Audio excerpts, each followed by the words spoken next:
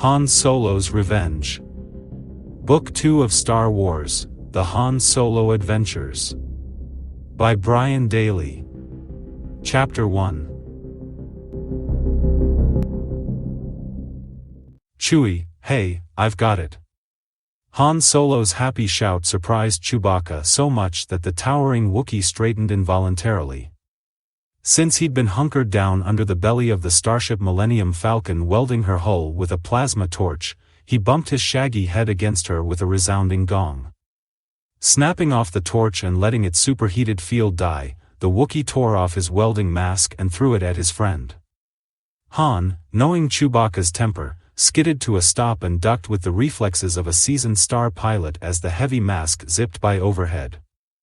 He took a step backward as Chewbacca stalked out from under the grounded Falcon into the brilliant light of Kamar's white sun. Making temporary repairs on the damaged ship had brought the Wookiee peevishly close to mayhem. Han pulled off his wraparound sun visor and grinned, raising his free hand to ward off his co-pilot's peak. Hold on, hold it. We've got a new holofeature, Sonny had just brought it. To prove it, Han held up the cube of clear material. Chewbacca forgot his anger for the moment and made a lowing, interrogative sound. It's some kind of musical story or something, Han replied. The customers probably won't understand this one either, but are we going to pack them in now? Music, singing, dancing. Han, waving the cube, beamed happily over their good fortune. He still retained a good deal of the ringiness of youth, but combined it with much of the confidence of maturity.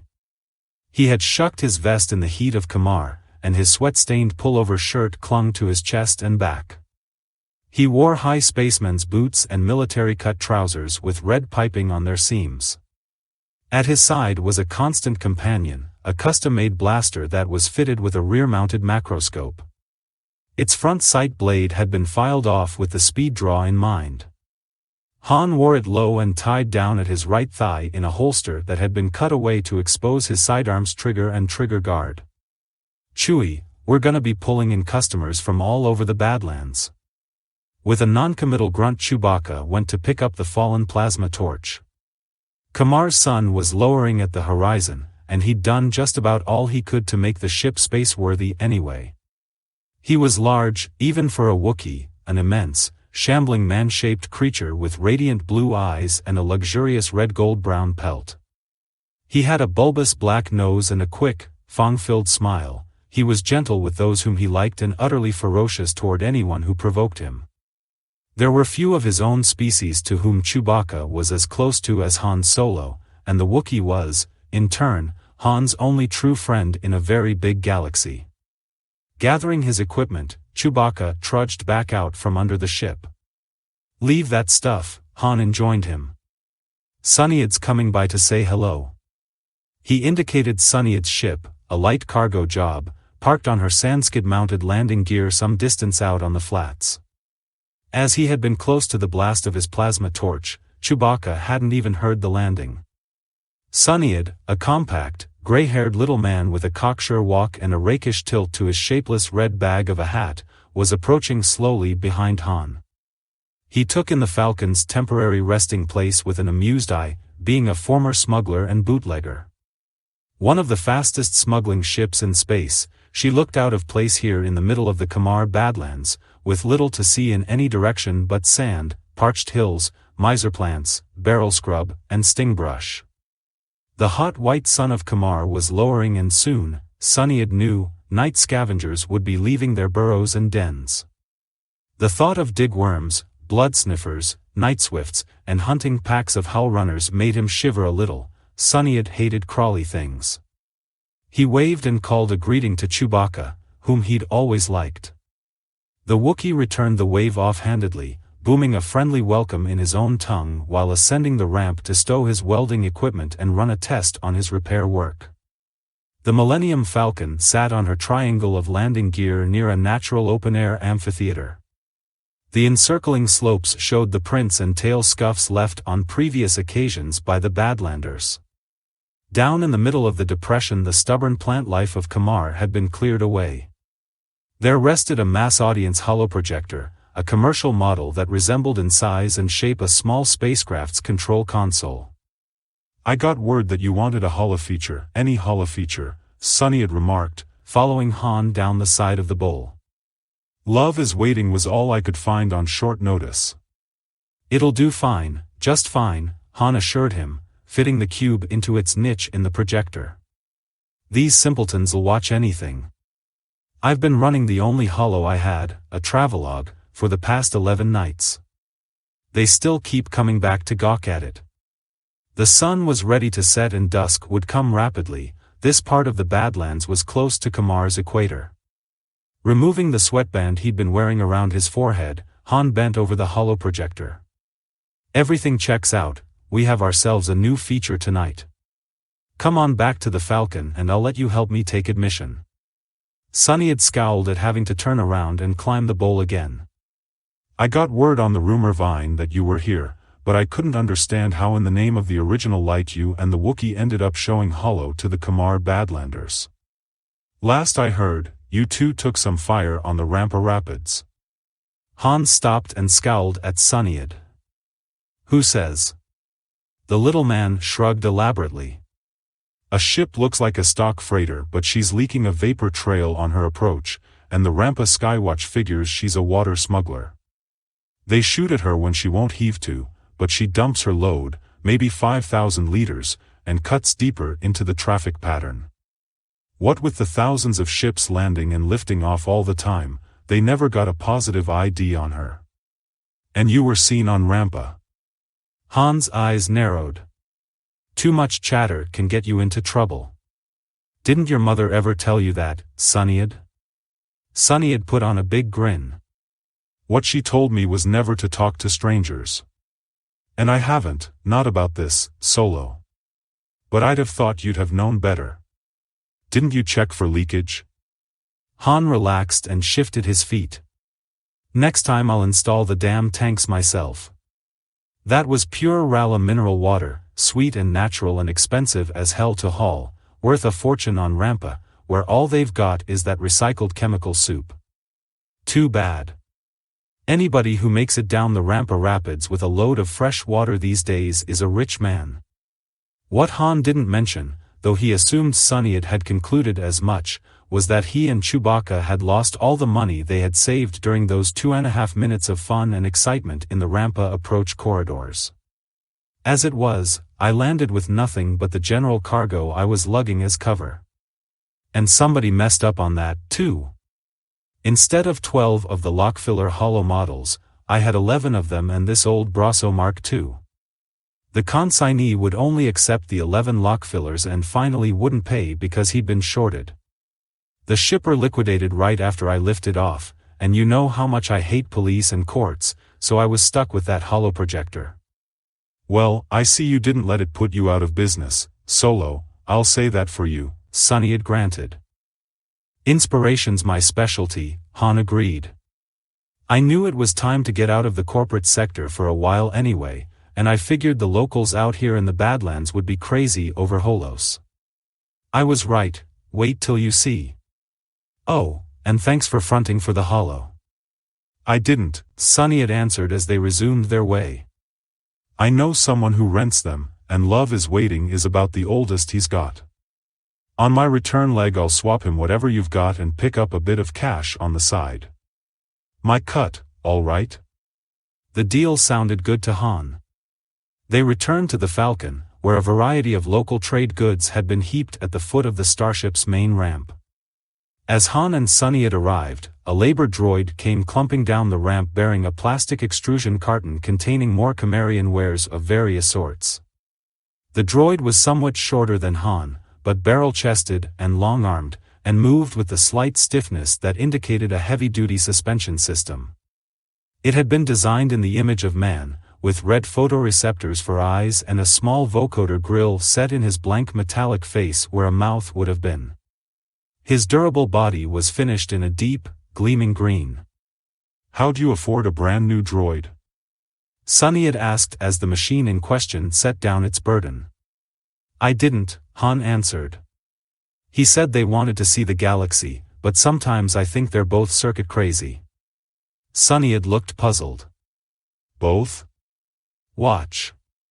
The droid having completed his chore, Han commanded, "Hey, Bollocks, open up." "Of course, Captain Solo," Bollocks answered in a casual drawl, and obligingly pulled his long arms back out of the way. His chest plastron parted down the center with a hiss of pressurized air and the halves swung outward.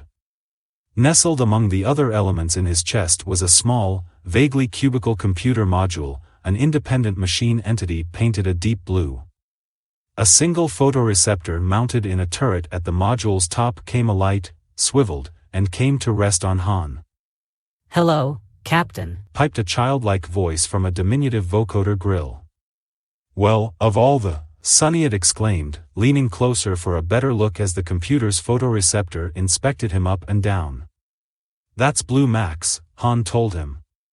"Max because he's packed to his little eyebrows with computer probe capacity, and blue for obvious reasons. Some outlaw techs put these two together like that. He thought it best not to go into the wild tangle of crime, conflict, and deception surrounding a previous adventure at the secret authority installation known as Star's End. Bollocks's original, ancient body had been all but destroyed there, but the outlaw techs had provided him with a new one. The droid had opted for a body much like his old one, insisting that durability, versatility, and the capacity to do useful work had always been the means to his survival.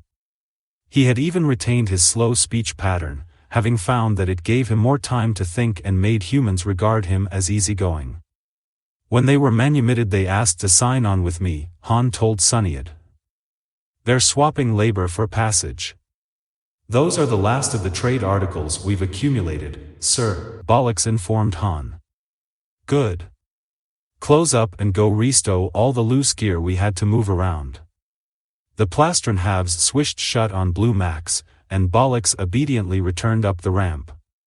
"But, Solo, I thought you always said you disavow all machinery that talks back," Sunnyad reminded him. "A little help comes in handy sometimes," Han answered defensively. He avoided further comment, remarking, "The rush is about to start." Out of the gloom, figures were hurrying toward the starship, pausing at a cautious distance. The Kamar Badlanders were smaller and more supple than other Kamarians, and their segmented exoskeletal chitin was thinner and of a lighter color, matching the hues of their home terrain. Most of them rested in the characteristic pose of their kind, on their lowermost set of extremities and their thick, segmented, prehensile tails. Listic, one of the few Badlanders whom Han could tell from the others, approached the Falcon's ramp. Listic had been among the very few to watch the Holos on the first evening Han had offered them, and he'd shown up every evening thereafter. He seemed to be a leader among his kind. Now Listic was sitting on his tail, leaving his upper two sets of brachia free to gesture and interweave as Kamarians love to do. The Badlander's faceted, insectal eyes showed no emotion Han had ever been able to read. Listic wore an unusual ornament, a burned-out control integrator that Chewbacca had cast aside. The Kamarian had scavenged and now wore it, bound by a woven band to the front of his gleaming, spherical skull. Listic spoke a few phrases of basic, possibly one of the reasons he was a leader. Once more he asked Han the question that had become something of a formula between them. In a voice filled with clicks and glottal stops, he queried, "Will we see Mactic Kilp, your holosis, tonight? We have our QMI." "Sure, why not?" Han replied. "Just leave the QMI in the usual place and take a," he almost said, "seat," which would have been a difficult concept for a Kamarian, a place below. "The show starts when everybody's down there." Listic made the common Kamarian affirmative, a clashing together of the central joints of his upper extremities, sounding like small cymbals. From his side he uncorded a wound scrap of miser plant leaf and laid it down on a trading tarp Han had spread out at the base of the ramp. Listic then scuttled down into the open-air theater with the swift, fluid gait of his species. Others began to follow, leaving this leaf-wrapped treasure or that handicraft or artwork. Often one Badlander would offer something that constituted the contributions for himself and several companions. Han raised no objection, Business was good and there was no reason to push for all the market would bear. He liked to think he was building goodwill. The Badlanders, who weren't used to congregating, tended to find their places on the slopes in small clusters, keeping as much distance between groups as possible. Among the payments were water extraction tubes, pharynx flutes, minutely carved gaming pieces, odd jewelry intended for the exotic Cimmerian anatomy, amulets, a digworm opener chipped from glassy stone and nearly as sharp as machined metal, and a delicate prayer necklace. Earlier on, Han had been forced to dissuade his customers from bringing him night swift gruel, boiled hull runner, roast stingworm, and other local delicacies. Han picked up the twist of leaf Listic had left, opened it on his palm and showed it to Sunnyid. 2 small, crude gemstones and a sliver of some milky crystal lay there. You'll never get to be a man of leisure at this rate, Solo, opined Sunnyid. Han shrugged, rewrapping the stones. All I want is a new stake so I can lay in a cargo and get the Falcon repaired. Sunnyid studied the starship that had once been, and still looked very much like, a stock light freighter. That she was heavily armed and amazingly speedy was something Han preferred not to have show externally. Such display of force would have been too likely to arouse the curiosity of those entrusted with enforcement of the law. She looks space-worthy enough to me, Sunnyid commented. Same old Falcon, looks like a garbage sledge, performs like an interceptor. She'll run, now that Chewie's welded the hull, Han conceded, but some of the control circuitry that was shot up over Rampa was about ready to give up when we got here. Before we came out into the Badlands we had to lay in some new components, and about the only thing you can get here on Kamar is fluidic systems. Sunnyid's face turned sour. Fluidics? Solo, dear fellow, I'd rather steer my ship with a blunt pole. Why couldn't you get some decent circuitry? Han was poring over the rest of this take. This is a nowhere planet, pal. They've still got nationalism and their weapons, in the advanced places, I mean, not out here in the Badlands, are at the missile-delivered, nuclear explosive stage. So, of course, someone developed a charged particle beam to mess up missile circuitry, and naturally everyone turned to fluidics, because shielded circuitry was a little beyond them. So now fluidics is the only type of advanced systems they've got here. We had to load up on adapter fittings and interface routers and use gas and liquid fluidic components. I hate them. Han stood up again. I can't stand the thought of all those flow tracks and microvalves in the Falcon and I can't wait to rip 'em out and retool her. He held up and studied with pleasure a statuette carved from black stone, exquisitely detailed and no bigger than his thumb. And the way things are going, that shouldn't take too much longer. He put the statuette down in the much smaller of 2 piles of goods that had been stacked around the starship's ramp. The larger one consisted of trade articles of relatively great bulk and little value, including musical instruments, cooking utensils, tunneling tools, chitin paints, and the portable awnings the Badlanders sometimes used. The smaller pile held all the semi-precious stones, much of the artwork, and a number of the finer tools and implements. The amassed goods had been cluttering up the Falcon, stored here and there in available corners of the ship over the past 11 local days. While Chewbacca had been completing repairs that afternoon, Bollocks and Han had hauled all the stuff out for sorting and to determine just what it was they had accumulated. Maybe not, Sunny had agreed. Badlanders don't usually trade like this, they're very jealous of their territory. I'm amazed that you've got them flocking together here. There's nobody who doesn't enjoy a good show, Han told him. Especially if they're stuck out in a hole like this place. Or else I wouldn't have all this junk. He watched the last of the stream of Cimmerians make their way down and take up their 3-point resting positions. Wonderful customers, he sighed fondly. But what'll you do with all the bulky stuff? Sunny had asked, falling in as Han started down for the center of the amphitheater again. We're planning a going out of business sale, Han declared. Very good deals, everything must go. Super discounts for steady customers and compact items offered in trade. He rubbed his jaw. I may even sell old Listic the holoprojector when I go. I'd hate to see the old solo holotheater close down. Sentimentalist. So I don't suppose you need work right now? Han looked quickly at Sunnyid.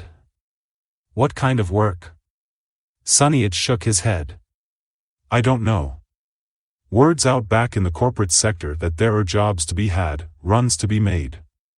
Nobody seems to know the details and you never hear names, but word is that if you make yourself available, you'll be contacted. I've never worked blind, Han said. Nor I. That's why I didn't get in on it. I thought you might be sufficiently hard up to be interested. I must say I'm glad you're not, Solo. It all sounds a bit too tricky. I just thought you might like to know. Assuring himself of the holoprojector's settings, Han nodded. Thanks, but don't worry about us, life's a banquet. I might even do this some more, hire out a few projectors and hire local crews on these slowpoke worlds to run them for a split. It could be a sweet, legal little racket, and I wouldn't even have to get shot at. By the way, Sunny had said, what's the other feature, the one you've been showing all along? Oh, that. It's a travelogue, Varn, World of Water. You know, life among the amphiboid fishers and ocean farmers in the archipelagos, deep-sea wildlife, ocean bed fights to the death between some really big lossers and a pack of cheeb, things like that. Want to hear the narrative? I've got it all memorized. Thank you, no, Sunny had replied, pulling his lower lip thoughtfully. I wonder how they'll react to a new feature. They'll love it, Han insisted. Singing, dancing, they'll be tapping their little pincers off. Solo, what was the word Listic used for the admission price? Kmei.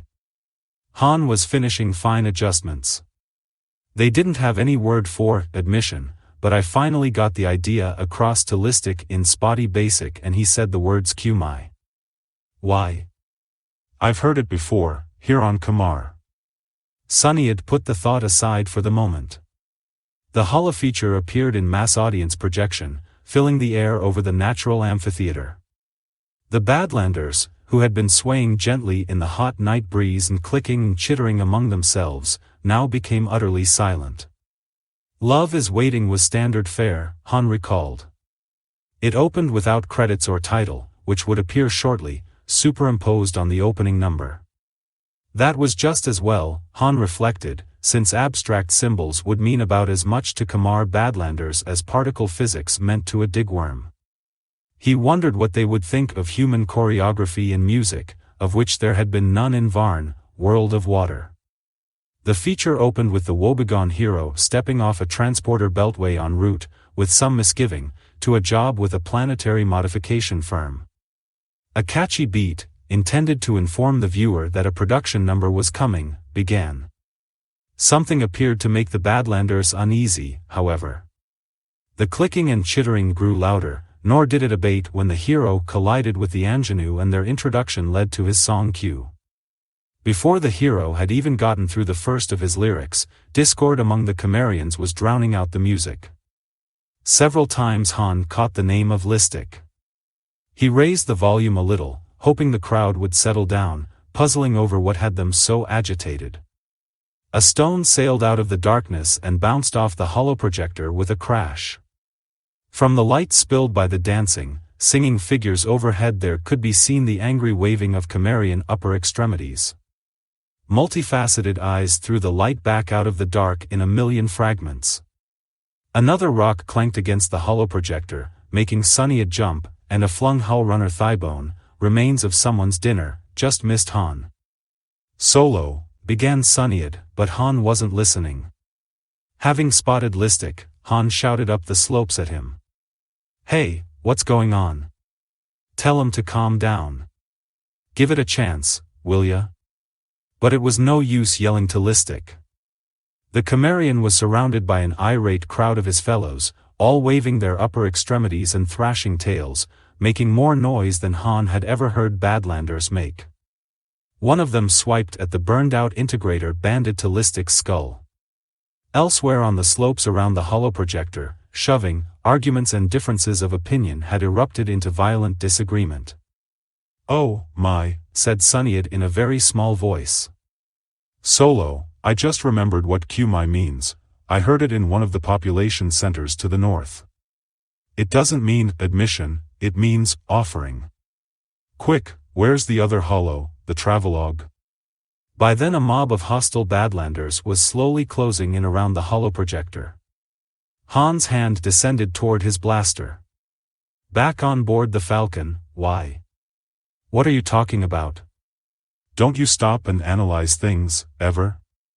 You've been showing them holos of a world with more water than they'd ever dreamed existed, filled with cultures and life forms that they've never even fantasized about. You haven't set up a holotheater, you idiot, you've started a religion." Han gulped, pulling his blaster indecisively as the Badlanders closed in. "Well, how could I know? I'm a pilot, not an alien contact officer." He took a handful of Sunyid's coverall sleeve and, pulling gently, led him back slowly toward the Falcon. He heard Chewbacca's alarmed roaring from farther up the slope. Overhead, the hero and the Anjanu and everybody else at the transporter beltway were engaged in a meticulously choreographed dance routine built around the ticket kiosks and turnstiles. The Badlanders at that side of the circle began to give way uncertainly before Han, who tugged the frightened Sunyid along after him. A number of the bolder Camarians rushed the holoprojector and began beating at it with sticks, stones, and bare pincers. Overhead, the dance number began to dissolve into distortion. Some of the vandals, or outraged zealots, depending on one's orientation, turned from the projector after a moment and advanced in a vengeful throng on Han. Sensing correctly that by simply refunding the QMI he stood little chance of mollifying his former audience-cum-congregation, Han fired into the ground before them. Sandy soil exploded, throwing up rocky debris and burning cinders. Whatever flammable material there was in the soil caught fire. Han fired twice more to his right and left, gouging holes in the ground in spectacular bursts. Badlanders fell back for the moment, their enormous eyes catching the crimson of blaster beams, ducking their small heads and shielding themselves with upraised brachia. Han didn't have to fire at the disgruntled Camarians between himself and his ship, they were giving way. "Stay up there," he hollered up into the darkness at Chewbacca, "and get the engine started." The crowd was doing a pretty fair job of disassembling the holoprojector. Its sound synthesizer was making simply random noises now, though at high volume. Love is Waiting had devolved to a sluggish flow of multicolored swirls in the air. As Han watched, walking backward as calmly as he could, Listic rushed in from the darkness, wrenched the integrator from his forehead and hurled it to the ground, stamping and grinding it into the dust as he beat at the holoprojector with his pincers. "It looks like your high priest has split with the church," observed Sunyid. Listic succeeded in wrenching loose a piece of the control panel casing and flung it in Han's general direction with a vindictive series of clicks. Feeling himself more the aggrieved party than the one at fault, Han lost his restraint. "You want a show? Here's a show, you rotten little ingrate." He fired into the holoprojector. The red whining blaster bolt elicited a brief, bright secondary explosion from somewhere in the projector's internal reaches. Suddenly the sound synthesizer was producing the most appalling string of loud, piercing, unrecognizable agglutinations of noise Han had ever heard. The projection filled the sky over the amphitheater with nova bursts, solar flares, pinwheels, sky rockets, and strobe flashes. The entire crowd gave a concerted bleat and charged off in all directions up the slopes of the bowl. Han and Sunyid took considerable advantage of the confusion by sprinting madly toward the Millennium Falcon. They could hear harsh chitters and clacks from both sides as Badlanders, having not yet vented their full outrage, began giving chase. Han pegged unaimed shots into the air and the ground behind him. He still hesitated to fire at his former customers unless it meant life or death. As they neared the Falcon's gaping ramp, Han and Sunyid were gratified to see the starship's belly turret fire a volley. The quad gun spat lines of red annihilation, and a rocky upcropping already passed by the racing men was transformed into a fountain of sparks, molten rock, and outlashing energy. The heat scorched Han's back and a stone chip whistled past Sunnyid's ear, too close for comfort, but it put a halt to the Badlander's chase for the moment. When they reached the ramp, Sunnyd dashed up at maximum speed while Han slid to a stop on one knee to gather up what he could from the more valuable Kumai. A hurled stone bounced off the Falcon's landing gear and another ricocheted from the ramp while Han groped. "Solo, get up here!" Sunnyd screamed. Spinning, Han saw Badlanders closing in around the ship. He fired over their heads and they ducked, but kept coming. Backstepping rapidly up the ramp, Han fired twice more and fell when he dodged a thrown rock. He ended up crawling through the hatch. As the main hatch rolled down, Chewbacca appeared at the passageway, leaning out of the cockpit with an incensed snarl in his throat. "How should I know what went wrong?" Han bellowed at the Wookiee. "What am I, a telepath? Get us up and head for Sunnyd's ship, now." Chewbacca disappeared back into the cockpit. As Sunnyd helped him up off the deck, Han tried to reassure him.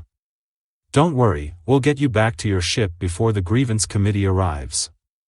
You'll have time to lift off." Sunnyd nodded thankfully. "But what about you and the Wookiee, Solo?"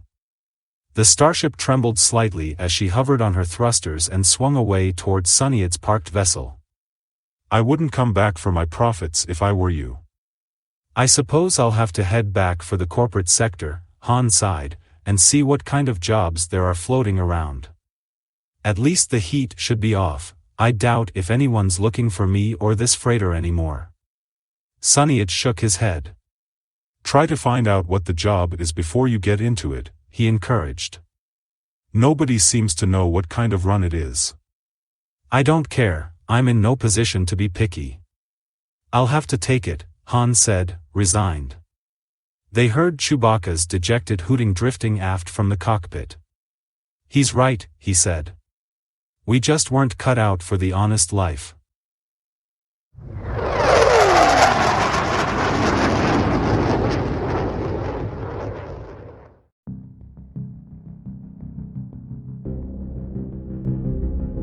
Chapter 2. The Millennium Falcon seemed a ghost ship, a spectral spacecraft like the long-lost, sometime sighted Permundiri explorer, or the fabled Queen of Ranrun. Trailing sheets of crackling energy, with dancing lines of brilliant discharge playing back and forth over her, she might have flown directly out of one of those legends. Around the starship seethed the turbulent atmosphere of La, a planet quite close, as interstellar distances go, to the corporate sector. Its ionization layer was interacting with the Falcon screens to create eerie lightning-like displays. The shrieking of the planet's winds could be heard through the vessel's hull, and the fury of the storm had cut visibility virtually to zero. Han and Chewbacca paid scant attention to the uproar pounding at their canopy with rain, sleet, snow, and gale-force winds. They lavished closest attention on their instrumentation, courting it for all the information it could provide, as if by concentration alone they could coax a clearer picture of their situation from sensors and other indicators. Chewbacca growled irritably, his clear blue eyes skipping all over his side of the console, leathery snout working and twitching. Han was feeling just as cross. "How am I supposed to know how thick the ionization layer is? The instrumentation's jittery from the discharges, it doesn't show anything clearly. What do you want me to do, drop a plumb line?" He went back to closely monitoring his share of the console. The Wookiee's rejoinder was another growl. Behind him, in the communications officer's seat that was usually left vacant, Bollock spoke up. "Captain Solo, one of the indicators just lit up. It appears to be a malfunction in some of the new control systems." Without turning from his work, Han uncorked some of his choicer curses, then calmed down somewhat. "It's the miserable fluidics. What timing, what perfect timing. Chewie, I told you there'd be trouble, didn't I? Didn't I?" The Wookiee flailed a huge, hairy paw in the air by way of dismissal, wishing to be left to his tasks, rumbling loudly. "Where's the problem?" Han snapped back over his right shoulder. Bollix's photoreceptors scanned the indicators that were located next to the commo board. "Ship's emergency systems, sir. The auto firefighting apparatus, I believe. Go back and see what you can do, will you, Bollix? That's all we need. For the firefighting gear to cut in, we'd be up to our chins in foam and gas before you could ask the way to the exit." As Bollix staggered off, barely staying upright on the bucking deck, Han resolutely thrust the problem out of his mind. Chewbacca yelped. He had gotten a positive reading.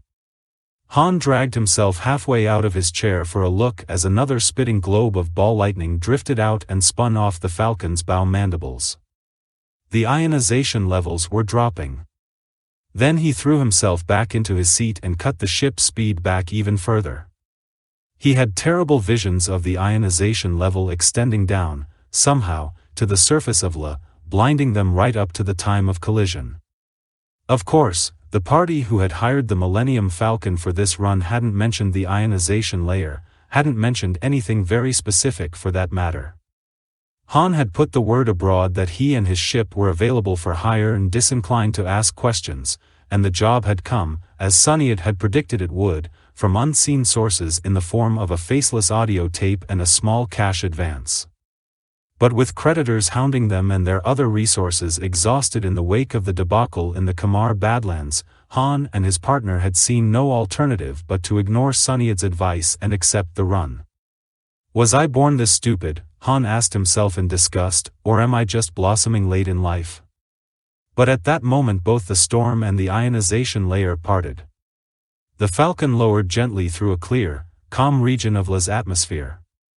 Far below, features of the planet's surface could be seen, mountain peaks protruding through low-hanging, swirling clouds. Another light flashed on. The freighter's long-range sensors had just picked up a landing beacon.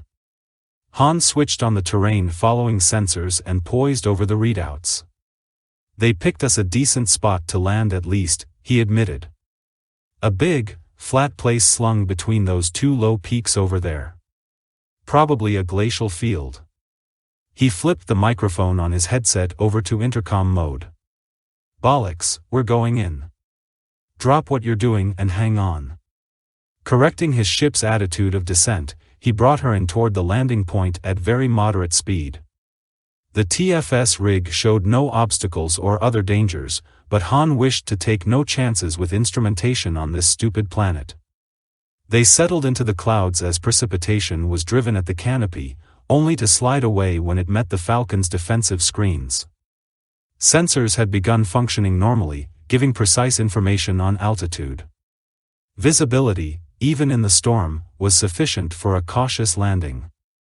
La materialized below them as a plain where winds hurried along endlessly, aimlessly. Han eased the vessel down warily. He had no desire to find himself buried in an ice chasm. But the ship's landing gear found solid support, and instrumentation showed that Han's guess had been correct. They had landed on a glacial ice field. Off to starboard some 40 meters or so was the landing beacon. Han removed his headset, stripped off the flying gloves he had been wearing, and unbuckled his seatbelt. He turned to his Wookiee co-pilot. "You stay here and keep a sharp watch. I'll go let the ramp down and see what the deal is." The unoccupied navigator's seat behind him held a bundle that he snagged and carried along as he left the cockpit. On his way aft to the ship's ramp he found Bollix. The droid was stooping down by an open inspection plate set in the bulkhead at deck level. Bollix's chest plastron was open, and Blue Max was assisting him in his examination of the problem at hand. "What's the routine?" Han inquired. "Is it fixed?" Bollix stood up. "I'm afraid not, Captain Solo. But Max and I caught it just before the last safety went. We shut down the entire system, but repair is beyond the capability of either of us." You don't need a tech for those fluidics, Captain, Max chirped. You need a damn plumber. His voice held a note of moral outrage at the inferior design. "Tell me about it. And watch your language, Max. Just because I talk that way is no sign you should."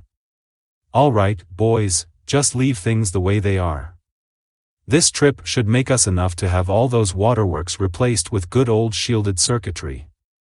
Bollocks, I want you to close up your fruit stand. We've got cargo to pick up and I don't want you making the clients jumpy.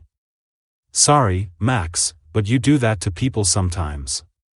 No problem, Captain. Blue Max replied as the halves of Bollocks's chest swung shut to the hum of servomotors. Han reflected that, while he still didn't care much for automata, Bollocks and Max weren't too bad.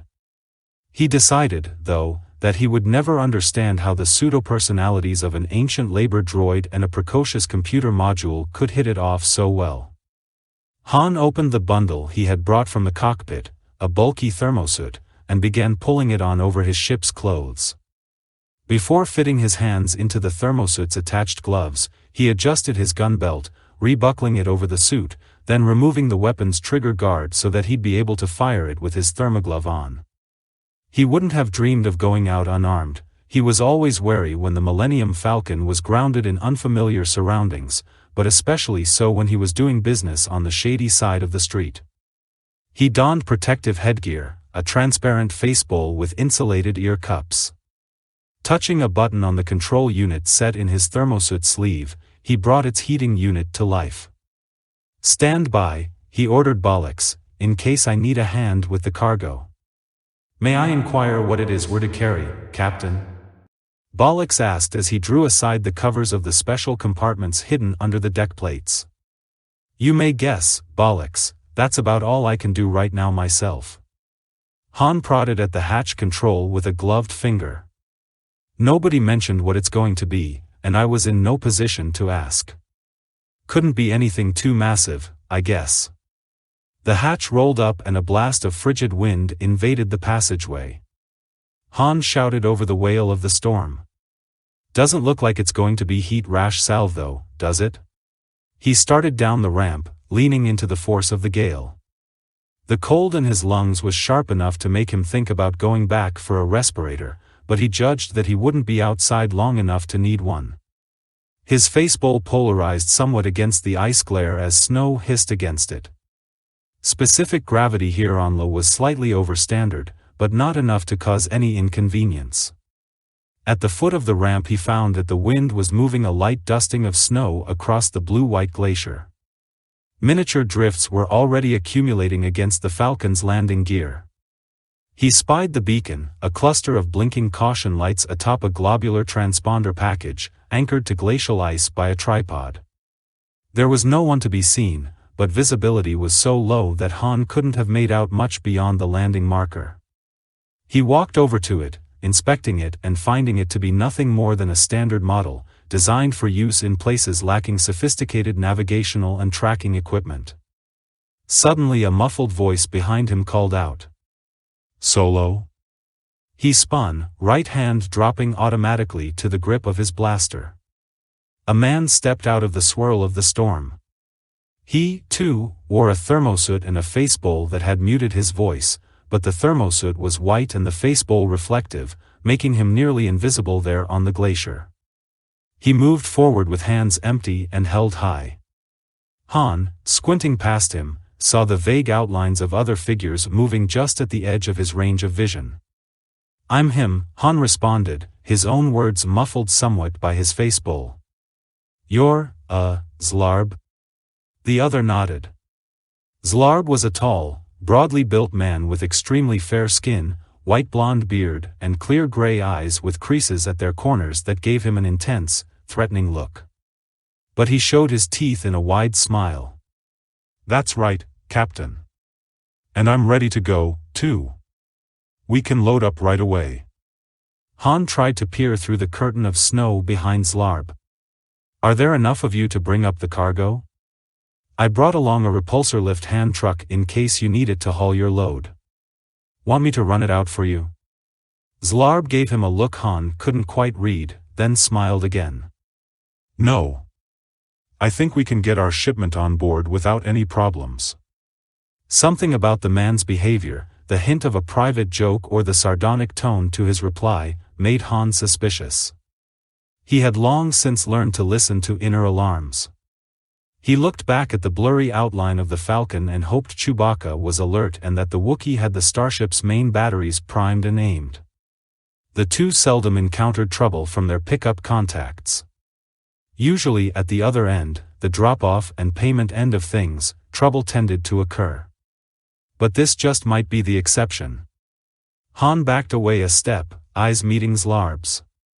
"All right then, I'll go get ready to raise ship." He had more questions to ask this man, but wanted to move the proceedings to a more auspicious spot, say, next to the freighter's belly turret. "You drag your shipment to the ramp head and we'll take it from there." Zlarb's grin was wider now. "No, Solo. I think we'll both go on board your ship. Right now." Han was about to tell Zlarb that it was against his and Chewbacca's policy to let smuggling contacts on board when he noticed that the man had turned his hand over. In it he held a tiny weapon, a short-range palm gun that, like a conjurer, he must have held hidden between gloved fingers. Han thought about going for his blaster but realized that at best he could probably manage no more than a tie, in which case both of them would die. The blinking lights of the landing beacon, gleaming off Zlarb's face bowl, gave the man's smirk an even more sinister look. "Hand the blaster over butt first, Solo, and keep your back to the ship so your partner can't see. Carefully now, I've been warned about you and that speed draw, and I'd rather shoot than take a chance." He tucked Han's sidearm into his belt. "Now let's get aboard. Keep both hands at your sides and don't try to warn the Wookiee." He turned for a moment and motioned to unseen companions, then indicated the Falcon with the palm gun.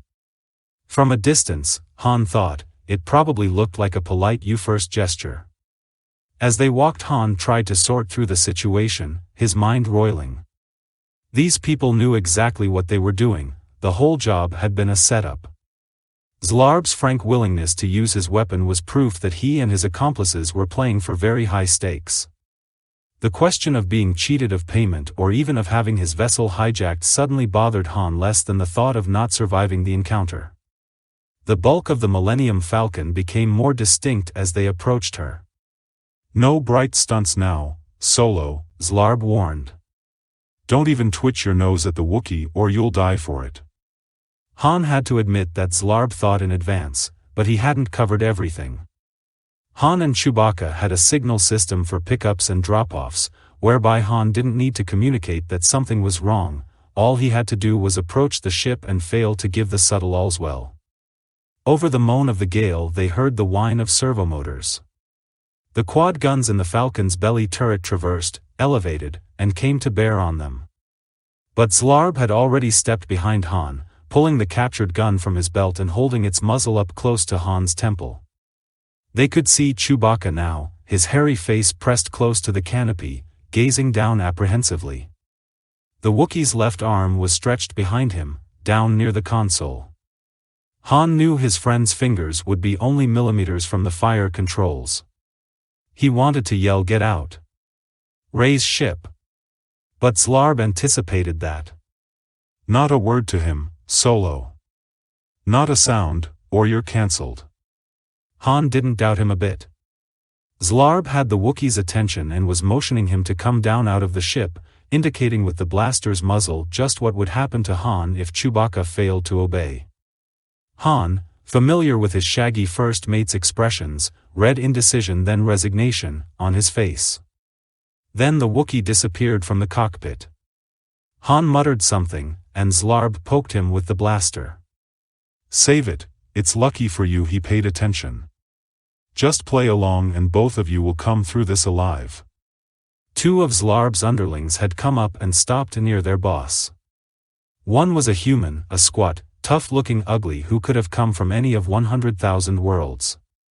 The other was a humanoid, a giant, burly creature nearly Chewbacca's size, with tiny eyes beneath jutting, bony brows.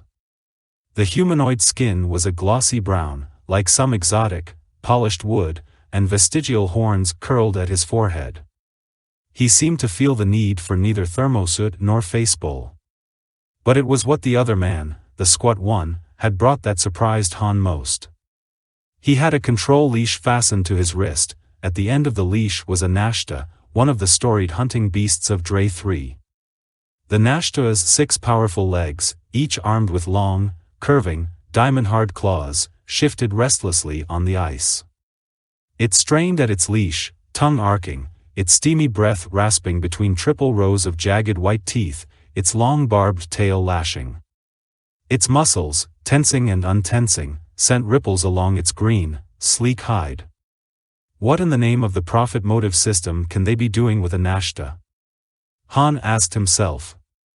The creatures were bloodthirsty, tireless and impossible to shake once they scented their prey, and were among the most vicious of all attack animals. That seemed to indicate poaching of some kind, but why would a gang of poachers go to all this trouble? Han disliked moving pelts or hides and, given a choice, would not have carried them. But that surely didn't call for this kind of extreme action on Zlarb's part. There were plenty of smugglers who would have taken the job. Chewbacca appeared at the ramp head.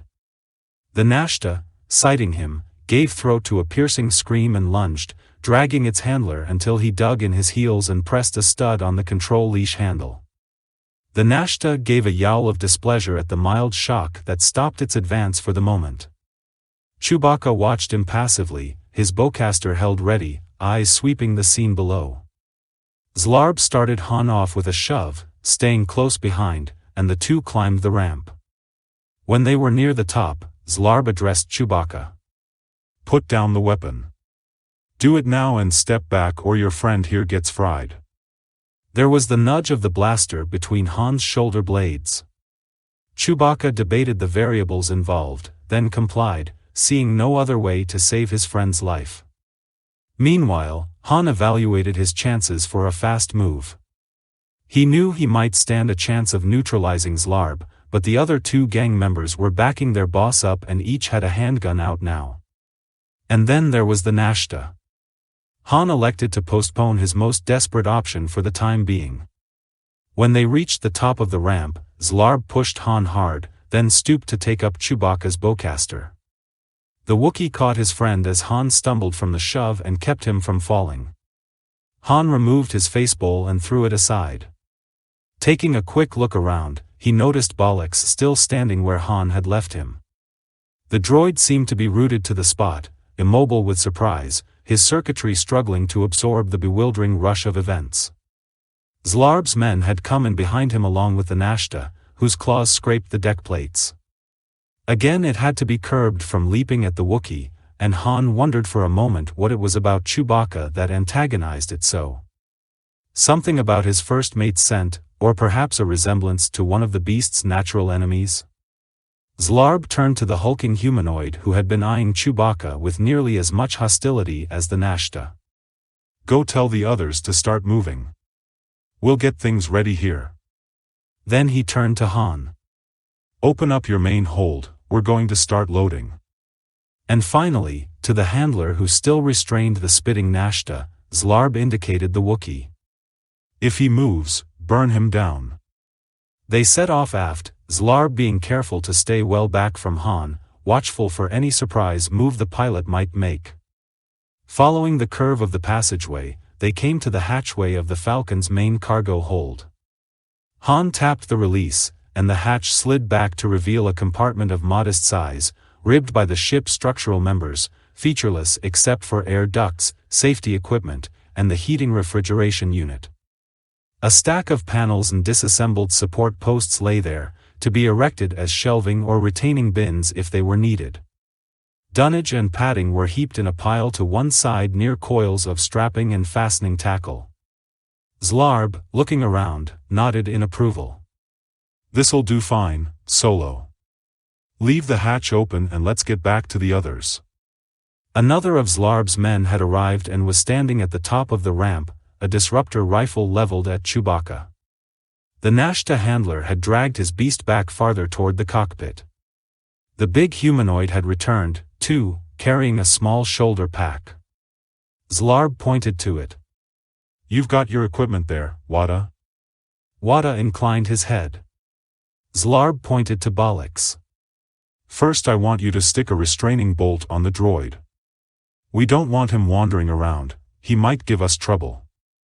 Bollock started to protest, but weapons moved to cover him and Wada closed in on him, looming over him and unlimbering the ominous pack from his shoulder. The labor droid's red photoreceptors went to Han in what seemed to be an entreaty. "Captain Solo, what shall I?" "Keep still," Han instructed, not wanting to see Bollock's destroyed and knowing Zlarb's people would do just that if the droid resisted them. "It'll only be for a while." Bollock looked from Han to Chewbacca, then to Wada and back to Han again. Wada closed in on him, fitting a restraining bolt into a handheld applicator. The big humanoid pressed the applicator against Bollock's chest and the droid gave a split-second bleep. There was a wisp of smoke as bolt fused to metal skin. Just as Bollock shuffled, resettling his changing feet as if some new posture would be of help to him, his photoreceptors went dark, the restraining bolt deactivating his control matrices. Satisfied that the Falcon was his, Zlarb began issuing commands. "Let's get busy." Han was directed to Chewbacca's side. The Nashta handler and the man with the disruptor rifle continued to watch them while Wada hurried down the ramp, making it tremble under his great weight. "Zlarb," Han began, "don't you think it's time you told us what's so flaming?" He was distracted by the ramp's vibrations and the sound of many light footfalls. A moment later he understood just what had happened to him and in how dangerous a situation he and Chewbacca had become involved. A file of small figures trooped aboard, heads hung in fatigue and despair. These were obviously inhabitants of La. The tallest of them was scarcely waist-high to Han. They were erect bipeds, covered with fine white fur, their feet protected by thick pads of callus-like tissue. Their eyes were large, and ran toward green and blue. They stared around the Falcon's interior in dull amazement. Each neck was encircled by a collar of metal, the collars joined together by a thin black cable. It was a slaver's line. Chewbacca bellowed an enraged roar and ignored the answering scream from the Nashta. Han glared at Zlarb, who was directing the loading of slaves. One of his men held a director unit, its circuitry linked to the collars. The director, a band device, had an unfinished, homemade look to it. Any defiance from the captives would earn them excruciating pain. Han fixed Zlarb with his eye. "Not in my ship," he stated, emphasizing each word. But Zlarb only laughed. "You're not in much of a position to object, are you, Solo?" "Not in my ship," Han repeated stubbornly. "Not slaves. Never." Zlarb aligned Han's own blaster at him, sighting down the barrel. "You just think again, pilot. If you give me any trouble, you'll end up locked in a necklace yourself. Now, you and the Wookiee go forward and get ready to lift." A second line of slaves was being led aboard and ushered aft to the hold. Han scowled at Zlarb for a moment, then turned toward the cockpit. Chewbacca hesitated, bared his fangs at the slavers once more, and followed his friend. Han lowered himself unwillingly into the pilot's seat, and Chewbacca took the co-pilot's. Zlarb stood behind them watching their every move carefully.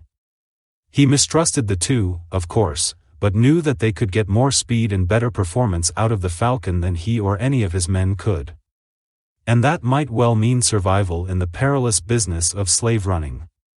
"Solo, I want you and your partner to be smart about this. You take us to our point of delivery and you'll both be taken care of. But if we're halted and boarded, it's the death sentence for all of us, you included." "Where are we going?" Han asked, tight-lipped. "I'll tell you that when the time comes. For now, you just prepare to raise ship."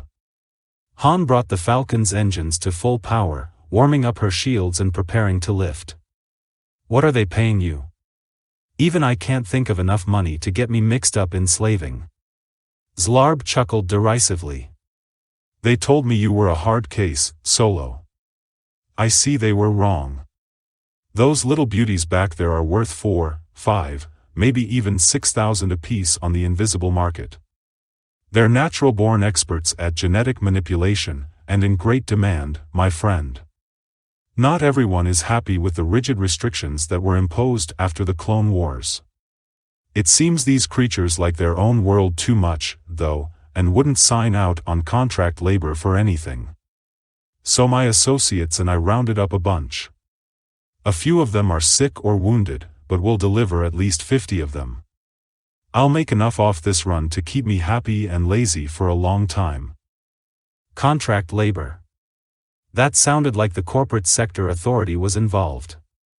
But though the authority had been known to use contract hoaxes and deceptive recruitment, Han found it hard to believe that it would be so bold as to practice out-and-out slavery, particularly raiding a planet outside its own boundaries.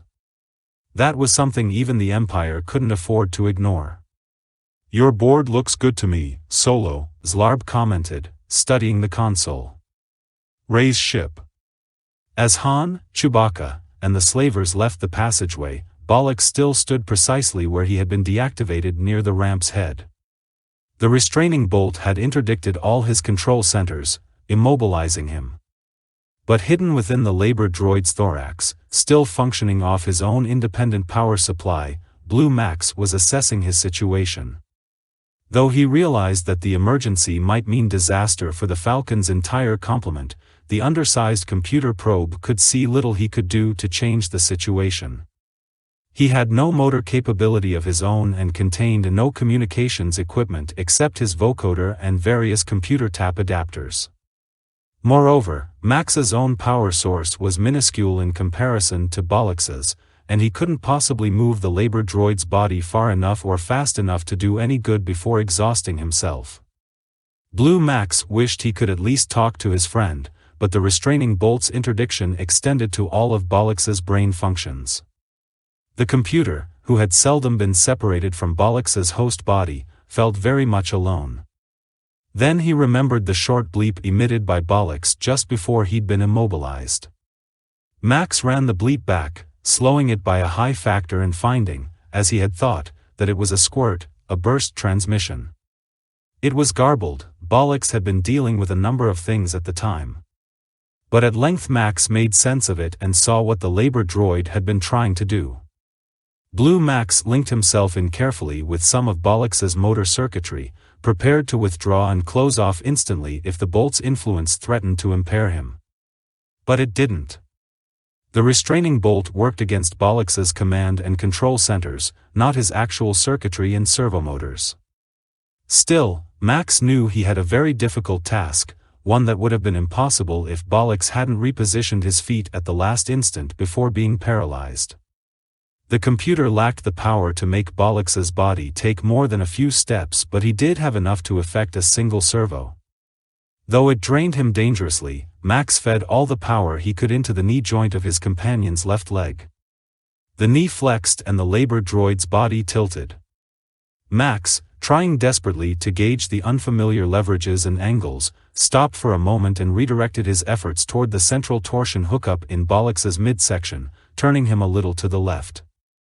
That demanded so much of his scant power that Max had to pause for a moment and let his reserves build a bit.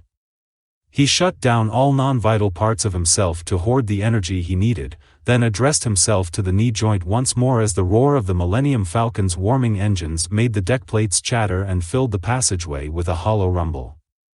The droid's balance passed the critical point, he tottered, then toppled to the left, landing with a clamorous din. Bollock's body ended up resting on its left arm and side, barely stabilized by its right foot, which also touched the deck.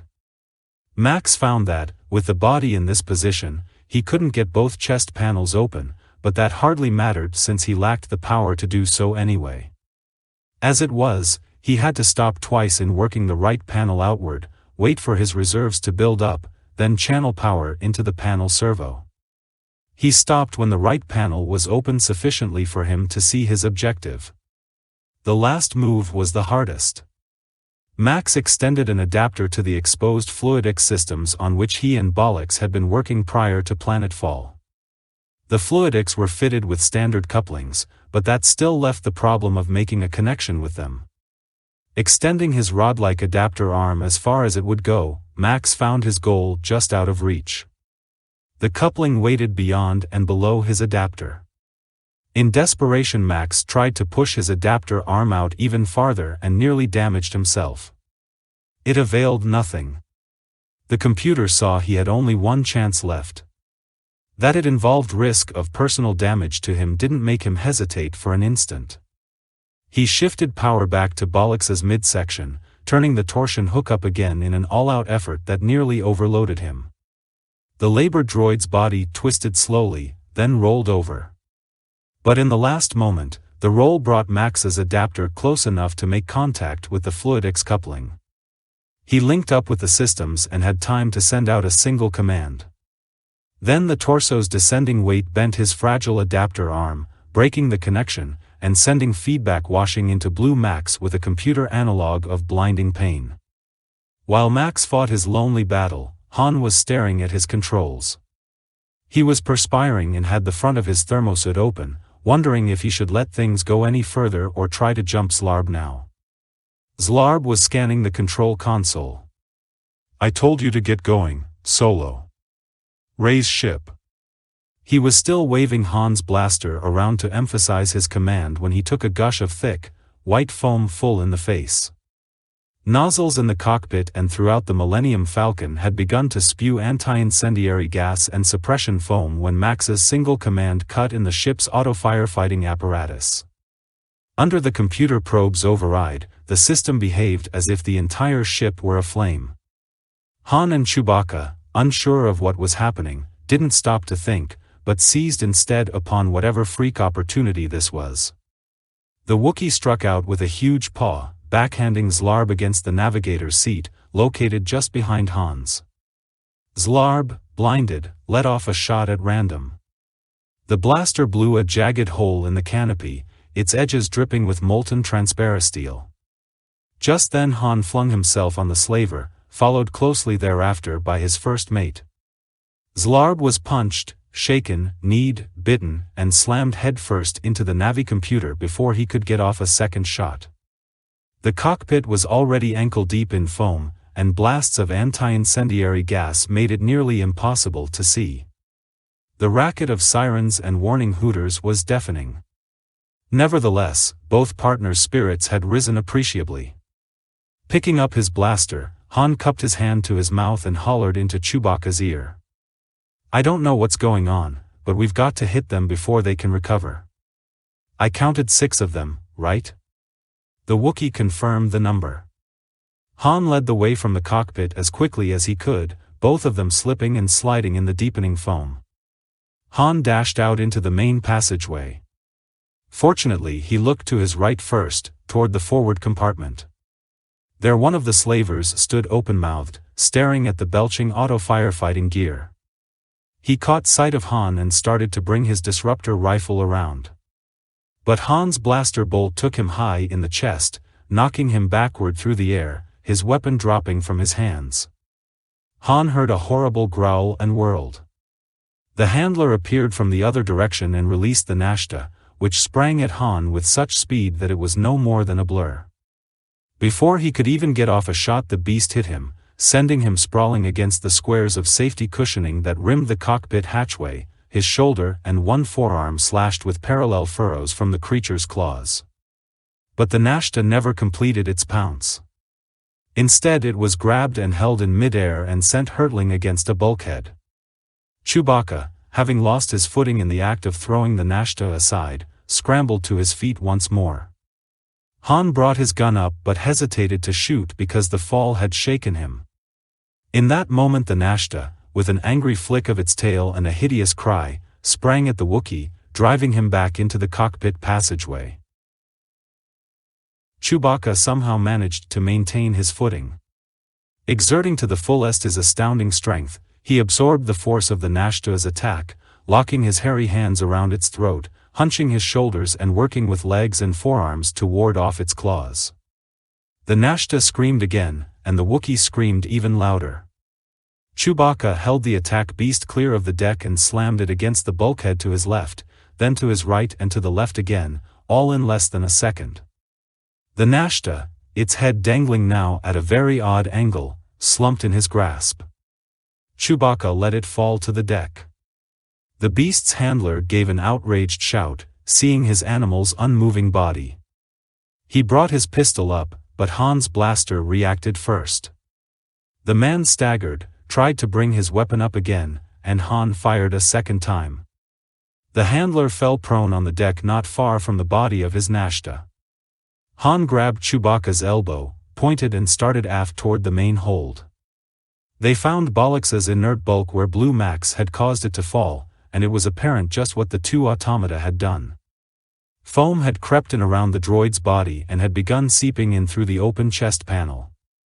Chewbacca gave a grating snarl alluding to the ingenuity of the two. "I'll second that, they're pretty nervy," Han concurred. He'd taken a grip on the droid's shoulder. "Help me sit him up so the foam doesn't get at them." There was no time to do anything else. They propped the droid's body against the bulkhead in temporary safety and hurried on. They were going full tilt when the giant humanoid appeared around the curve of the passageway from the opposite direction, a riot gun in his hand. Han made an awkward attempt to dodge for cover, bringing his blaster up at the same time. With the deck slippery with foam, he lost his footing and took a spill. Chewbacca, on the other hand, adapted quickly to these unusual conditions. Without decreasing speed, he hurled himself into a feet-first slide along the deck plates, cutting a bow wave through the drifting foam, his enthusiastic bellow rising above the hiss of gas projectors and the alarms. The slaver's aim wavered from Han to the Wookiee, but Chewbacca was moving too fast, one shot mewed, a mist that crackled on the deck, raising steam from the foam. The Wookiee rammed the humanoid with his outsized feet, and the humanoid bounced with astonishing abruptness into a mound of foam wherein he was joined directly by Chewbacca. The foam mound quivered and shook, strands and clumps of it flying loose, as there came from it the sounds of snarls and roars, and heavyweight collision. Han was back on his feet, rushing on, feeling somewhat lightheaded from the anti-incendiary gas. He was still uncertain what to do when he encountered the last two slavers, the ones carrying the collar boxes. If he hesitated, they might just hit the kill switches, slaying every captive on the lines.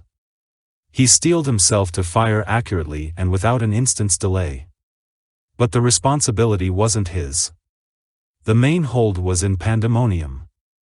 Both remaining slavers were staggering under swarming, flailing captives. All the creatures moved with agonized, twitching motions, fighting both their captors and the pulses of excruciating pain being inflicted by their collars. Many were on the deck, unable to overcome the punishment and join the fight. But those who had mastered their agony were carrying the battle well. As Han watched, they dragged the slavers to the deck, wrestling away weapons and director units and pounding the two into submission. Apparently the creatures knew enough about the director units to deactivate them. All the slaves slumped visibly as their torture ended. Han stepped cautiously into the hold. He hoped his unwilling passengers understood the situation well enough to know that he wasn't their enemy, but reminded himself he'd better be charming until they were sure. One of the creatures, its thick white fur ruffled and tufted from its struggle, was studying the collar box. It made a decisive stab at a switch and all the collars along that particular cable sprang open. The creature tossed the director unit aside contemptuously, and one of its companions passed it a captured disruptor. The sidearm looked big and clumsy in its small, nimble hands. Han holstered his blaster slowly, holding empty palms up for them all to see. "I didn't want this either," he told them in an even tone, though he doubted that they spoke a shared language. "I had no more to do with it than you." The disruptor was moving slowly. Han argued with himself the wisdom of reaching for his pistol but doubted his own ability to shoot the creature down. It had no fault in this matter either. He decided to reason on, but the skin on his neck was trying to crawl up into his scalp. "Listen, you're free to go. I'm not going to stop." He sprang sideways as the disruptor swung up at him. It took an iron, conscious effort to keep from drawing. He heard the disruptor's blaring report. And unexpectedly, he heard a small clatter and a gasp from behind him. Framed in the hatchway, looking down without comprehension at the broad wound in his chest, was Zlarb. At his feet lay the little palm gun. He sank against the hatchway and slid slowly to the deck. The creature had lowered its disruptor once more. Han went and knelt by Zlarb. The slaver was breathing very unevenly between clenched teeth, his eyes screwed shut. He opened them then, focusing on Han, who had been about to tell him to save his strength, but saw that it made no difference. Perhaps, in a full-facility medicenter, the slaver could have been saved, but with the limited resources of the Falcon's medipacks, Zlarb was as good as gone. He didn't avoid the slaver's gaze. "They weren't quite as meek as you thought, were they, Zlarb?" he asked quietly. "Just real patient." Zlarb's eyes began to flutter shut again. He only managed Solo. He put more hatred into the name than Han would have thought possible. "And how did Zlarb get past you?" "He almost scored me, you big slug." Chewbacca gobbled angrily in response to Han's indignant question and pointed to where the burly humanoid slaver, the one with whom the Wookiee had collided, lay battered and bound by the main ramp. "So what?" Han demanded with elaborate sarcasm, enjoying himself. He was kneeling by Bollix's side, setting the cap of an extractor over the restraining bolt. "You used to handle 3 of his kind before breakfast. What I don't need is a first mate who's turning into a geriatric case." Chewbacca barked so loudly that Han ducked involuntarily. A Wookiee's lifespan is longer than a human's. Age was a standing joke between the two. "That's what you say." Han thumbed the extractor's switch. There was a pop and a tiny burst of blue discharge around the bolt's base. Bollix's red photoreceptors came on. "Why, Captain Solo." "Thank you, sir. Does this mean the crisis has passed?" "All but the housework. I got the firefighting outlets shut down, but the ship looks like an explosion in a dessert shop. You can skate from here to the cockpit if you want." "That was a good move, you and Maxie." "Blue Max." Bollix interrupted, a rarity for him. "Sir, he's not in linkage. I think he's been damaged." "We know. His adapter arm was bent and he took some burnout creepage. Chewie says he can fix him up, though, with components we have on board. Just leave Max be for now. Can you get up?" The labor droid answered by rising and swinging his chest panel shut over the computer module protectively. "Blue Max is remarkably resourceful, wouldn't you say, Captain?" "Bet your anodes. If he had fingers we'd have to start locking up the tableware." "You can tell him that for me later, but for now just take it easy." Han stood and beckoned Chewbacca and the two went aft to the hold again.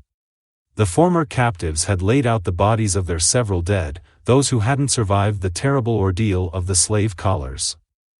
They were assembling litters from materials in the hold, which Han had offered them, with which to bear their fellows home. Han stopped by the corpse of Zlarb. In searching the man a few minutes earlier, he had noticed the hard, rectangular lump of a breastpocket security case under his thermosuit. Han had seen a few such cases before and knew he had to be careful with it.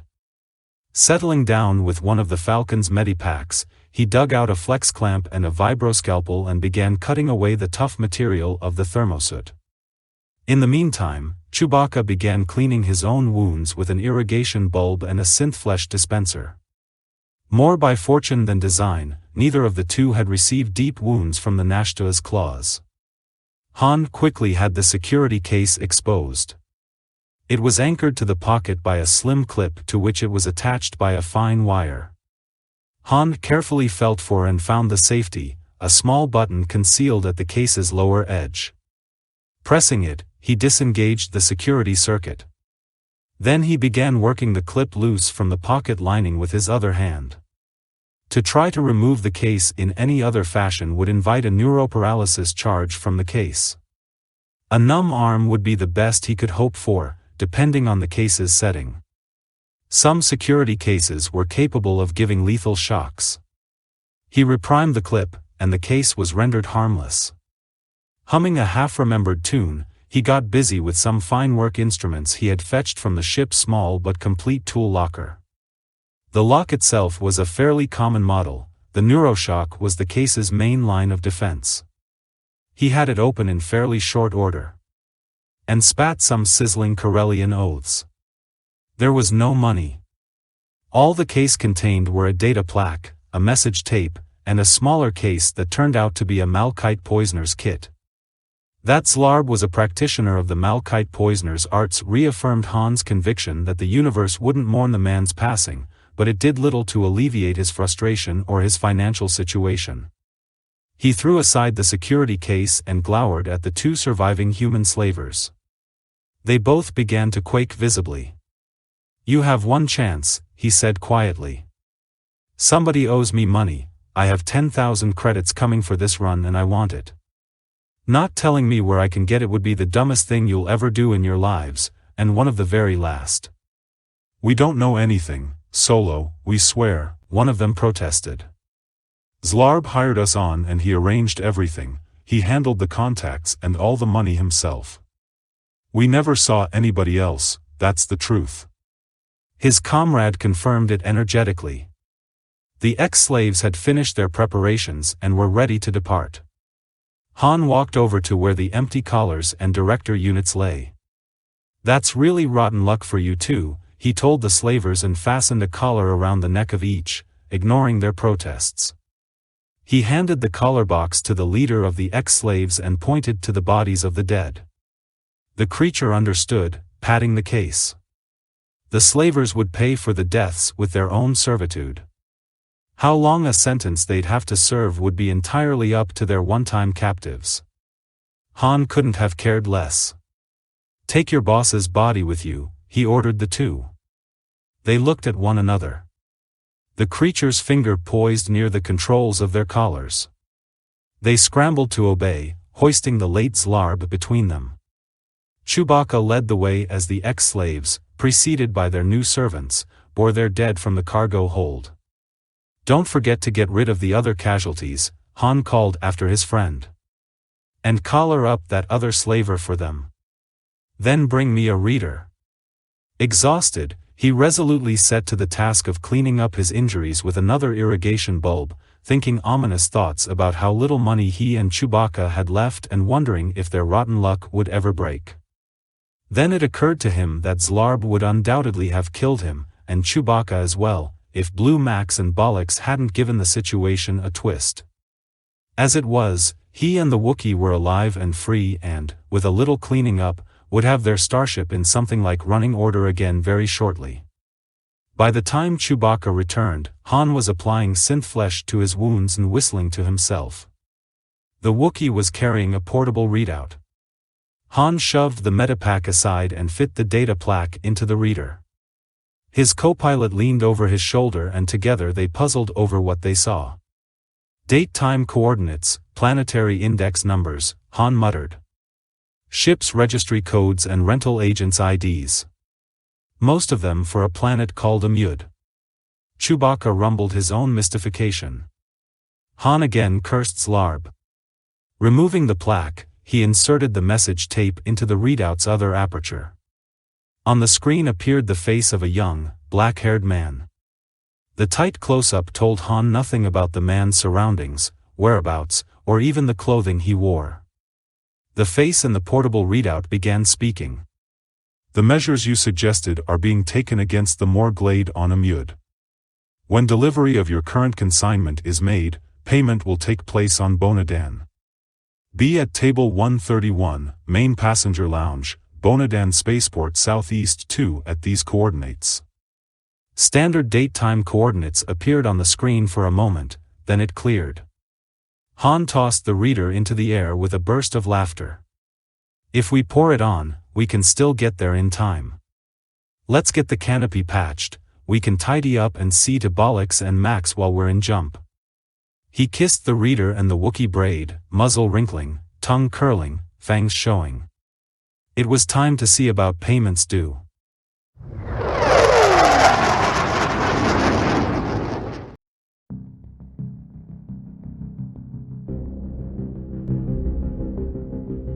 Chapter 3. Han Solo was obliged to raise his voice to deliver the punchline. A gargantuan or barge was settling in with such a booming of brute engines that, Even though it was grounding halfway across the vast spaceport, it set up tiny wavelets in drinks in the passenger terminal's main lounge. The main lounge of Bonadan Spaceport Southeast 2 was colossal and, besides the unceasing rumble of arriving and departing ships, was filled with the conversation of thousands of human and non-human customers that overtaxed its sound muting system.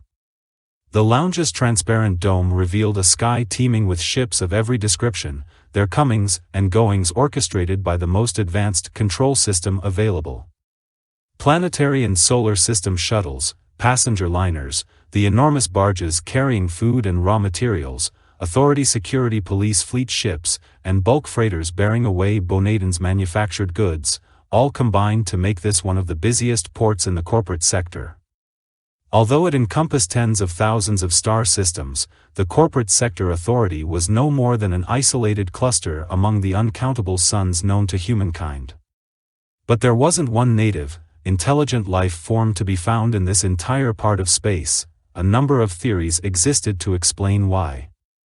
The authority had been chartered to exploit the incalculable wealth here. There were those who used words like despoil and pillage for what the authority did. It maintained absolute control over its provinces and employees, and guarded its prerogatives jealously. Leaning closer to Chewbacca, Han chuckled. So the prospector says, "Get this, Chewie," the prospector says, "Well, how do you think my pack beast got knock-kneed?" He had timed the delivery just right. Chewbacca had raised a 2-liter mug of Ebla beer to his lips and a spasm of laughter caught him right in the middle of a long draft. He choked, snorted, and woofed mightily into his mug. White beer spume exploded outward. Though they registered displeasure, patrons at nearby tables, inspecting the Wookiee and noting his size and the fierce, fanged visage, refrained from complaining. Han chortled, as he scratched a shoulder made itchy by the somatogenerative effects of the synth flesh. Chewbacca uttered a guttural accusation. The pilot raised his eyebrows. "Of course I timed the punch line that way. Bollocks told that joke to me while I was eating and it did the same thing to me." Chewbacca thought about the joke again and laughed abruptly, something halfway between a grunt and a bark. Throughout his story and most of the long Bonadan morning, Han had kept an eye on table 131. It was still vacant and the little red light over its robo-bartender indicated that it was still reserved. The closest overhead chrono showed that the time for Zlarb's rendezvous with his employer was long past. The lounge was nearly filled, which tended to be true of this place at any hour of the day or night, what with the number of passengers and crew members passing through the port in addition to resident personnel.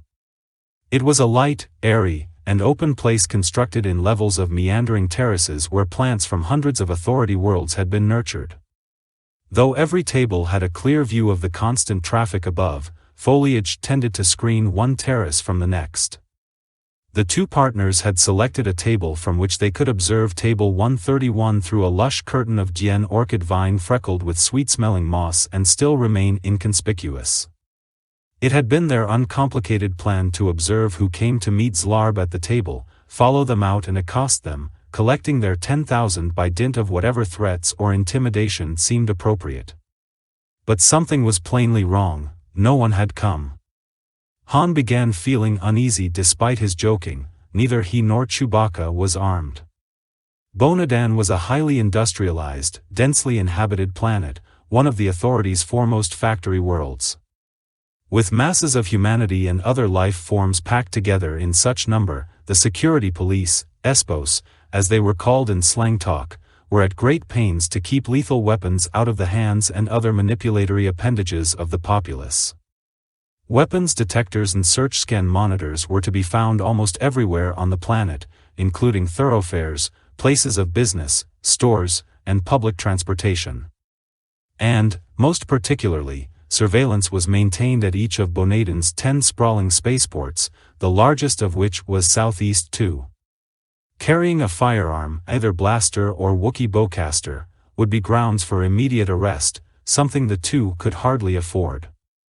If their true identities and past activities ever came to light, the corporate sector authorities' only regret would be that it could only execute them one time apiece. The one positive aspect of this situation, the way Han saw it, was that Zlarb's contact would in all probability be unarmed as well. Or, would have been. It was beginning to look like their wait had been for nothing.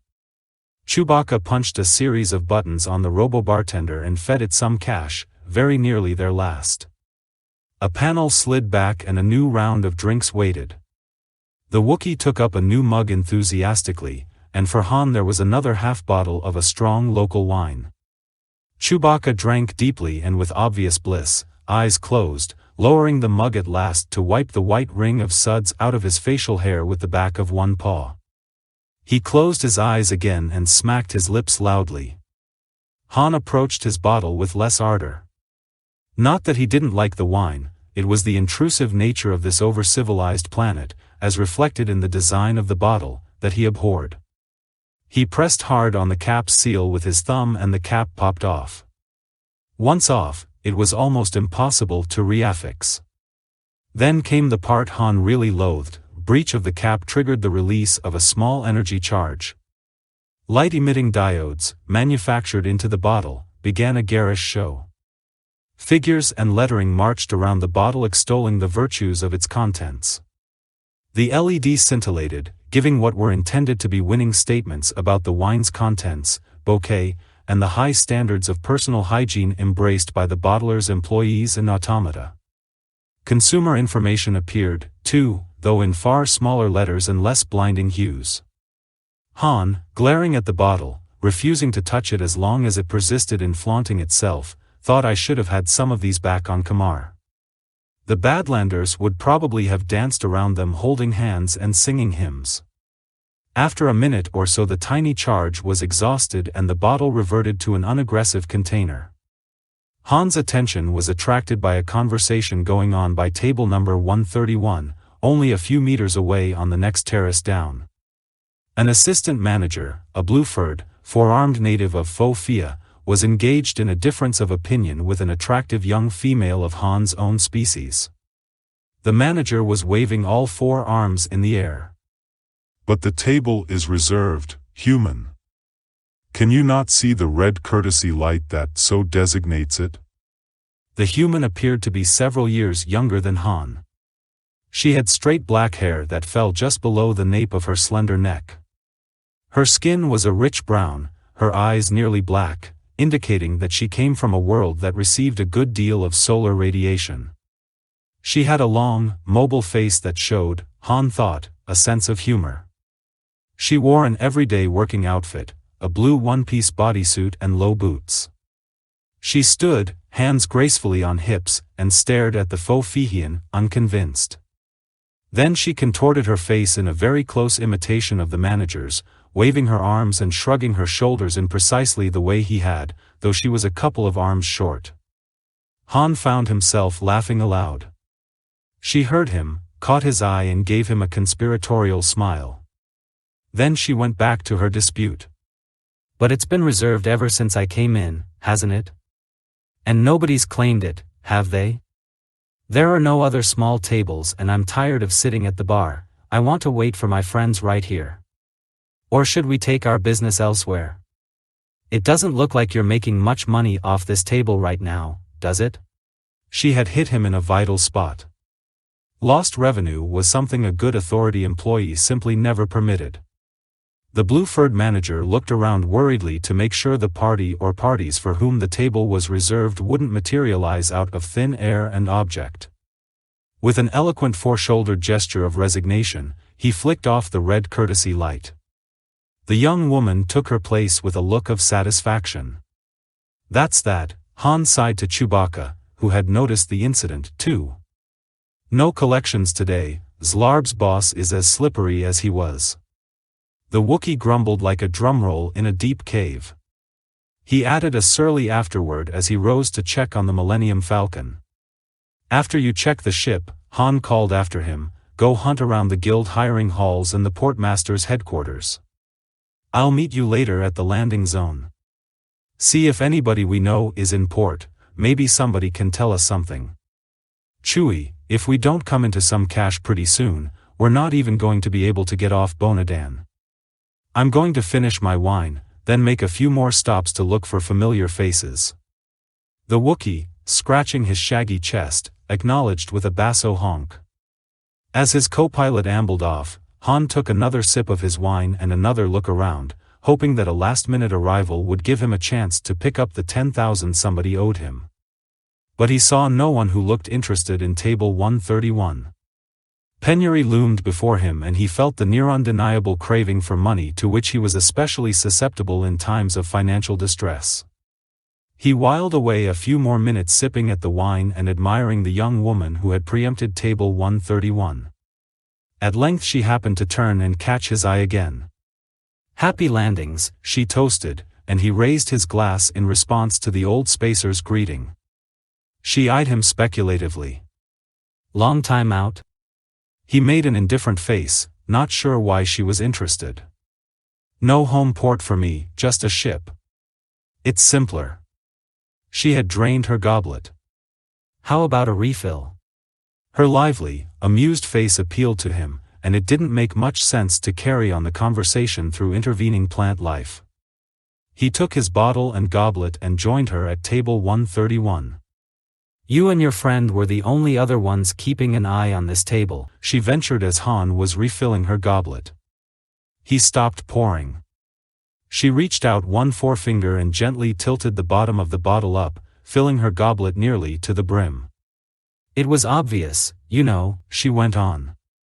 "Every time someone approached this table, you and your sidekick looked as if you were going to jump through the foliage. I know, I'm very good at reading expressions." Han was looking around for her backup men, support troops, deputies, accomplices, or whatever. Nobody else in the lounge that he could see was paying any particular attention. He had envisioned meeting a slaver's contact, someone hard and mean enough to stomach and prosper in one of the vilest enterprises there was. This attractive, breezy female had taken him completely off guard. She sipped the wine. Delicious. How are things on La, by the way?" She was now watching him vigilantly. He kept his face blank. "Chilly. But the air's clearer than it is here." He batted the air with his hand. "Not as much smoke blowing around, know what I mean?" Sounding as casual as he could, he went on. "You have something for me by the way, don't you?" She pursed her lips as if in deep concentration. "Since you bring it up, we do have a little business. But the main lounge is a little public, wouldn't you say?" "I didn't pick the place." "Where would you suggest, sis? A dark alley? Down a mineshaft somewhere, maybe? Why meet here if not to take care of things?" "Maybe I just wanted to look you over in the light." She glanced at an overhead chrono. "But you can take it for granted that you've been checked out and approved. After I've left, wait 10 minutes then follow." She slid him a folded Dura sheet with stylus markings on it. "Meet me at this private hangar. Bring proof of delivery and you'll get your money." She raised an eyebrow at him. "You can read, can't you?" Han took the Dura sheet. "I'm better at feeling my way. Why all the sneaking around?" She gave him a sour look. "You mean why didn't I just come up to you and dump a mound of cash on the table and have you pass your receipt over? Work that out for yourself." She slid out of her seat and made her way out of the lounge without a backward glance. Han enjoyed the view in a dispassionate manner. She had a very nice way of moving. His first impulse was to go find Chewbacca, and perhaps even take a chance on arming himself. But if he had to hunt the Wookiee among the guild halls and portmaster's offices, it could take the rest of the long Bonadan day. Han possessed what he regarded as a certain flair for innovation, though, as well as a confidence in his own ability to cope. None of what the woman had said rang quite true, and her allowing Chewbacca to leave before speaking to Han definitely indicated that she was angling. Still, minutes ago he had been worrying about where his next meal was coming from, and now he had what might be a chance to get the money he felt was due him. That sort of thing always went a long way toward quieting Han Solo's misgivings. In any case, he had no intention of following her instructions precisely. He would cheat enough to give himself an advantage. After all, it was daylight and the spaceport was buzzing with activity. As soon as she was out of sight, Han rose to go. On impulse he put a little more money into the robo-bartender and got himself another half bottle, taking 2 more throwaway goblets from the dispenser. He told himself if she's on the level she might still be thirsty. I hope this makes up for grabbing her money. Bonadan Spaceport Southeast 2 took in a larger square area than many cities, though little of it extended very high above or far beneath the planet's surface. There were shipbuilding and refitting yards, dock facilities for the barges and bulk freighters, an ESPO command center, an Authority Merchant Marine Academy, and the Portmaster's headquarters. Added to that were passenger terminals, maintenance depots, ground transportation installations, warehouses, and living and recreational arrangements for the thousands upon thousands of human and non-human types who either lived there or passed through Southeast 2. Its immense expanse of fusion-formed soil supported fixed structures of permasite and shaped formex and more transient ones of quick-throw and lock slab. Because he had shipmaster's credentials, even though they were forged, Han didn't have to wait for the Interport shuttle skimmer. Flagging one of the special courtesy cabs, he set off with the conviction that he could get across the huge port before the woman and whatever friends she might have. He had the cab let him off a short distance from the hangar whose number she had given him. This part of the port was far less active. These hangars were rental structures, cheap, lock-slab constructions intended for private ships that might not be used for extended periods of time. As he approached his destination, he passed one of the weapons detectors that covered Bonadan. It tracked him for a moment, like some exotic, overgrown flower following sunlight. Detecting no firearms on him, it swung away without issuing an alarm. Busybody, grumped Han, hastening on his way. Rather than enter the small rental hangar through the smaller portal set in the main doors, he located a rear door. It was unlocked and he did a prudent amount of listening and peeking through before entering. It was a windowless building containing some maintenance equipment and a compact, 6-seater Wanderer. A number of tools lay around the Wanderer, suggesting that whoever had been working on her had gone out for some reason and left the rear door open. Satisfying himself that the hangar was deserted, he found a place behind a pile of shipping crates, from which he could watch the main door without being seen. Hiking himself up onto an insulated shipping canister, he set down the goblets and half bottle and waited. If the woman showed up with reinforcements, he'd be able to withdraw and follow them. If she came alone, Han figured, he'd soon be counting his money. Nevertheless, he began to wish Chewbacca was with him. He felt naked without his blaster, and the Wookiee's brawn would have been reassuring. He was still thinking that when the lights went out. Han jumped to his feet in a flash, pivoting slowly in absolute darkness without daring to breathe. He thought he heard sounds, a light skittering somewhere on or among the crates, but he couldn't get a fix on its direction. He had his hands and feet ready for defense but felt useless and quite vulnerable in the dark. He wished his sense of smell were as keen as Chewbacca's. A weight hit his back and shoulders, driving him forward to hands and knees with a violence that knocked the breath from him. Then a rough, cold, damp surface was pressed up against his face. It felt like a hand within a heavy glove, but that was unimportant as he realized that the dampness was releasing fumes of some kind. He had caught his breath again when he had fallen and his reflexes kept him from getting more than a whiff, but that alone set his head spinning. Fearing the anesthetic, Han tried to wrench his head away, but he succeeded only partially and the glove fumbled for him again. With a terrific effort he managed to continue holding his breath as he clamped down on the invisible hand and bit hard. His silent, invisible attacker wrenched madly and pulled the hand loose, breaking away. Han lurched to his feet, head still swimming. He swung blindly, trying to land a blow or catch hold of his unseen opponent, but without effect. Rotating slowly, listening to his own heart pound, he was taken by surprise again as he was butted from behind. Flying headlong, he struck the base of the shipping canister where he had been sitting. It was a double-walled container, but luckily it was empty and light enough to yield somewhat. Still, he saw points of light circling before his eyes. He concluded woozily that his assailant must have taken the logical precautions of wearing snooper goggles and breathing filters as well, conferring an enormous advantage.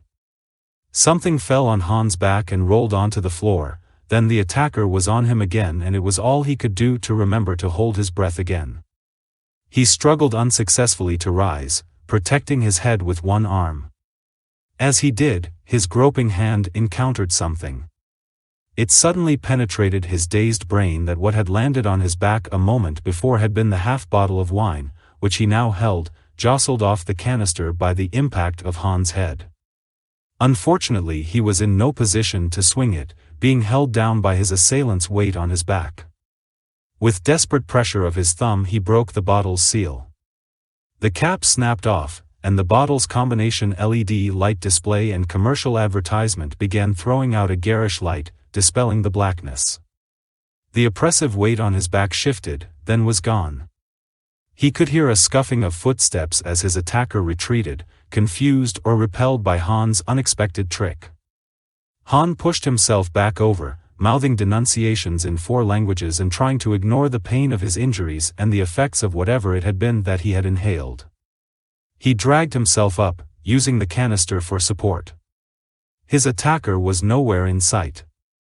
Han held the half bottle up, but its glare didn't reach far into the gloom. The LEDs weren't, after all, meant for illumination. He knew he had no time to waste looking for either his enemy or the controls to the lights. The minor charge that powered the bottle's LEDs would last only a little longer. He stumbled back to the hangar's rear door, trying to keep watch in every direction, without further incident. Back in the glare of Bonaden's sun, he leaned against the hangar wall, closed his eyes and panted until his head cleared. The bottle was dimming. He tossed it aside and it bounced, rolling away rather than breaking. It was made of very tough glass. What bothered him most was the thought that his attacker might have been the girl. He really thought she had been more kindly disposed toward him, but the facts seemed to add up. She would hardly be working alone, though, and that meant that both Han and Chewbacca might have been watched in the passenger lounge. If Chewbacca had been followed from the lounge, he might really be in trouble. Han sprinted off, looking desperately for a courtesy cab, hoping he would get to his ship before somebody tore her apart.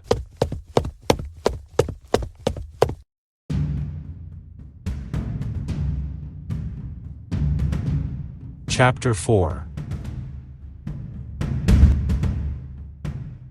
There were, perversely, no courtesy cabs to be had in the private hangar area of the spaceport. Han used up long minutes at a dead run to locate one.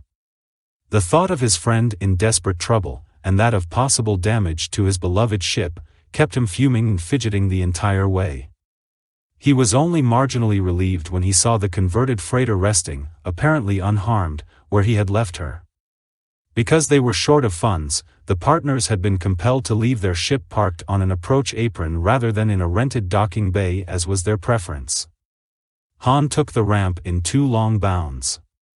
Even before reaching the main hatch he had noticed, with a meticulous eye for every detail of his ship, a variety of tool marks and discolorations where power implements had been used.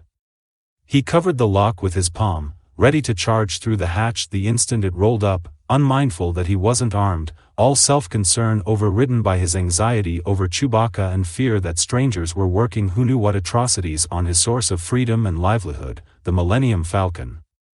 But when the hatch was up he found himself, ready to spring into mortal combat, face-to-face blade with Bollocks.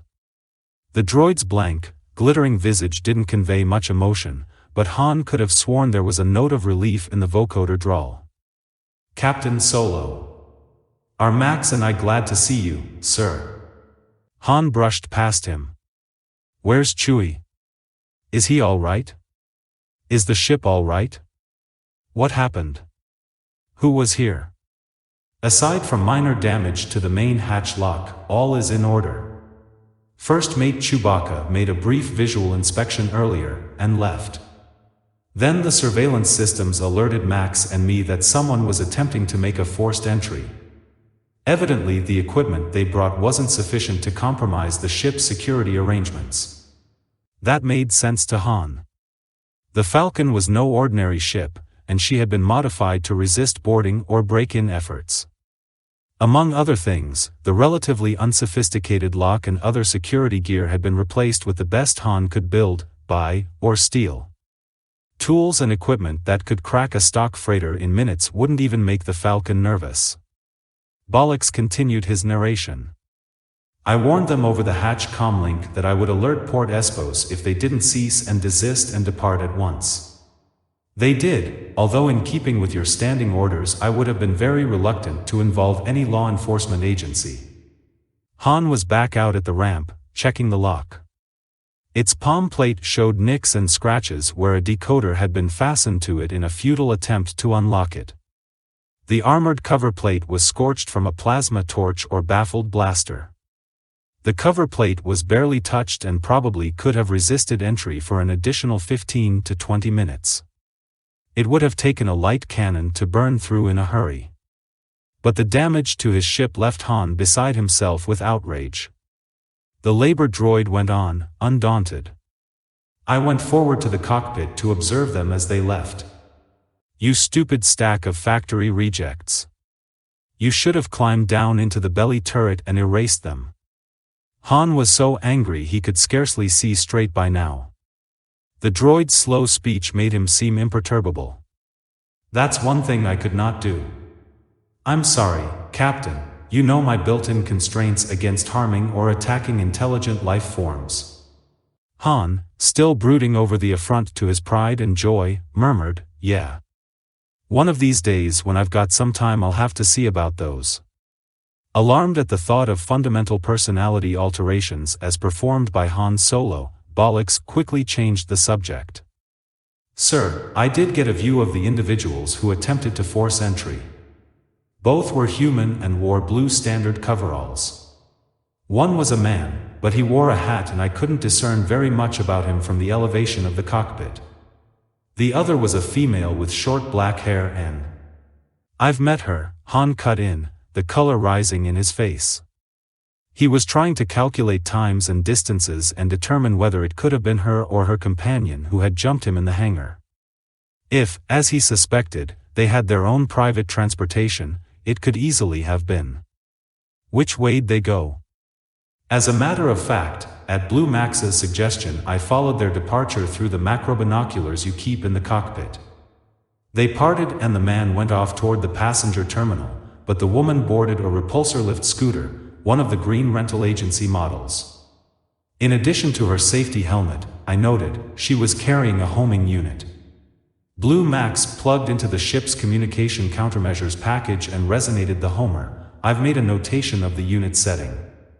Then she flew away at a course of approximately 53 degrees west of planetary north, Captain. Han was looking at Bollocks in amazement. You know, you two lads constantly wazzle me. You're very kind, sir.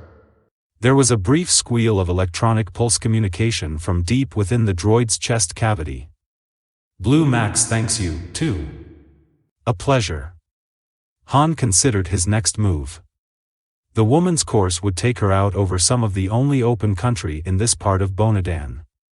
He couldn't go after her in the Falcon. Strict local airspace regulations prohibited taking spacecraft out of approach-departure corridors.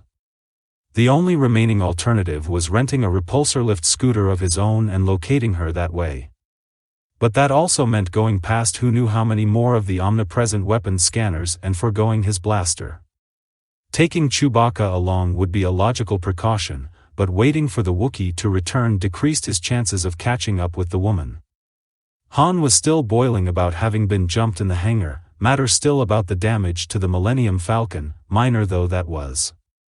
In this sort of mood he had seldom been noted for his cool reasoning. That left one more problem, communicating with Chewbacca. Bollocks, I want you to leave Max here, linked to the ship's surveillance system. If anybody else tries to tamper with the Falcon, he can do just what you did. If worse comes to worst, he can call in the Espos. Then I want you to go track down Chewie. He'll be either making the rounds of the guild hiring halls or portmaster's offices or waiting for me at a joint called the landing zone just outside the spaceport. I'll catch up with you both there as soon as I can, or, if I'm gone more than a few hours, I'll meet you back here. Tell him everything that's happened. The repulsor lift scooter was the fastest one the spaceport rental agency had, which was no particular mark of distinction. Han pushed the craft to its limits, its tiny engine sounding as if it had developed a lung condition, scanning ahead with the macro binoculars he had brought from the ship. He set a course to match the one Bollocks had observed the woman to be taking. He had also brought a homing unit, adjusted to the setting Blue Max had resonated from hers. The city was a dreary mosaic of factories, refineries, offices, dormitories, worker housing, warehouses, and shipping centers that stretched on and on. He moved, as was required, through the lowest levels of air traffic. Around him, skimmers, grav sleds, and other scooters passed and flowed according to the directions of traffic control. Below, wheeled and tracked transportation and ground effect vehicles moved along the city's avenues and byways, and high overhead in the hazy smog cover the lanes were monopolized by long-distance mass transport craft, bulk haulers, and cargo lifters. Espo patrol ships swam among the flow at all levels like predatory fish. Eventually he left the city behind, whereupon traffic control notified him that guidance and navigation of his little vehicle had been returned to him.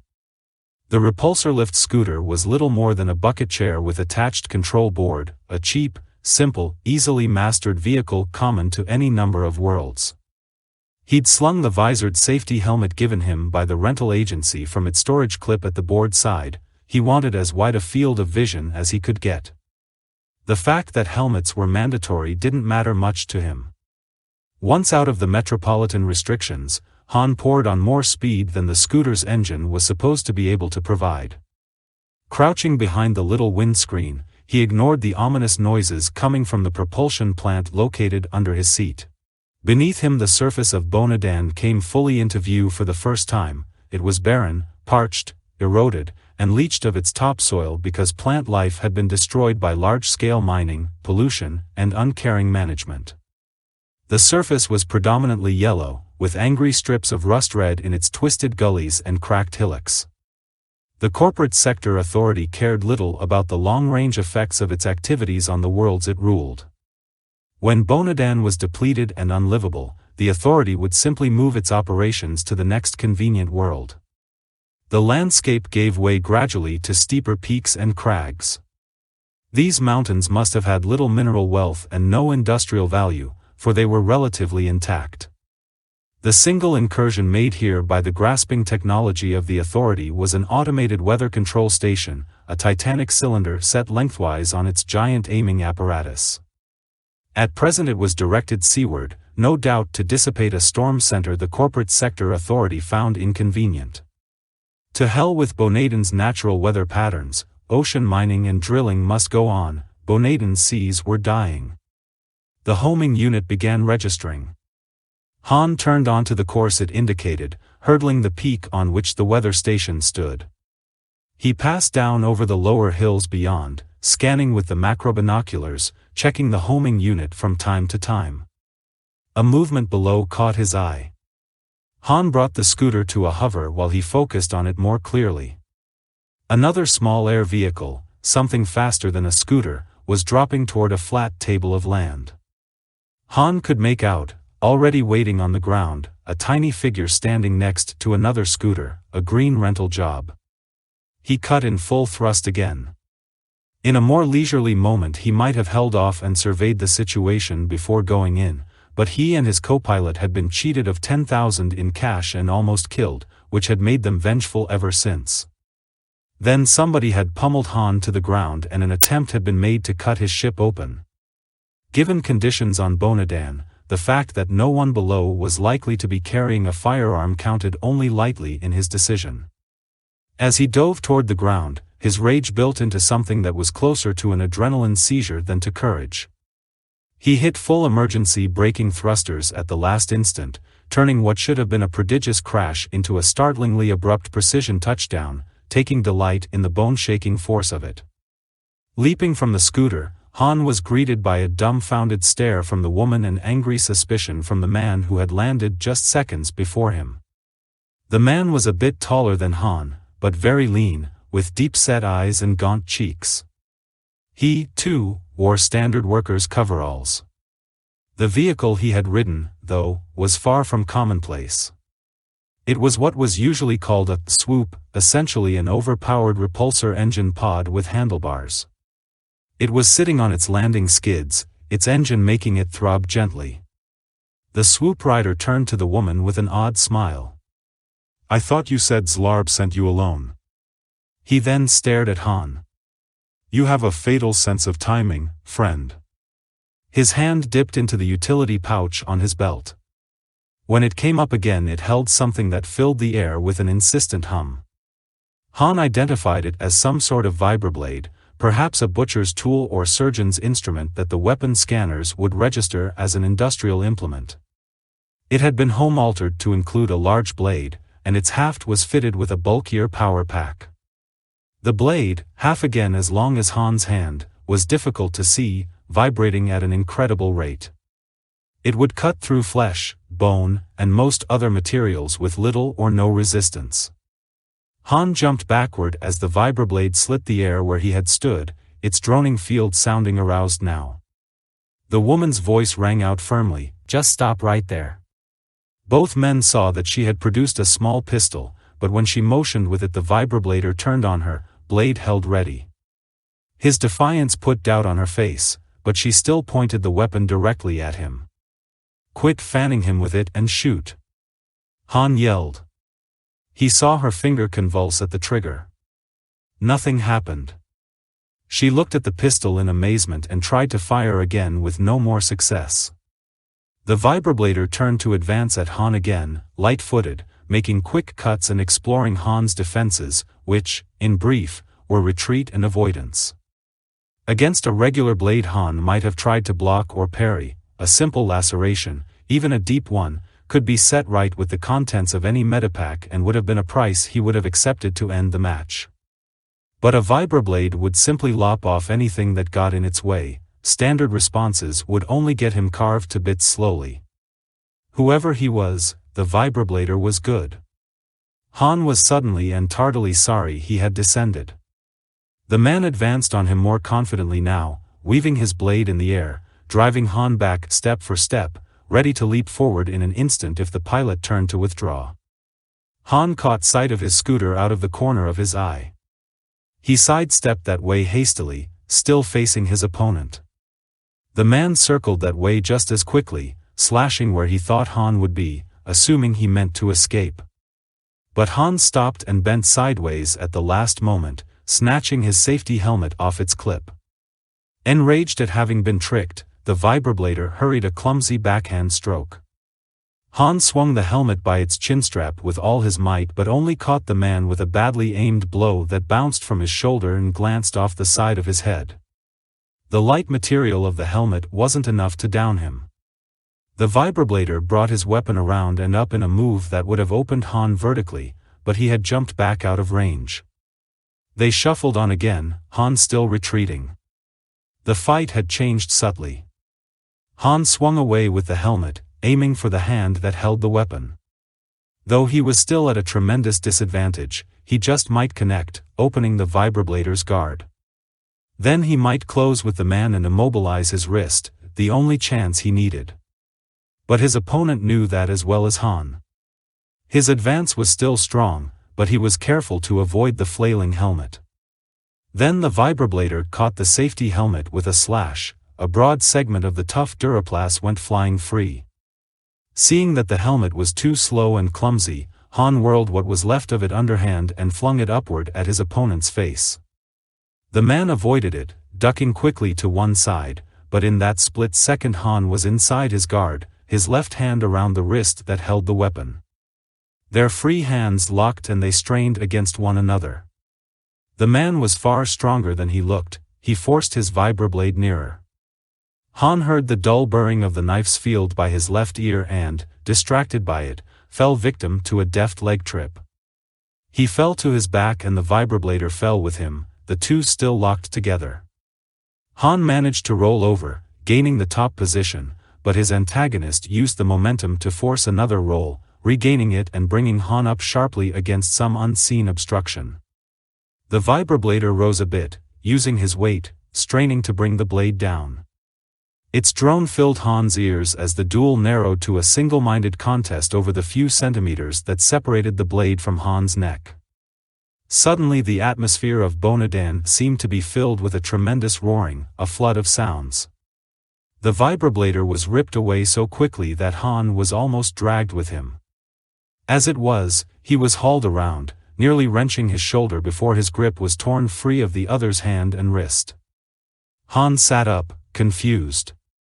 Looking in one direction he saw the vibrablader lying some meters away, not doing a great deal of breathing.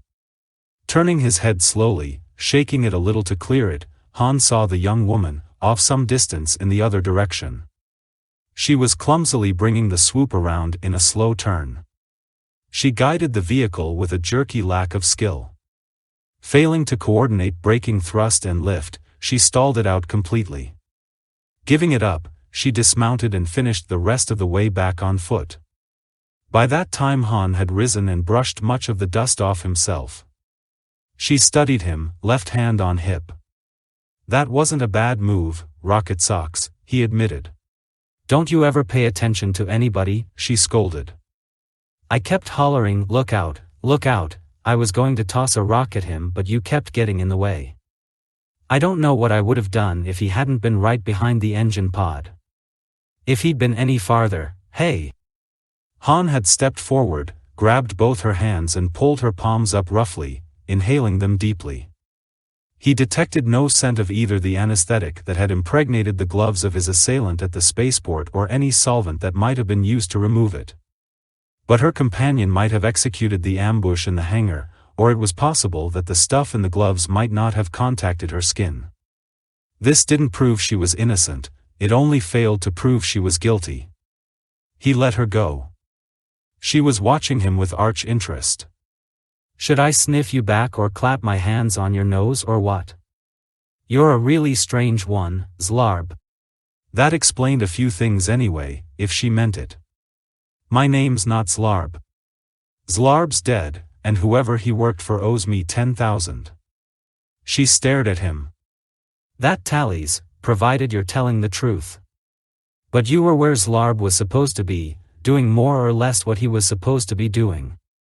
Han angled a thumb at the vibrablader's body. Who was that? Oh, him. That's who Zlarb was supposed to meet at the lounge. I was playing off both sides, Zlarb and his boss. Or, I thought I was. Han began warming up to an interrogation session when she interrupted. I'd love to chat this over at length, but shouldn't we get out of here before they arrive? He looked up and saw what she meant. Bearing down on them was a flight of 4 more swoops. Scooters are too slow. Come on. He snagged his macro binoculars from his repulsor lift scooter and ran for the swoop belonging to the late vibrablader. Climbing on, he brought the engine pod back to life. The woman was bent over the vibrablader's body. Working the handlebar accelerator, he tugged the swoop through a tight turn, helping with his foot. A quick surge of power took him to her side in a moment. He braked hard. Are you coming or staying? He asked as he fit his knees into the control auxiliaries. She set her boot on a rear foot peg and swung up into the saddle behind him, showing him the vibroblade she had stopped to collect. Very good, he conceded. Now belt in and hold on. He did the same, securing the safety belt tightly at his waist, and each donned a pair of the flying goggles that hung from clips at the swoop side. He gave the accelerator a hard twist and they tore away into the air, the wind screaming at them over the swoop's low fairing. She clasped her arms around his middle and they both bent low to avoid the fairing slipstream. The oncoming swoops were approaching from the direction of the city, so Han turned deeper into open country. At the edge of the table of land he threw his craft into a sudden dive over the brink, straight down into a chasm beyond. The ground rushed at them. He threw his weight against the handlebars and leaned hard against the steering auxiliaries. The swoop came up so sharply that he was nearly torn from the handlebars by centrifugal force and the woman's grip on him. The rearmost edge of the engine pod brushed the ground, making it skip and fishtail. Han just avoided a crash, slewed in midair and headed off down the sharply zigzagged chasm. He calculated that, due to the steep, twisty nature of the gulches and canyons in the area, his pursuers couldn't simply stand off at high altitude and search for him, for he might escape through a side canyon or simply hide under an overhanging ledge and outwait them.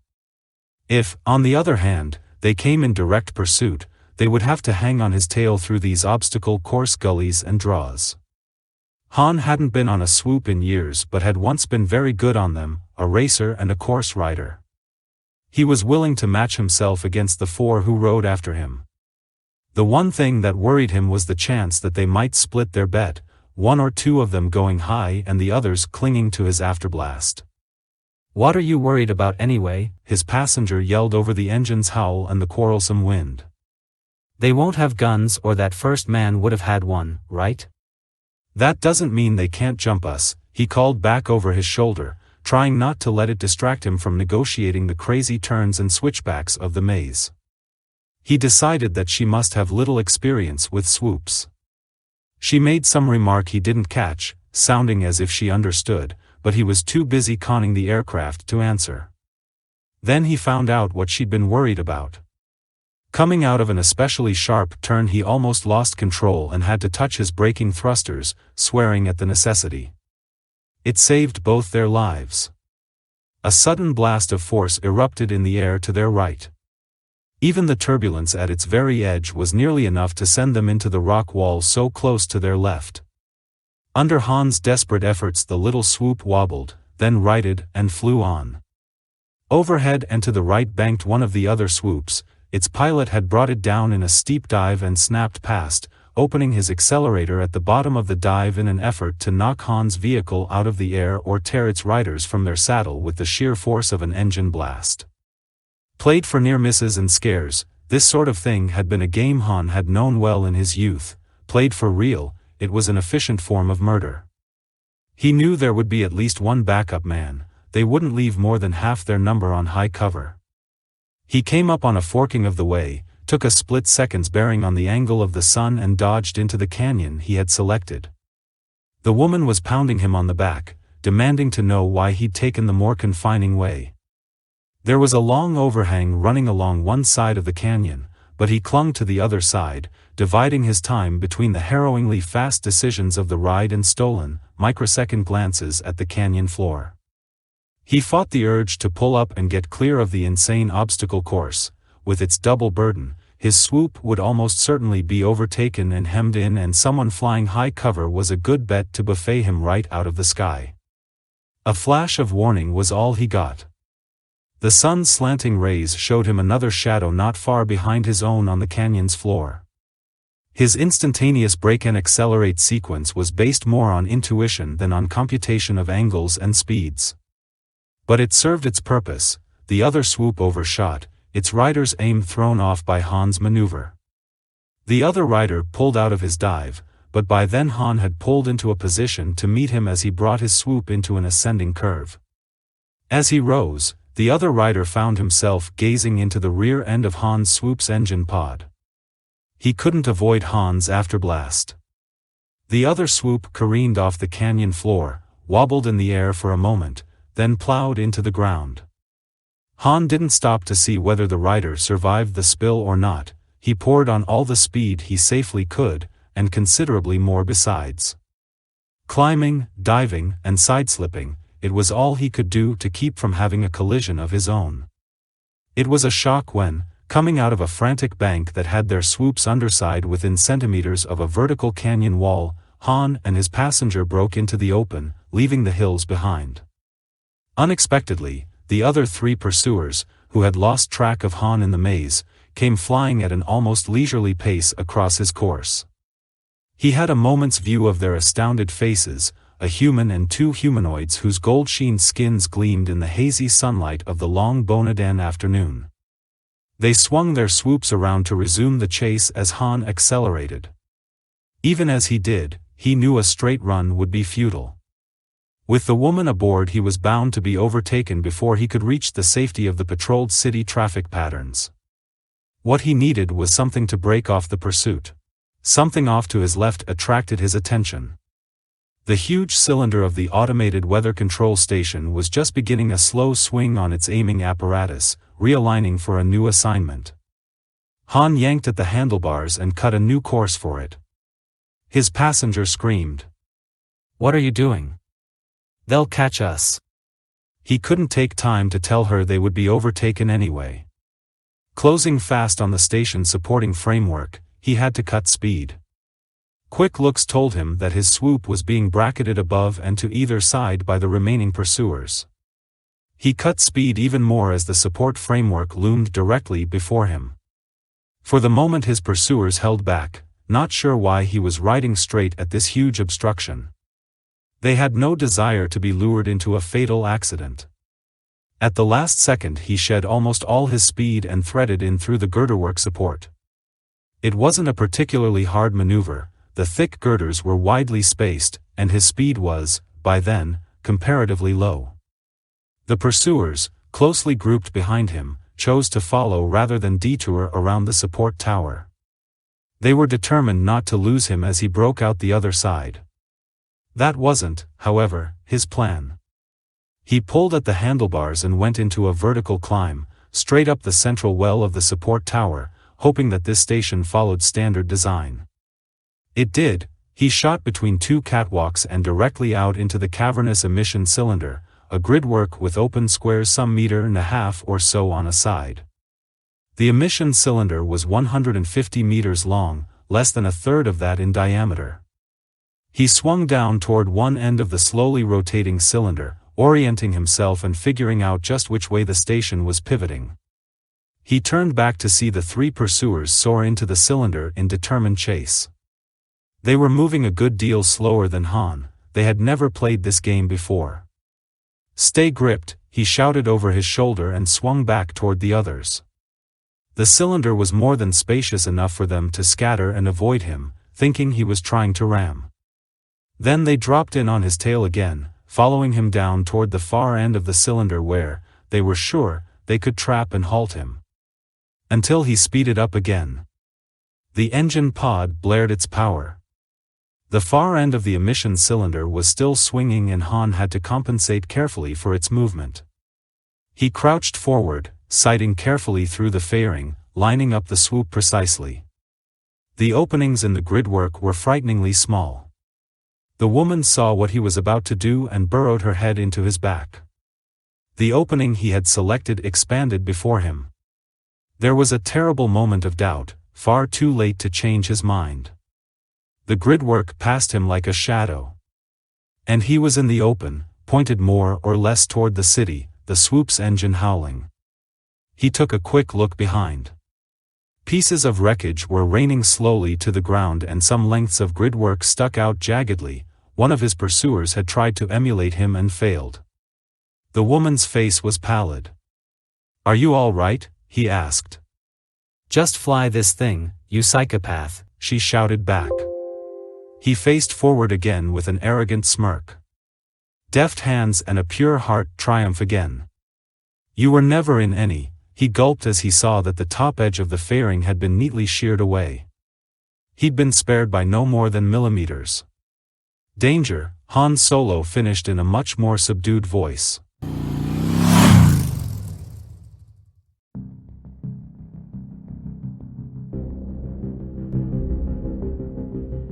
Chapter 5.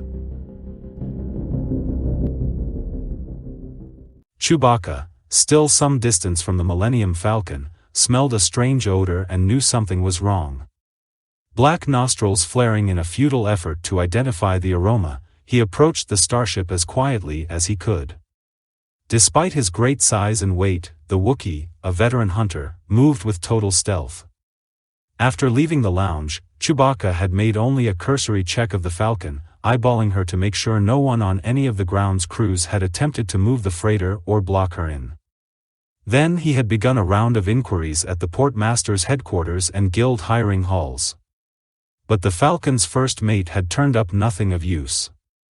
His errand had caused him to miss both the abortive attempt to break into the ship and Han's subsequent appearance and departure. But now he had discovered still another threat to the starship. Silently easing up to the foot of the ramp, he saw an unfamiliar form hunched over and working busily at the freighter's main hatch lock. Next to the figure was an open tool bag containing a fusion cutter, some probes, a drill, and other instruments of illegal entry. The intruder's ears were covered with some sort of headphones. Chewbacca ascended the ramp like a wraith, reached out, seized a broad handful of the nape of the intruder's neck, and lifted. The headphones shook loose and from the creature's neck dangled the thing to which they were attached, apparently a listening device for the opening of locks. Eeeeee. The figure writhed and wriggled with such sinuosity that the Wookiee lost his hold. But as the would-be burglar sought to dodge past him, Chewbacca's long arms scooped out to either side, blocking the way. Trapped, the intruder shrank back against the Falcon's main hatch, panting and trembling. The being was small, perhaps a head shorter than Han Solo when standing erect rather than cowering. He had the sleek, glossy pelt of an aquatic mammal, colored a deep gleaming black. He was a biped with short, strong-looking fingers and toes. Between those fingers and toes were webs of pinkish-gray skin. He had a thick, tapering tail and pointed ears that stood close to his skull, moving independently, aiming this way and that, first at the Wookiee, then away. His long, moist snout snuffled and quivered nervously. From this whiskered snout protruded a set of long buck teeth. It was plain from his squinting eyes that his vision wasn't very acute. The being seemed to gain a good deal of information by his ears. Chewbacca assumed it was only because he had been wearing the headphones that he'd failed to notice the Wookiee's approach. The intruder collected himself and drew himself up to his full height, which wasn't very imposing against Chewbacca's, nose quivering and tail vibrating in righteous indignation. Unfortunately his voice, when it came, was something of a quavering squeak with a slight lisp, reducing the effect. Still, it held conviction. What's the idea of assaulting me, you big overstuffed oaf of a Wookiee? How dare you? I'll have you know I'm a licensed collections agent. This vessel appears on the red list. He snagged a card out of his open bag and presented it with the formal flourish of a webbed hand. It was a document of identification and authorization for one Spray, of the planet Tinna, to act in the interests and on the behalf of Interstellar Collections Limited, pursuant to the collection of debts, garnishing and repossession proceedings and any and all activities connected thereunto. On it was a flat 2D depicting the little collections agent. Chewbacca, satisfied that the document was real, looked up with a snarl of displeasure directed at all skip tracers in general and at Spray in particular. Like Han, he sincerely detested them. Jumping out on a debt seldom meant trouble with law enforcement agencies. It was such a common practice among members of the fringe society of independent spacers that every lawman in the galaxy could have spent every waking moment looking for, apprehending, and prosecuting them to the exclusion of all other activity. Thus the Espos, imperial forces, and other legal authorities tended to ignore the problem, leaving the collection of debts and/or repossession of spacecraft to agency skip tracers like Spray who roamed the galaxy with the voluminous and infamous Red List. Spray appeared not to notice the Wookiee's snarl. Having identified himself, he reverted to being a company man. The Tinnan dug out, from somewhere, an incredibly thick little notebook, squinting into it, his moist nose nearly touching the page. He mumbled to himself as he read. Here, yes, he said finally. Would you by any chance be Captain, Solo? Chewbacca barked an irritated negative and jerked a thumb back at the spaceport, indicating Han's present location as well as he could. Then he moved Spray rudely out of his way and bent to see what had been done to the lock. When he noticed the same damage Han had seen earlier, he let out a horrible howl and turned back on the skip tracer with mayhem in mind. But the Tinnan, back on familiar territory, was indignant rather than intimidated. He snuffled. I most certainly am not responsible for that damage. Do you mistake me for a bungler and a thug? A brainless primitive unconversant with modern technology? I am a trained collections agent, my dear Wookiee, equipped with the latest tools of my profession. I avoid doing any unnecessary damage to repossessed property. I have no idea who was tampering with the hatch lock before me, but you may depend upon it that it wasn't me. I simply deactivated the surveillance system and was about to neutralize the lock, without damaging it, if I may say so, when you so violently accosted me. Now that you're here, however, the need no longer exists. Spray was burrowing his buck-toothed proboscis into the notebook again and lisping mumbles to himself, insinuating himself between the Wookiee and the Falcon's main hatch. Chewbacca found himself somewhat off stride. His wrath and threats were sometimes greeted by fear, sometimes by hostility, and occasionally with combat, but never had the towering first mate met anyone quite so preoccupied that he actually paid him no attention. Ah, here we are, Spray went on, having riffled back to the correct page. Your captain has failed to settle on an outstanding debt of some 2,500 credits standard owed to Vinda and Drag, Starship Rights and Aerospace Engineers Incorporated, of Oslampex 5. Your Captain Solo has ignored 8 dunning notices. He glared myopically at the Wookiee. 8, sir. Vinda and Drag have therefore presumed default on your captain's part and referred the matter to my employers. Now, if you'll be good enough to open the hatch, I can continue the repossession process. Of course, you're free to remove all personal effects and none. Chewbacca had been making deep, reverberating noises in his throat up to now, which someone more familiar with him would have taken as a danger signal. His annoyance burst forth in a roar that drove Spray back a step with its sheer physical impact, ruffling the little skip tracer's nose fur and bending back his whiskers. But he stood waiting patiently, eyes squeezed shut against the vocal gale, as Chewbacca railed horrible Wookiee oaths at him. The Tinnin flinched every now and then as the crescendo rose, his ears swinging back protectively, but he held his ground resolutely. The Falcon's first mate periodically punctuated his ranting by slamming his enormous fist against the ship's hull, evoking deep percussives from her armor. But when he finally ran down, Spray began again in the mildest of tones. Now then, as I was saying, I have a document here entitling me to take possession of. Chewbacca snatched up the papers proffered by Spray. It was a thick legal instrument of several pages. The Wookiee crushed it into a tightly compressed wad in his powerful hands and stuck it into his fanged mouth. Sneering hideously at the skip tracer, he chomped on the document a few times, shredding it handily, then swallowed it. But it did little to alleviate his frustration over how to deal with Spray. This was the first time in memory that Chewbacca had ever had such difficulty with a creature whom he outweighed 3-1. He was beginning to feel embarrassed. The scene had already attracted the attention of several local idlers and a number of passing automata. The idea of simply demolishing the Tinnin was now out of the question. That will do you precisely no good whatsoever, my dear Wookiee, Spray hastened to assure him. I have many duplicates. Now, unless your captain is prepared to make immediate and total defrayal of the entire sum of his debt, I'm afraid I must demand that you open that hatch, or permit me to do so. Chewbacca surrendered at last, growling and motioning Spray to follow him back down the ramp. He would take the skip tracer to talk to his partner. He could see no alternative short of losing the ship or committing premeditated murder in a public place. But Spray was shaking his head briskly, his whiskers quivering. I'm afraid it just won't do, my good fellow. It's too late to begin negotiating. Immediate payment or immediate repossession are your only choices. In the course of a long life, Chewbacca had learned that there come times when the most bellicose roar is insufficient.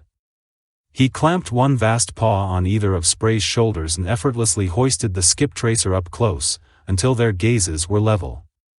Suspended furry muzzle to buck-toothed muzzle with Chewbacca, his webbed feet dangling somewhere above the Wookiee's knees, the Tinnin watched as the Millennium Falcon's first mate wordlessly peeled his lips back from ferocious rows of teeth.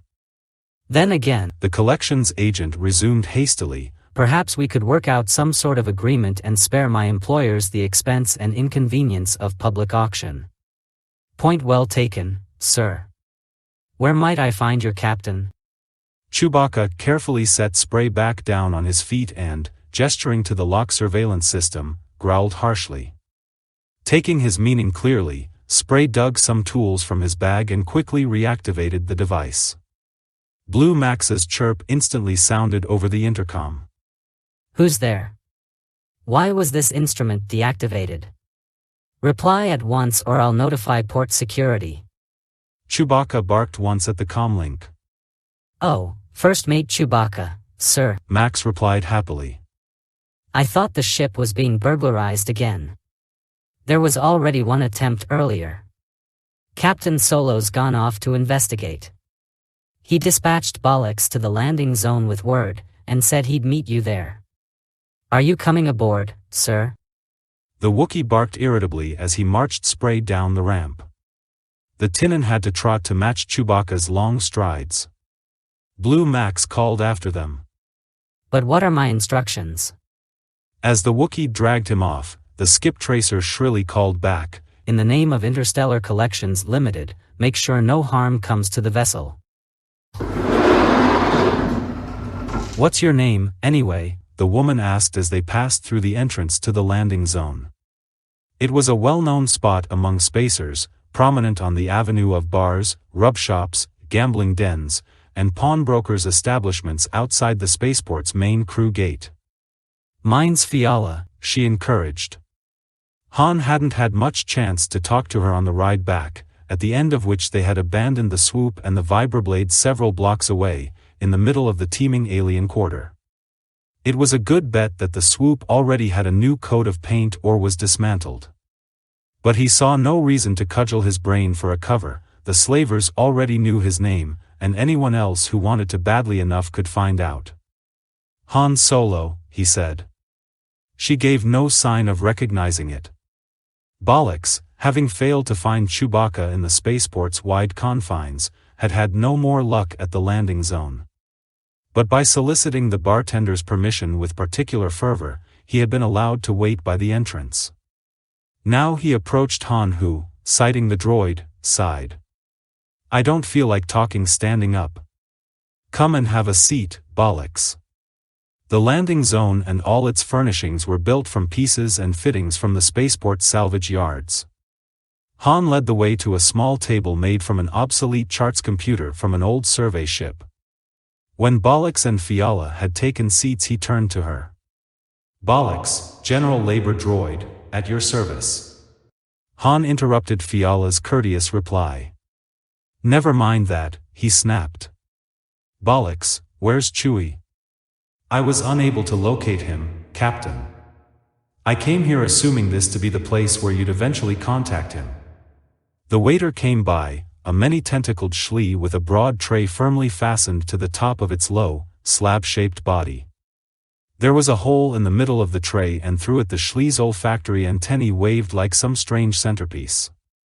What are you folks having? It asked them hurriedly, the second afternoon rush just having begun. Then it noticed Bollocks. Sorry, but it's against house policy to allow droids at the tables. You two gentlemen will have to leave him outside. Who's a gentleman? Fiala demanded sharply. Beg pardon, apologized the Schlee. I've only been working here since this morning. It's my first time away from home and I've never dealt with aliens before. Non-Schlee, I mean. The smells are so confusing. Frightfully sorry. The droid stays, Han stated flatly. Now go bring us 2 flameouts, or I'll tell the manager you insulted this lady. I'm a very close friend of his. At once, sir. Coming right up. The Schlee pirouetted on its many short podia and sailed off in the direction of the service bar. So we know I'm not Zlarb, Han resumed to Fiala. Who are you not? She chuckled. I'm not a slaver, but you know my real name, or at least part of it. Imhart Anparn Gora Fiala of Lord, Assistant Auditor General, Corporate Sector Authority. An authority exec, Han groaned to himself. Why don't I just go down to the Espo prison, pick a comfortable cell, and get it over with? Instead he pursued the conversation. Slavers must have interesting audits, fascinating expense vouchers. Doubtless, but I've never read one. I'm an auditor at large, sort of a roving assignment conducting random checks of authority operations. I was working here with my assistant when I found out that there's a slavery ring operating inside the authority. Some top execs are implicated, and a number of ESPO officials. I think it might go as high as the territorial manager for this entire part of the authority, Oduman, and that's a shock in itself. Although I've never met him, I've heard that Oduman's always shunned the limelight, but he's always been a decent administrator, a regular humanitarian as managers go. Anyway, I'm conducting my own investigation. When I've developed all the information, I'm going to dump it right in the lap of the board of directors. She smiled brightly. Then I'm going to nail myself the juiciest promotion and raise you ever saw. You're looking at Fiala of Lord, heroine of the spaceways. Now how about you? He spread his hands. I fly for hire. I rendezvoused with Zlarb without knowing he wanted me to move slaves. We disagreed and he got shot. And I don't care who's doing what to whom, I've got 10,000 in cash coming and I want it. Zlarb had a tape message to meet someone here for payment, so I kept his appointment. How did you end up there in the lounge? It was part of the information I came across. Did Zlarb tell you anything else? Zlarb made the final jump shortly after being burned with a disruptor, but he had a record of ship registrations and leasing permits. Almost all of them were funneled through an agency on Amud. She was listening distractedly, but he went on. Do you mind telling me how come I'm in your confidence all of a sudden? Not that it doesn't stir me deeply, of course. Simple, this thing's even bigger than I'd thought. I need some additional help and I can't go to the ESPOs. You seem to know what you're doing in an unsubtle sort of way. And you definitely aren't a member of the slavery ring unless murder is a standard business paydown. You'd be surprised. But don't get any ideas, I'm not the helpful type. How'd you end up out there today, by the way? My assistant, Mag, got his hands on a message that the management was holding for Zlarb back there at the lounge. When I decided you weren't going to tell me much, I sent you off to chase yourself, Anne. Han leaned forward with a certain look on his face that caused Bollocks to fear for Fiala's safety. And Mag followed me to put my lights out, right? She looked honestly shocked. Are you saying someone attacked you? Somebody did everything except zero-eyes my rotors. She drew a deep breath. I gave you the number of an authority pool hangar. The ship there was the one Mag and I arrived in. I knew it was on downtime, waiting for parts, and there'd be no one around. But listen, Mag trailed your hairy friend when he left the lounge, and that's how we found out which ship was yours. When we couldn't get aboard for a search, I went off to keep Zlarb's appointment myself because the instructions said one person and one scooter. I sent Mag to see what he could find out about you. Han was so busy trying to unravel what she had said that he forgot to be angry at her mention of the attempted break-in. He was impressed with her resourcefulness, antagonized a bit by her self-assurance, and surprised by her naivete. The Schlee waiter had returned. 2 tentacles whisked 2 tall glasses off its back tray while 2 more placed absorb mats before Han and Fiala. There we are, the Schlee said cheerfully. Will that be pay as you go, or shall I put it on a tab? It asked hopefully.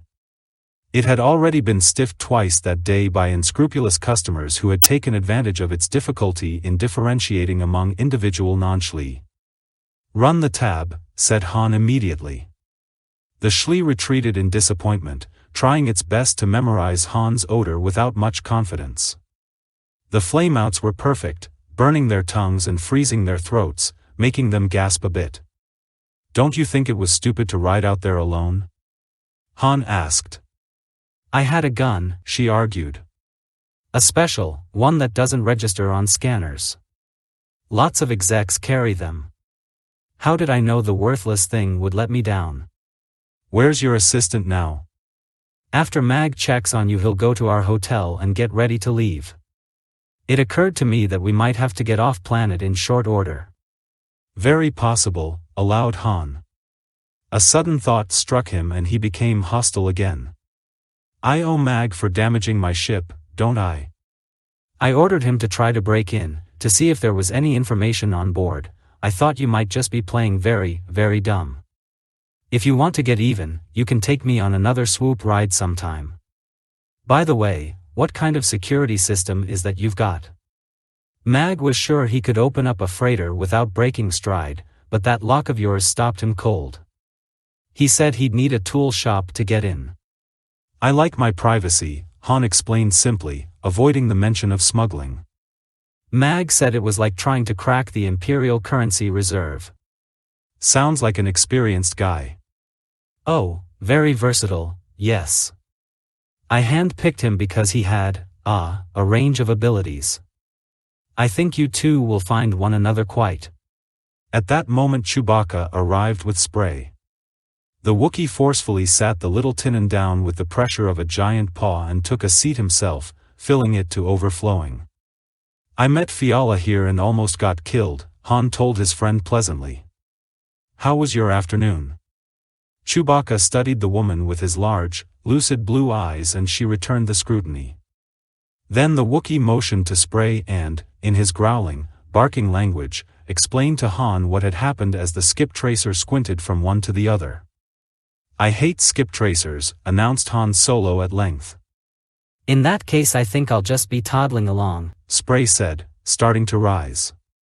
Chewbacca clapped a paw on him and pushed him back down. Han's head was spinning with this new development, and he wished he could process information as quickly as Blue Max. Theoretically, Spray could enlist the aid of the Espos in taking possession of the Falcon. Once again Han wondered when his string of rotten luck would break.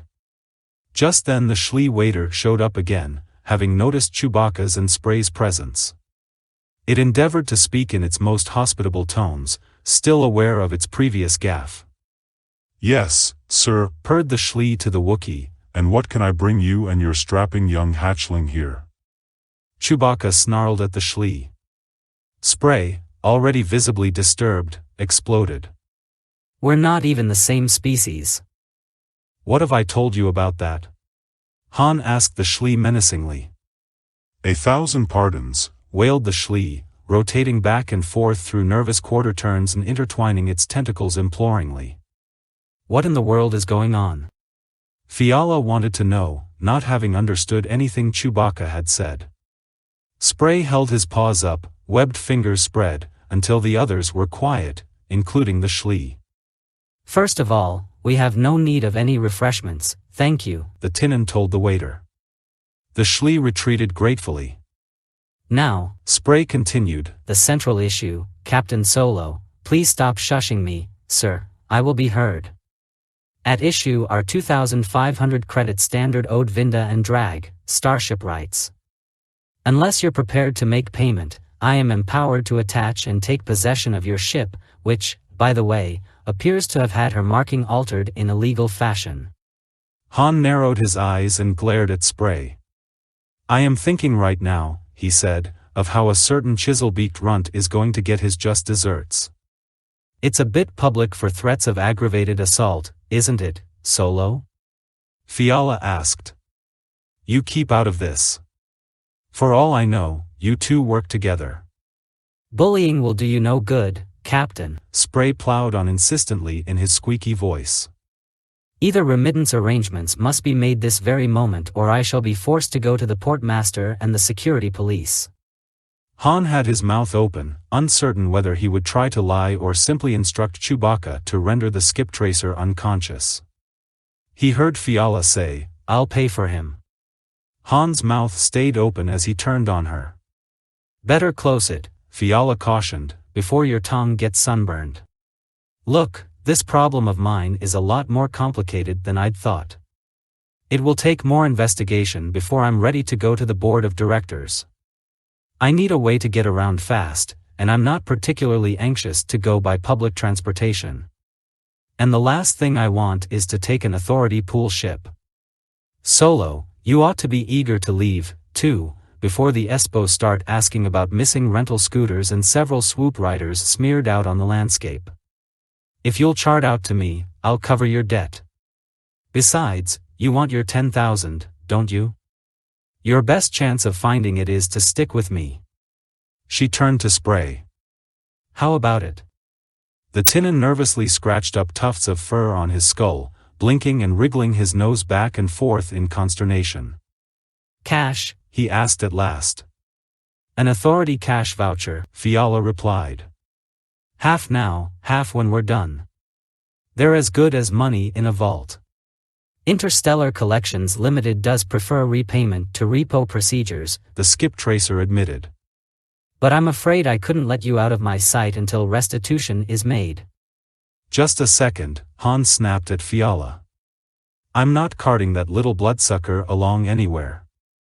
Spray remained unexpectedly firm. Captain Solo, her proposal is absolutely the only alternative to having your ship attached.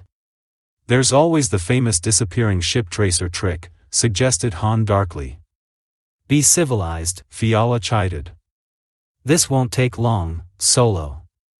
And if you don't help me, maybe I'll have to drag your name into my report.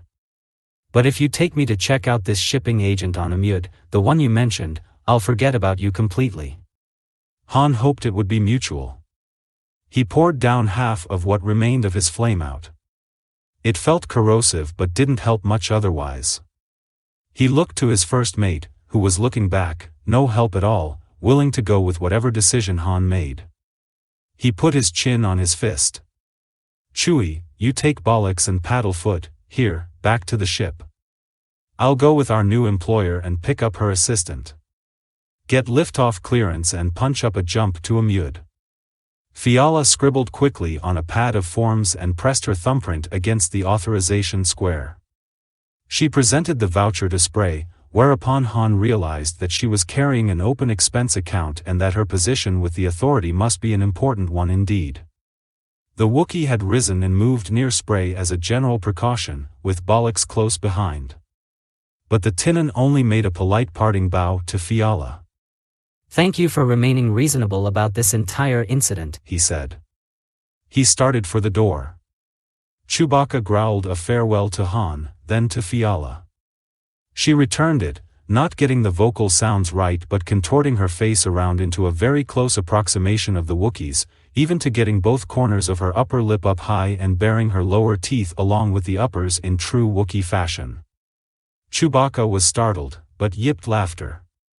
Then he went quickly, Bollocks at his side, to catch up with the departing Spray. You're a pretty good mimic, Han commented, remembering her imitation of the four-armed manager in the terminal lounge. I told you, I'm from Lord, she reminded him, and he understood. The Lordians had, for many generations, been a subject race during the Khan's disorders. Their masters had forbidden them to speak, sing, or otherwise communicate as they worked at their slave labors. The Lordians had evolved a complicated language of extremely subtle hand and facial movements and body signals and become masters of kinesic communication. Although it had been generations since their servitude had been ended by the Jedi Knights and the forces of the Old Republic, the Lordians remained among the galaxy's very best mimes and mimics. So that's how you knew Chewie and I were watching Table 131 today. I read you like a pair of message tapes, you tipped it every time someone went near the table.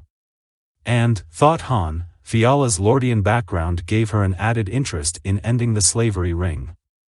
Still, it was unusual to find a Lordian working this far from home, and especially for the corporate sector authority.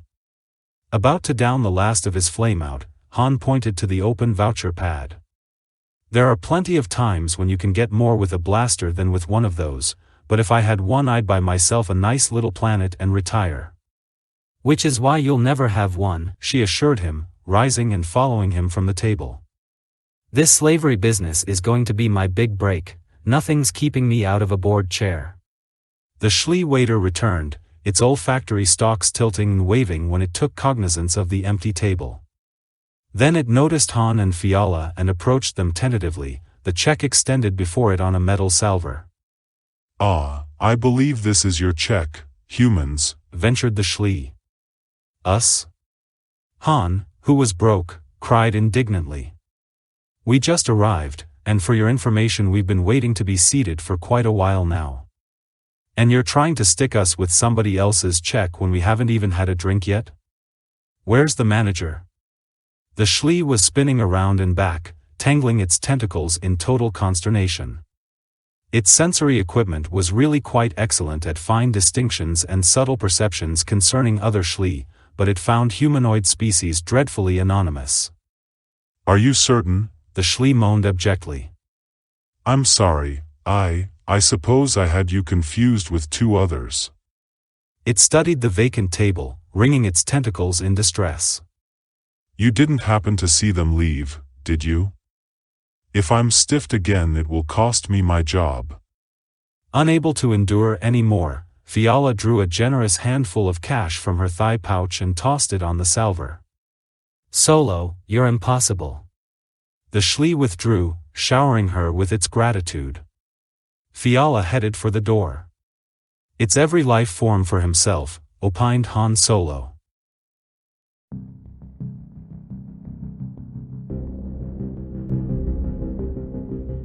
Chapter 6. Fiala's hotel was, predictably, the finest lodging place at the spaceport, the Imperial. Han tried his best not to look uncouth and out of place as he followed her through a lobby of soaring gem-set columns, vaulted ceilings, resilient plush carpeting, delicate glow-orb lighting, expensive furnishings, and lush shrubbery. Fiala, on the other hand, was a picture of cool, nonchalant poise, aristocratic even in coveralls. She led the way to the lift shaft and punched for the 70th level. Her suite was luxurious without being overdone. Han suspected that, though Fiala could have afforded something far showier, she would have deemed it vulgar.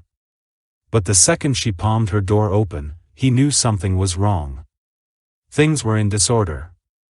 Conform lounge furniture had been pushed and shoved out of place, suspension cushions and floater pads ripped or overturned. Storage panels were hanging open and the data plaques and tapes with which Fiala worked were strewn all over the floor.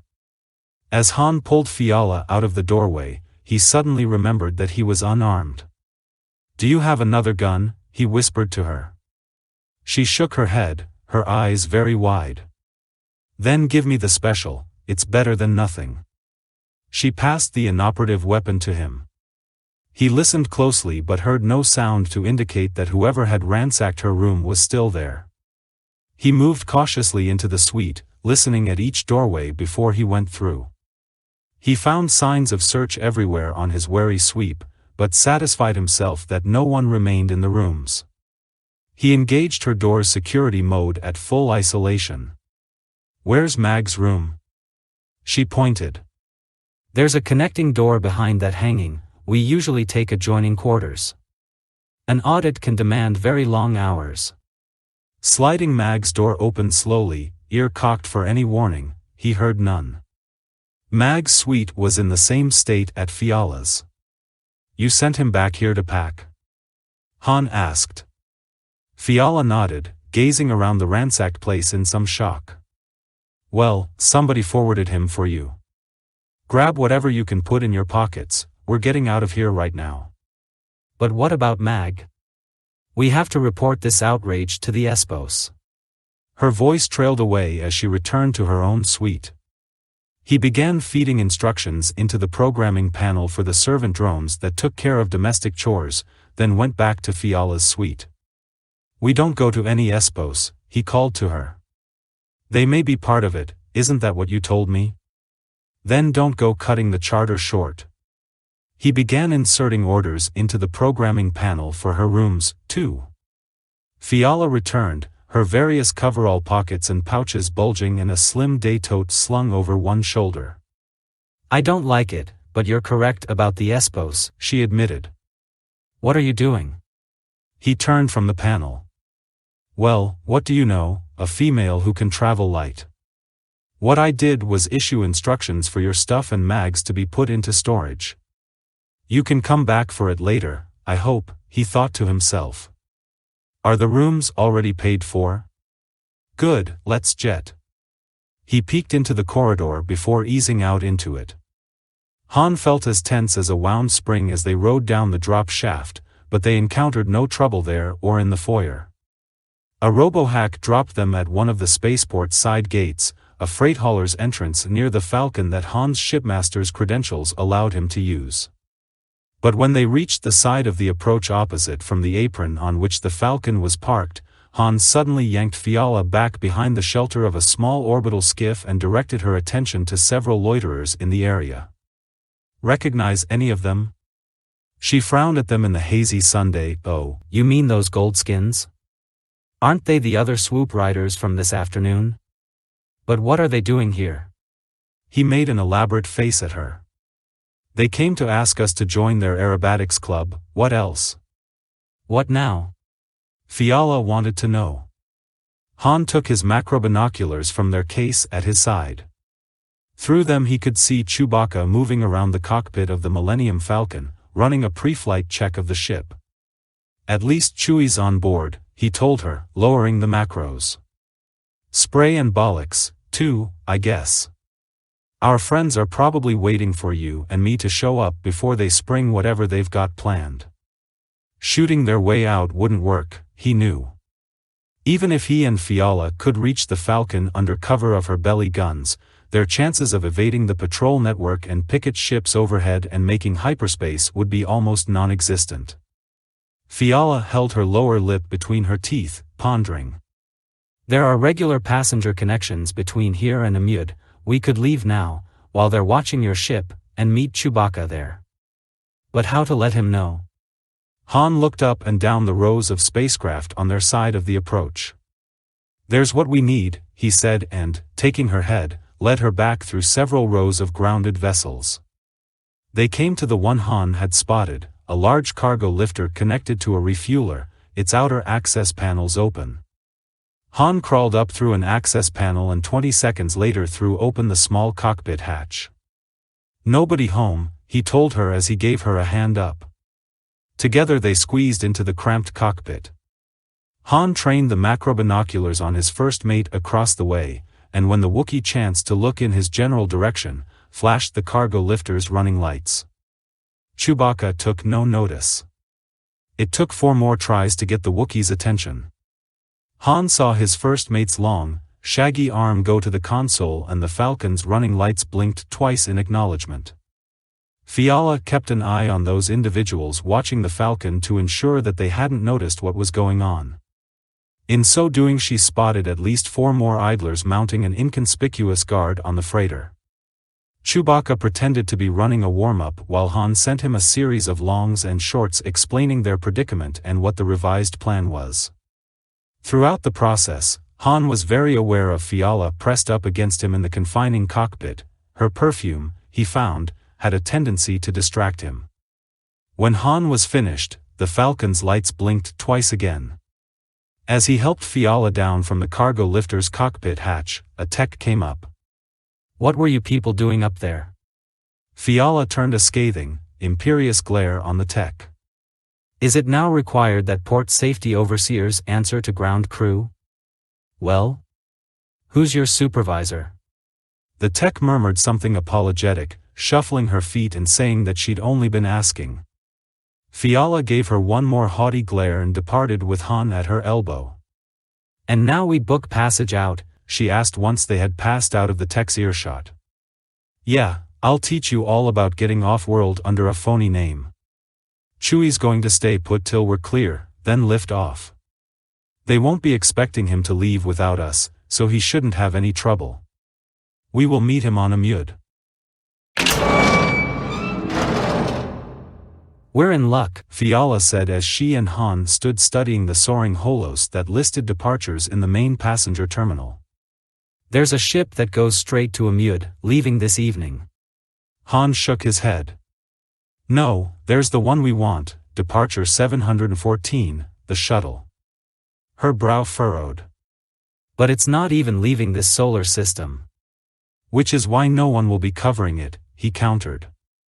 "They're likely to have watchers on the through ships. We can change ships and book passage for Amud at the first stop, it says in the index. Besides, the shuttle's leaving now, which appeals to me a whole lot more. We'll have to hurry. They tried not to appear too anxious as they bought tickets and barely made it to the departure gate in time. Since the ship was only an inter-system shuttle, it offered no sleeping accommodations beyond big, comfortable acceleration chairs. Han buckled himself in and let his chair back, sighing and preparing to drop off to sleep. Fiala had grabbed the window seat with no objections from Han. Why did you make me pay for the tickets in cash? He opened one eye and studied her. You want to go around passing out authority cash vouchers from an open expense account? Good, go ahead, you might as well hang a sign around your neck, authority exec, won't somebody please shoot me? Her voice suddenly held a tremor. Do you think that's what's happened to Mag? He shut his eye again, lips tightening. Absolutely not, they'll hang on to him as a bargaining piece. All I meant was that we don't want to leave a trail. Don't pay any attention to me, sometimes I talk too much. He could hear a tempted cheer in her tone. Or you don't talk enough, Solo. I haven't decided which. She settled herself to watch their liftoff.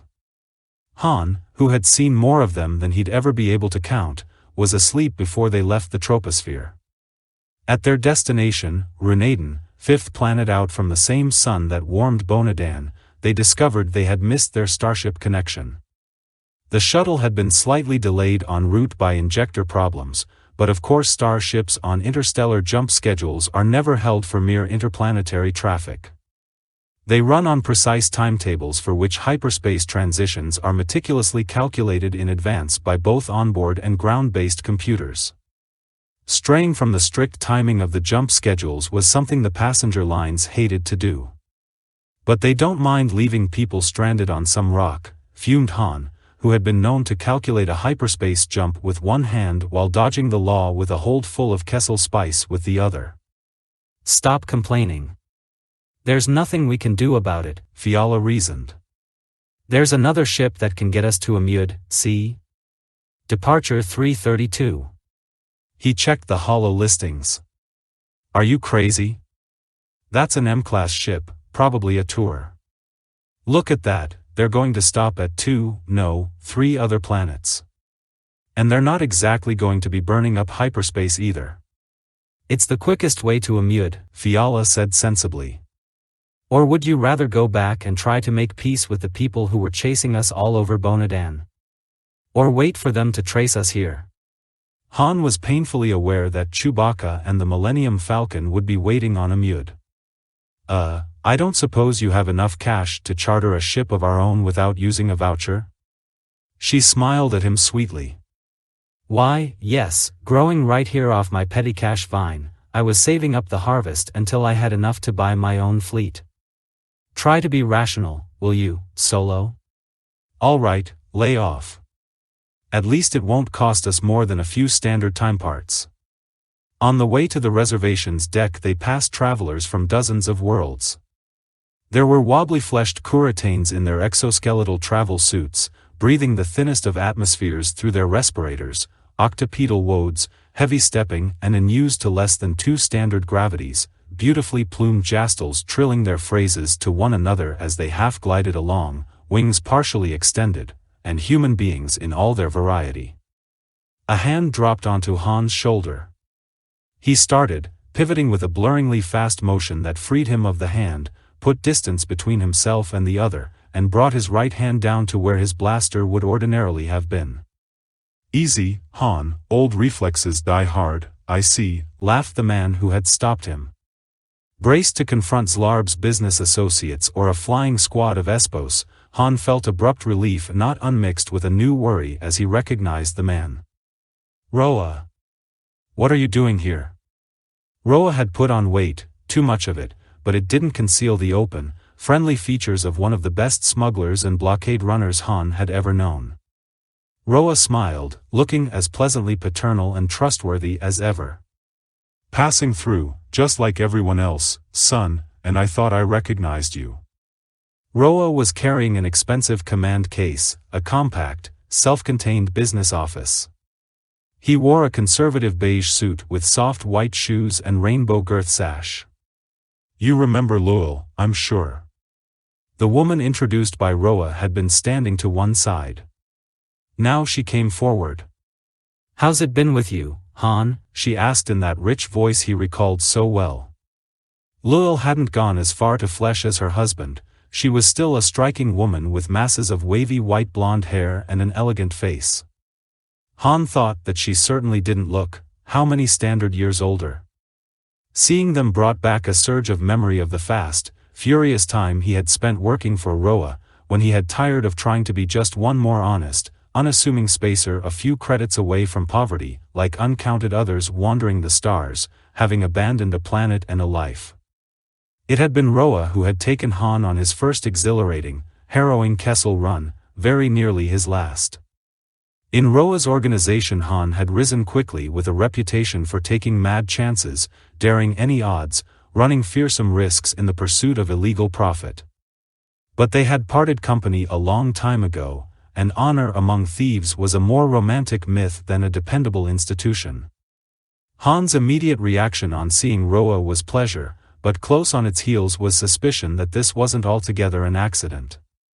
Could word be out already, carrying a price on Han's head, through the interstellar underworld? Still, Roa showed no sign of hailing the Espos. Fiala cleared her throat, and Han made introductions. Roa waved at Han's lack of gunbelt. So you're out of the game, too, eh? Well, I don't blame you, Han. Bowed out myself, just after we parted company. Lowell and I had one close call too many. And, after all, doing business isn't too unlike our old line of work. A background in felony can be a real plus. What's your new line of endeavor? A collections agency. Han Solo Associates, Limited. Sounds like your ideal. You always fought for what you had coming. How's your old sidekick, the Wook? Do you ever see any of the others? Trega maybe, or even Vonzel. Trega's doing life at hard labor on Akrit Tar. They caught him before he could dump a load of chuck root. Sunnyad's running a delivery service, living hand to mouth. The Brill twins are dead. They shot it out with a patrol cruiser out in the Taiyan hegemony. And Vonzel messed up an emergency landing. Most of what's left of him will be in a life support clinic for good. He started a regular one-man run on the Oregon banks. Roa shook his head sadly. Yes, I'd forgotten how the deck is stacked. Few make it, Han. He came back to the present. Squaring his shoulders, he dipped 2 fingers into his gaudy sash and drew out a business card. 5th largest import-export firm in this part of space, he boasted. We've got some of the best tax and tariff men in the business. Drop around one of these days, and we'll talk over old times. Han tucked away the card. Roa had turned to his wife. I'll see that our baggage is transferred. You make sure our shuttle reservation's confirmed, my dear. He looked wistful for a moment. We're lucky to be out of it, aren't we, Han? Yeah, Roa, we sure are. The older man clapped him on the shoulder, made a polite leave-taking to Fiala, and marched away. Lowell, waiting until her husband was gone, gave Han a knowing, amused look. You're not out of it at all, are you, Han? No, I can tell, not Han Solo. Thanks for not telling him. Lowell touched his cheek once and left. You've got interesting friends, was Fiala's only comment, but her perspective on him had changed. Youthful looks belied the fact that he was a survivor in a calling with a very high rate of attrition. Watching Roa's retreating back, Han thought about tax and tariff men and fingered the business card. Solo, hey, wake up. Fiala assailed him. It's our necks we're supposed to be preoccupied with here. He sauntered off toward the interstellar reservations desks. Things could be worse, Han reflected. Bugging your eyes out at them won't help, said Fiala, referring to the gambling tables and other games of chance in the swank wagering compartment just off the passenger liner's main salon. She was wearing a sheer, clinging gown and soft evening slippers of polychromatic shimmer silk. She had brought the outfit with her, packed away in her upper right thigh pouch and lower left calf stuff pocket, on the assumption that her coveralls would do for all but the most formal places. She wore it now for a change of pace and a morale booster. Han still wore his ship clothes, but had closed his collar. "We could go over what we know so far," she proposed. "That's all we've been doing since we came on board," he grimaced. That wasn't entirely true. They had spoken of any number of things during the trip. He found her a spirited and amusing companion, much more so than any of the other passengers, aside from a frustrating tendency to keep her stateroom door locked during the liner's night. But they had exchanged stories. For instance, Fiala had explained to him how she and her assistant, Mag, had been doing an audit on Bonadan when her portable command retrieval computer terminal malfunctioned. She had turned to Mag's, which, having a more comprehensive cybernetic background, was a more complicated instrument with a number of keyboard differences. Some miskeying or accident had opened up a restricted informational pocket in Bonadan's system. There she had found records of the slavery ring's activities and the notation of Zlarb's impending payoff. Han's eyes were still riveted to players trying their luck or skill at Point 5, Bounce, Liar's Cut, Vector, and a half-dozen other games. For 2 standard time parts, ever since coming aboard the passenger liner Lady of Minder, he had been trying to come up with a way to get into a game. Now that he was completely rested, inactivity was nearly intolerable. Fiala had absolutely refused to back him, though Han had promised bountiful returns on her investment. He then pointed out that if she hadn't squandered money on separate accommodations, she would have had plenty to loan him. "I didn't have time to brush up on my hand-to-hand," had been her retort. "And besides, if you're such a good gambler, how come you're flying around in that cookie box freighter instead of a star yacht?" He changed the subject. "We've been on this mud cart for 2 standard time parts. To get to Amud. No wonder I'm going crazy. The Falcon could have gotten us there in the time it took these idiots to clear port." He rose from the little table where they had eaten an indifferent meal. "At least we'll make Planet Fall soon. Maybe I'll go run my clothes through the RoboValet one more time for fun." She caught his wrist. "Don't be so depressed. And please don't leave me here alone. I'm afraid that Priest of Nin will corner me for another lecture on the virtues of formalistic abstinence. And no comments. Come on, I'll play you a game of Starfight. That we can afford." Not many passengers remained in the lounge, for the Lady of Minder was due to re-enter normal space shortly. Most of them were packing or making other last-minute preparations. He gave in and they crossed to the bank of coin games.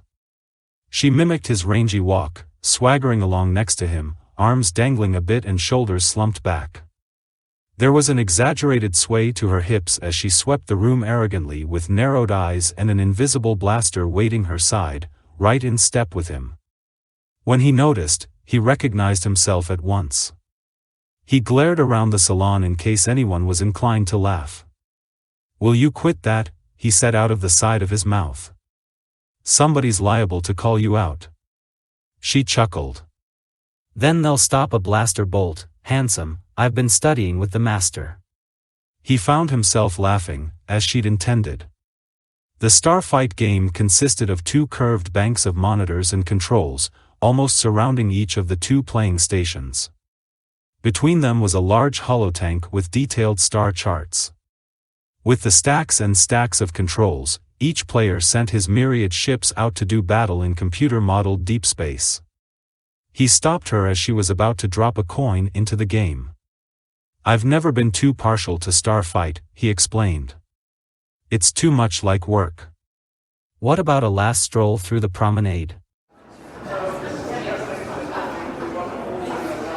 It was as good a diversion as any. They ascended the curved staircase to find they had the promenade to themselves. The novelty of the place must have worn off for the other passengers. A single pane of transparent steel 10 meters long and 5 high curved to follow the ship's hull, showing them the tangled luminosity of hyperspace. They stared with the age-old fascination, their human minds and eyes trying to impose order on the chaos beyond the transparistile so that, at times, they believed they saw shapes, surfaces, or fluxes. She noticed he was still distracted. "You're thinking about Chewie, aren't you?" A shrug.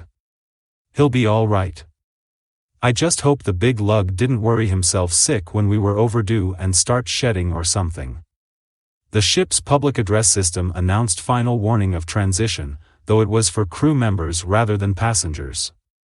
Shortly thereafter Fiala pointed and breathed a soft exclamation as the distortions and discord of hyperspace melted away and they gazed out at a field of stars. Due to the liner's position they could see neither a mud nor its primary. "How long to?" Fiala was saying, when emergency klaxons began hooting all through the ship. The lighting flickered and died and was replaced by far dimmer emergency illumination. The outcries of frightened passengers could be heard as distant echoes in the passageways. "What's happening?" Fiala yelled over the din. "A drill?" "It's no drill," he said. "They've shut down everything but emergency systems, they must be channeling power into their shields." He grabbed her hand and started back for the staircase. "Where are we going?" she hollered. "The nearest escape pod station or lifeboat bay," was his shouted answer. The salon was deserted. As they got into the passageway the entire liner rocked under them. Han recovered with the agility of a seasoned spacer, keeping his balance and stopping Fiala just before she collided with a bulkhead. "We've been hit," he called. As if to underscore what he said, they heard massive airtight doors sliding into place automatically throughout the ship. The Lady of Minder had taken hull damage of some sort and been breached. A steward came running down the passageway with a medipack under one arm. When Han saw he wasn't about to stop, he grabbed a double handful of the man's heavily braided jacket. "Let go," the steward said, trying to twist free. "You're supposed to proceed to your quarters. All passengers proceed to quarters." Han shook him. "First tell me what's going on." "Pirates. They shot out the main drive as soon as we made transition from hyperspace." The news shocked Han so much that he released his grip. As he ran off on his way, the steward shouted back at them. "Return to your quarters, you fools. We're being boarded."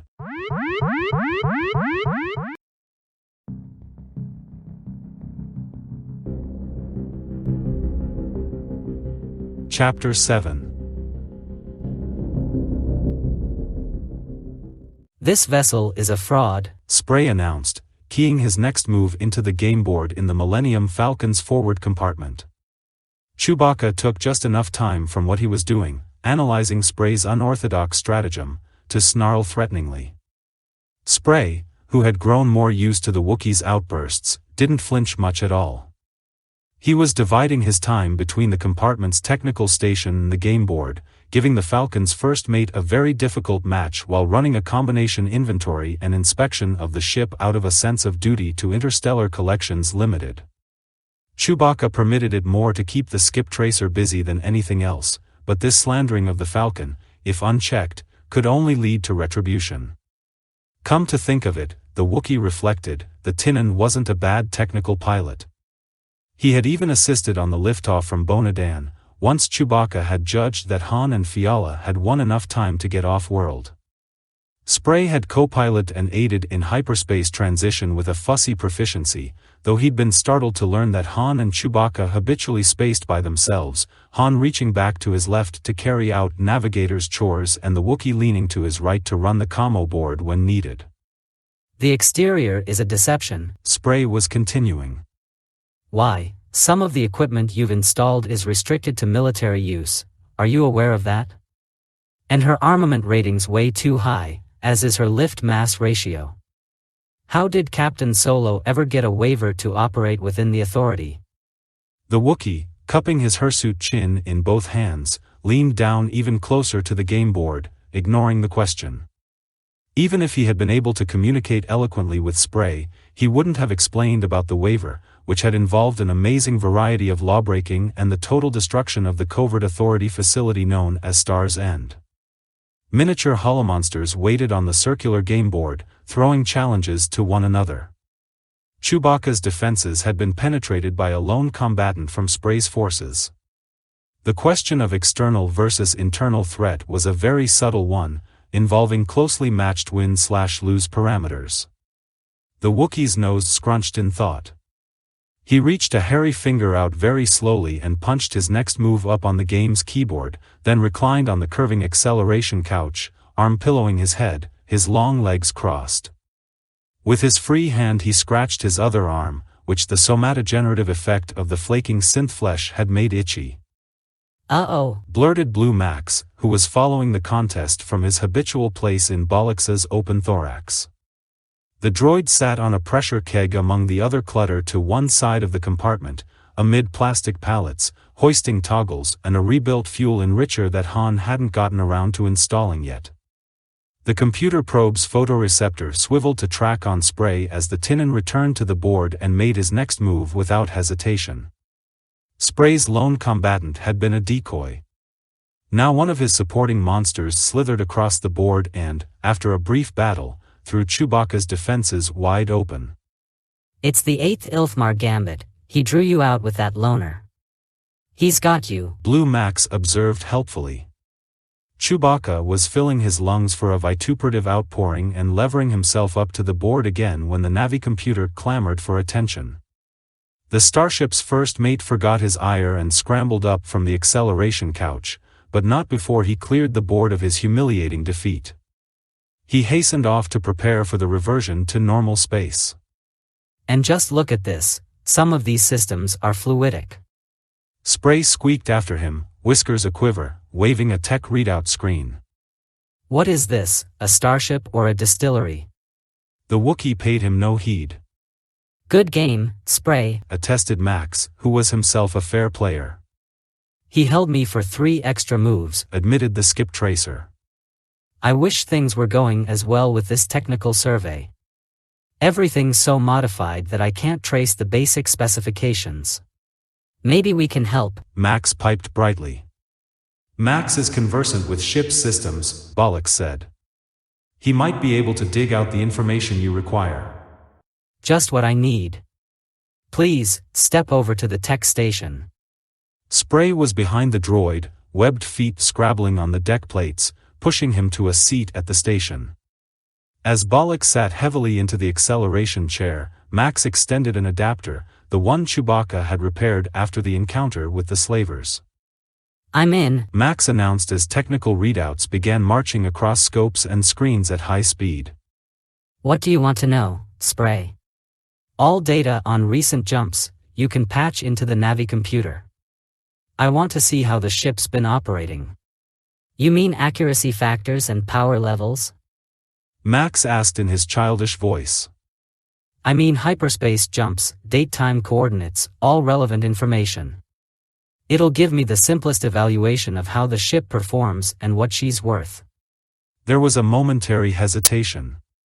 "It's no use," Max told Spray. "Captain Solo's got all that stuff protected. He and Chewbacca are the only ones with access." Exasperated, Spray pursued. "Can't you find a window to it? I thought you were a computer probe." Max achieved a wounded tone. "I am. But I can't do something like this without the captain's permission. Besides, if I make a mistake, the safeguards will wipe everything clean." As the Tinnin sat and stewed, Bollix drawled, "As I understand it, a general examination would begin with things like power systems, maintenance records, and so forth. Would you like Blue Max to run a thorough check of current status?" Spray seemed distracted. Oh, yes, that would be fine." Then he sat, buck-toothed chin poised on a stubby paw, stroking his whiskers in concentration. "Whoops," chirped Max. "What do you suppose that is? Whatever it is wasn't there when we did the pre-flight warm-up." The skip tracer suddenly became attentive. "What are you, Oh, that power drop. That's a minor conduit on the outer hull, isn't it? Now what could be draining power there? Nothing in design schematics or mod specs, Max assured him. I think we should tell Chewbacca.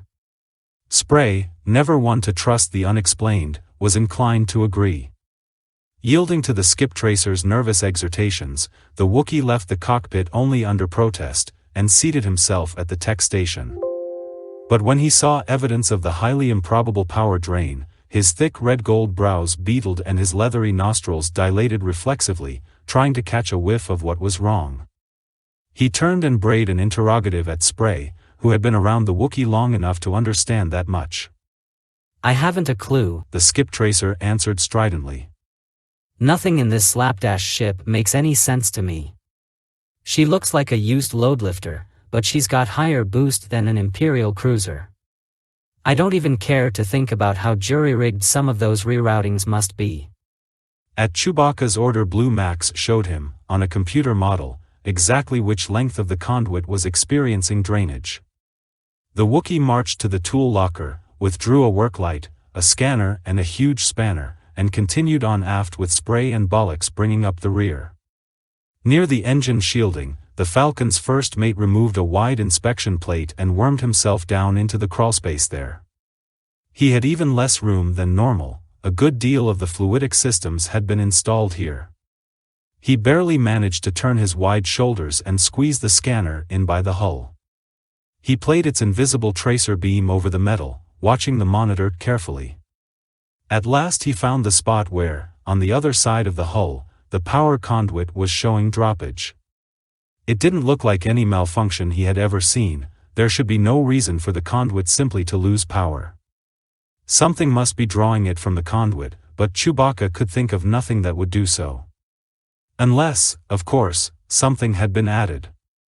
In a moment he was wriggling his way back out of the crawlspace like an enormous red-gold-brown larva, honking his distress.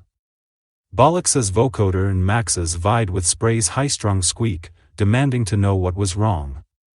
Sweeping them out of his way with one wide swing of his arm, Chewbacca headed for the storage compartment where his oversized spacesuit was stored. The Wookiee detested the confinement of a suit and loathed even more the idea of clambering along the hull and undertaking delicate and dangerous work while protected from the annihilation of hyperspace only by the thin envelope of the Falcon's drive field. But more than that, he dreaded what he believed he would find on the other side of the hull.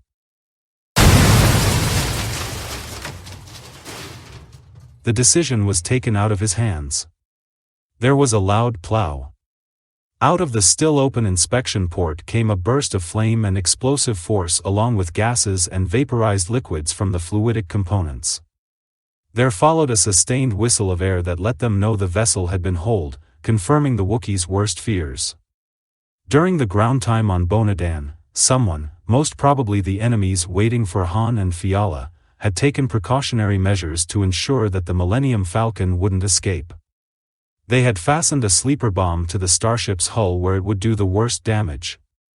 It had been applied inert, unpowered, undetectable except by the most minute inspection.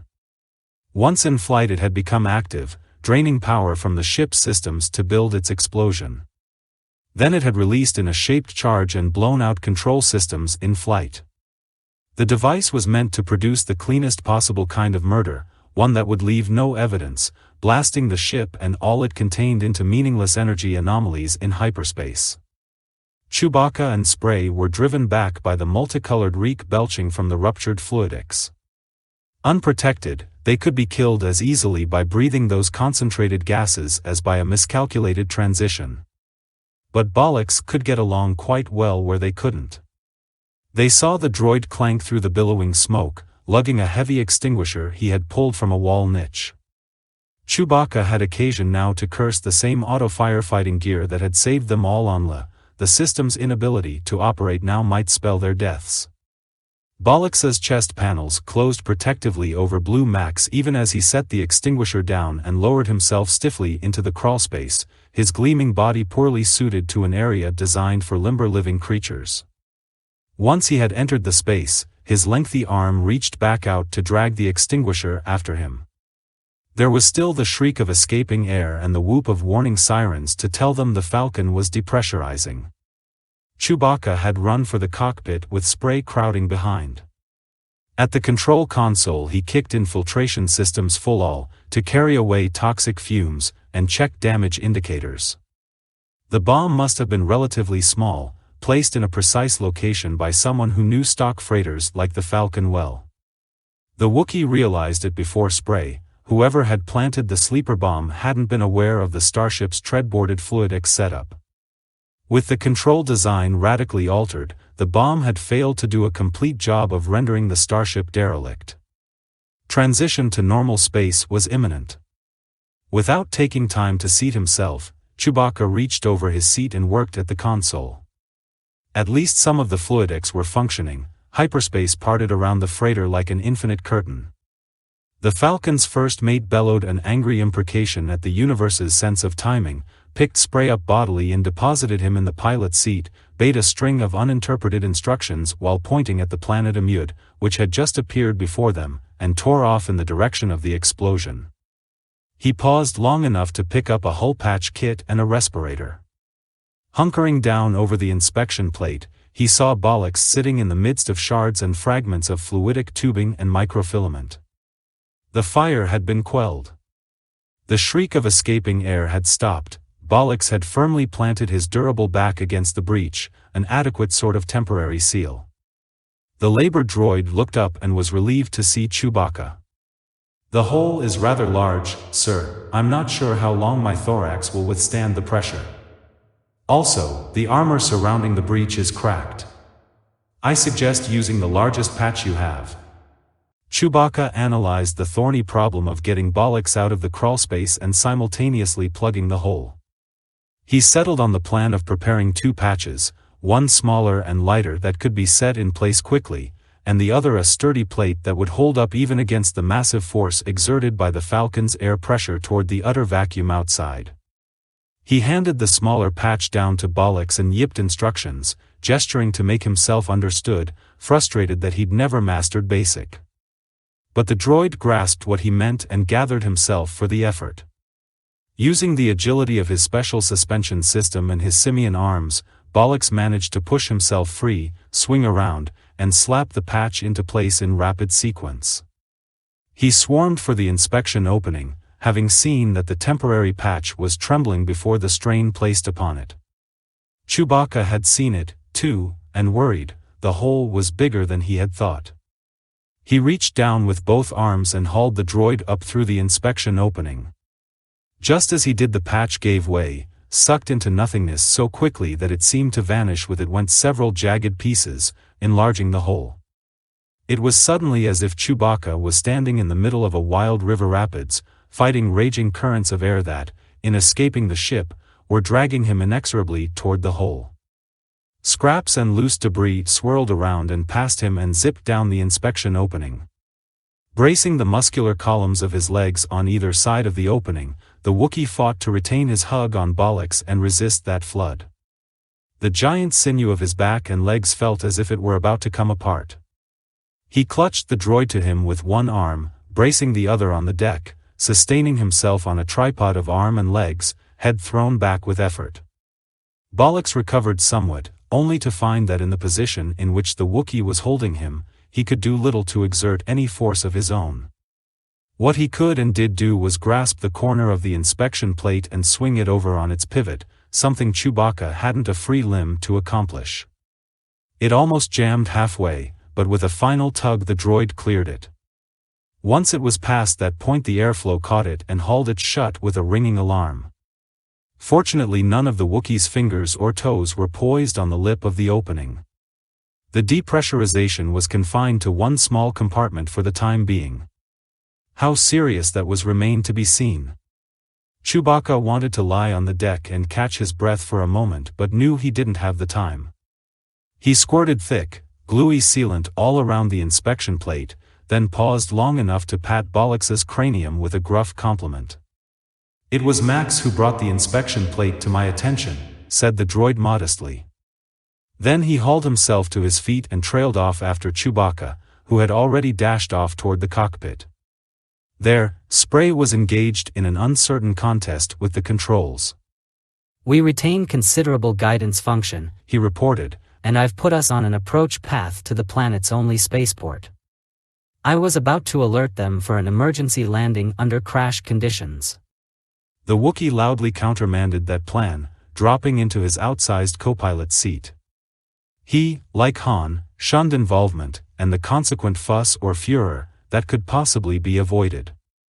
He found that the controls responded adequately and thought he stood a good chance of landing the freighter without sirens, crash wagons, stop netting, firefighting robos, and 10,000 official questions. Already in Amude's upper atmosphere, he brought the ship onto a steady approach path. Her hyperspace drive seemed to have suffered damage, but the rest of her guidance system responded within tolerance. Bollocks, who had just caught up, came up next to Chewbacca, his panels open. "I think there's something you should know, sir. Blue Max just ran a quick check at the tech station. The damage has stabilized, but some of the filament tubing for the guidance systems has been exposed. Its housing was cracked." "Will it blow?" Spray asked. Below them, they could make out features of the terrain quite clearly. Amude was a world of immense forests and oceans with rather large polar ice caps. Max answered. It's not a question of blowing out, Spray, they're secure, but they're delicate low-pressure filaments. Going too deep into the planet's atmosphere will implode them. "You mean we can't land?" Spray blinked. "No," Bollocks replied calmly. "He merely means that we can't land too deep in Amudes." The starship gave a convulsive shudder. "Be careful," squawked the skip tracer to Chewbacca.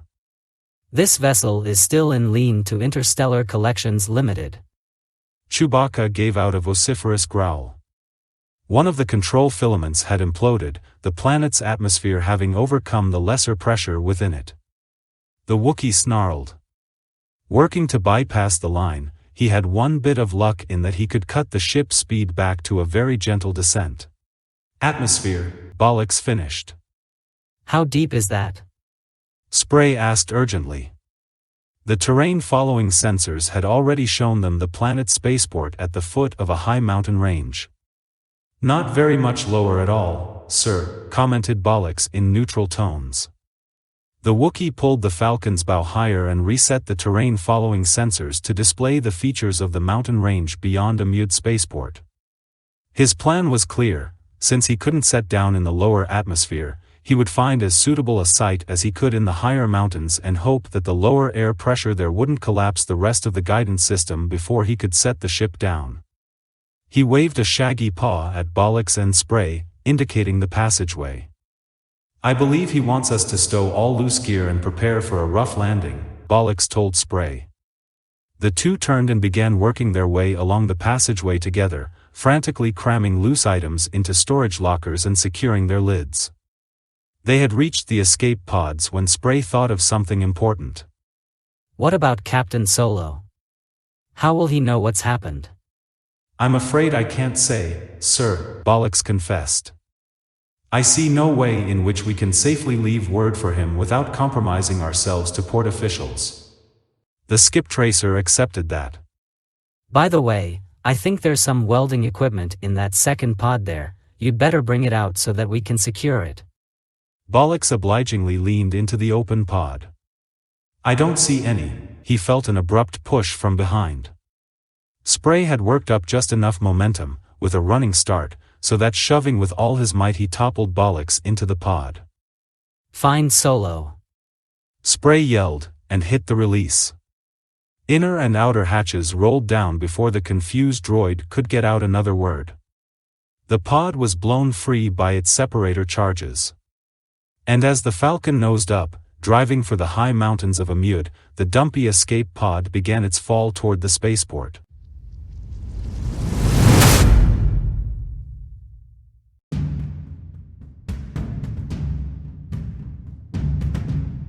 Chapter 8. General quarters or any call to stations can be disorderly in even a well-run military spacecraft. On a passenger liner like the Lady of Minder, where run-throughs and practices were all but ignored, it was total confusion.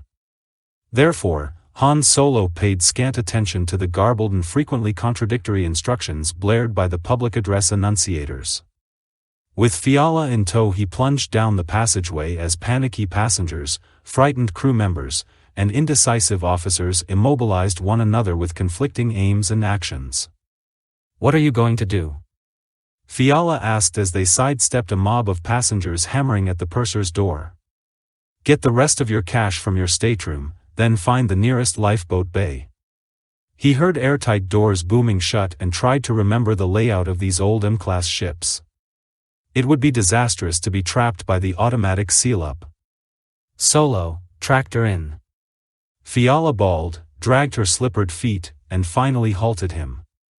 Catching her breath, she continued. "I have my money with me. Unless you want to tip the robo-valet, we can get going."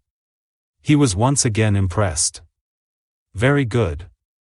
We keep going aft, there should be a boat just forward of the power section." He recalled that his macro binoculars were back in his cabin, then wrote them off. Ahead of them an airtight door had just begun grinding shut. They made it in a sprint, though the hem of Fiala's shimmer silk caught in the hatchway and she had to tear a ragged edge off it to free herself. "A month's pay, this thing cost me," she complained ruefully. "What's it going to be now, fight or run?" "A little of both.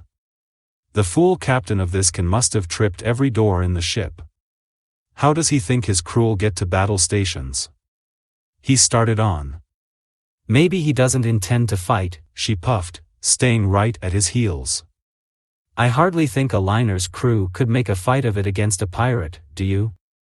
"They'd better. Pirates aren't famous for their restraint with captives." They came to a long, cylindrical lifeboat tucked into its bay.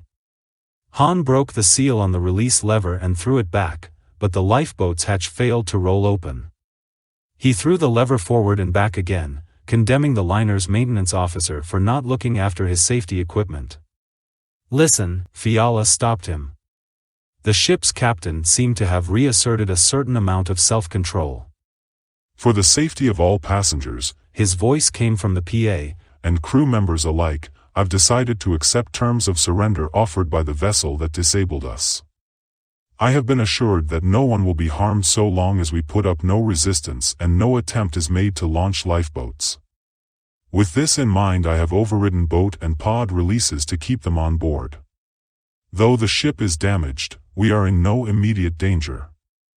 I hereby order all passengers and crew members to cooperate with the boarding parties when the pirate craft docks with ours." "What makes him think they'll keep their word?" Han muttered. "He's been larding it on passenger runs too long." A small part of him chased after that thought. When was the last time a pirate raid had been made near the well-patrolled inner environs of the Authority? An attack of this sort was nearly unheard of in this part of space. "Solo, look." Fiala pointed to an open hatch, this one set into the liner's outer hull. He ran to it and found that it gave access to a gun turret. The hatch had obviously opened at the first alarm. The twin-barreled blaster cannon was unattended, either its assigned crew hadn't made it to their station or the captain had recalled them. Hiking himself through the hatch, Han settled into the gunner's saddle as Fiala lowered herself into the gunner's mate's place. Through the blister of transparent steel enclosing the turret they could see the pirate craft, a slender predator painted in light-absorbing black, warping in adroitly on the passenger liner. The pirate was apparently going to match up against an airlock in the ladies' midsection somewhat forward of the gun turret. The emplacement was fully charged. Setting his shoulders against the rests, Han leaned against the padded hood of the targeting scope, closing his hands on the firing grips. "What have you got in mind, Solo?" Fiala queried sharply. "If we start maneuvering the turret, they'll pick the movement up," he explained. "But if we wait, they will drift right across our sights. We can get off one volley, maybe even disable them." "Maybe even get ourselves killed," she suggested tartly. "And everybody else into the bargain." "Solo, you can't." "Wrong, it's the one thing I can do." Do you think they'll keep their word about not hurting anyone? I don't. We can't escape, but we sure can take a swipe at them. Ignoring her protests, he put his shoulders to the rests and sighted through the targeting scope again. The pirate's menacing shape came into the edge of his field of fire. He held his breath, waiting for a shot at the raider's vitals, knowing he would get off only one salvo. The control section didn't quite come into his line of fire and he let the crew quarters pass. They were probably empty, with most of the crew mustered at the airlock for boarding. The pirate wouldn't even have to put out her boats, thanks to the liner captain's meek surrender. Han peered through the scope at the next length of enemy hull, then pushed himself away from the twin cannon and began drawing himself headfirst out of the gunner's saddle. "Let's go," he prompted Fiala. What's this, the sudden onset of senile sanity? "Inspiration's my specialty," he replied lightly. "I just hope I remember the layout of this old M-class right. It's a long time since I shipped in one." She trailed him forward again as he studied engineers' markings on the liner's frames, talking to himself under his breath. There quickly followed the hollow, heavy concussion of the pirate making fast to the liner's hull. Han skidded to a stop and drew Fiala back into the temporary safety of a side passageway. Not too far ahead a covey of passengers had foolishly gathered near a main airlock in defiance of the captain's instructions. Among them Fiala recognized the priest of Nin in his green vestments, an authority assistant supervisor of plant inoculation from an agro-world, and a dozen others she had come to know. All of them shrank back from the pneumatic sounds of the airlock cycling. Then the passengers rushed away like gay mavians flushed from cover as the airlock's inner hatch swung open and armed boarders poured into the passageway. The boarders, wearing armored spacesuits, brandished blasters, force pikes, rocket launchers, and vibroaxes. They had the look of faceless, invulnerable executioners. There were orders from helmet speaker grills and cries from the passengers. The latter were ignored amid a great deal of rough handling. A takeover team dashed toward the ladies' bridge with shock grenades, fusion cutters, plasma torches, and sapper charges, in case the captain changed his mind about surrendering. A few of the boarders began herding feebly objecting passengers toward the lounge while the rest split up into teams and began a rapid search outward in all directions from the airlock. Han led Fiala to an inboard passageway and struck out aft again, still reading frame markings, until they came to a utility locker. Inside the locker was a hatch giving access to a service core that ran the length of the ship. Normally the hatch would have been secured shut, but it could, for safety's sake, be opened manually when the ship was on emergency status. Han undogged it and entered the service core, squatting among power conduits and thick cables. Ventilation was never good in these cores, and layers of dust had settled everywhere, deposited by the liner's wheezy circulators. Fiala made a face. What good's hiding? We're liable to wind up adrift in a derelict, Solo. We've got a reservation for 2 on the next boat out of here. Now get in, you're letting in a draft. She entered awkwardly, trailing skirt gathered in one hand, and climbed under him so that he could dog the hatch, then clumsily shifted position to let him lead the way. He noticed, in the process, that Fiala had 2 very nice legs. The trip soon had both of them dirty, hot, and irritable as they hauled themselves over, under, and between obstacles. Why is life so complicated around you? She panted. The pirates would take my money and leave me in peace, but not Han Solo, oh no. He sniggered nastily as he loosened the clips on a grating and wrenched it out of his way. Has it occurred to you yet that this isn't a pirate attack? I wouldn't know, I get invited to so few of them. Trust me, it's not. And they sure could have found fatter, safer targets out in the fringe areas. They're taking an awful risk hitting this close to Espo patrols. And then there's all this nonsense about not launching the boats. They're after someone in particular, and I think it's us. He was leading her in a strained, squatting progress over ducts and power routing, bumping heads on the occasional low-hanging conduit. There were only intermittent emergency lights, nodes that only slightly relieved the darkness. After what seemed like an eternity he found the hatch he had been searching for, just aft of a major reinforced frame. Where are we? Fiala asked. Just under and aft of the portside airlock, he said, jerking his thumb toward the deck overhead. The lady's probably swarming with boarders by now. Then what are we doing here? Has anyone ever criticized your leadership, Solo? Never ever. He ascended a short ladder and she followed dubiously. But when he tried the hatch at the top he found its valve frozen in place. Setting his shoulder to its wheel and nearly losing his footing did no more good. Here, Fiala said, handing up a short length of metal. He saw that she had pulled loose one of the ladder rungs from beneath her. You're wasting your time doing honest work, he told her frankly, and set the rung through the wheel's spokes. The second try elicited a creaking of metal and the wheel turned, then spun. He cracked the hatch a fraction to have a look around and saw, as he'd hoped he would, the interior of the utility locker just off the airlock's inner hatch. In it hung the maintenance-ready crew spacesuits and tool harnesses, waiting to be donned on a moment's notice. Drawing Fiala up after him, he swung the core hatch shut as silently as he could. There shouldn't be more than a guard or two out there at the airlock, he explained. I doubt that they're worried about counterattack very much. There won't be more than 2 or 3 firearms on board the lady all told. Then what are we doing here? She imitated his unconscious whisper. We can't hide for very long. If they have to, they'll sweep the whole ship with sensors, and I doubt that there are any shielded areas. There's only one place where we'll get an escape boat now. She caught her breath as she realized what he meant and opened her mouth to object. But he put a finger across her lips. They're slavers, not pirates, and they're not going through all this trouble just to let us live. They want to find out how much we know, then wipe our tapes for good. I'm not sure how this will work out, but if you get to the Falcon without me you can have Zlarb's data plaque. Tell Chewie it's in the breast pocket of my thermosuit and he'll know it's all right.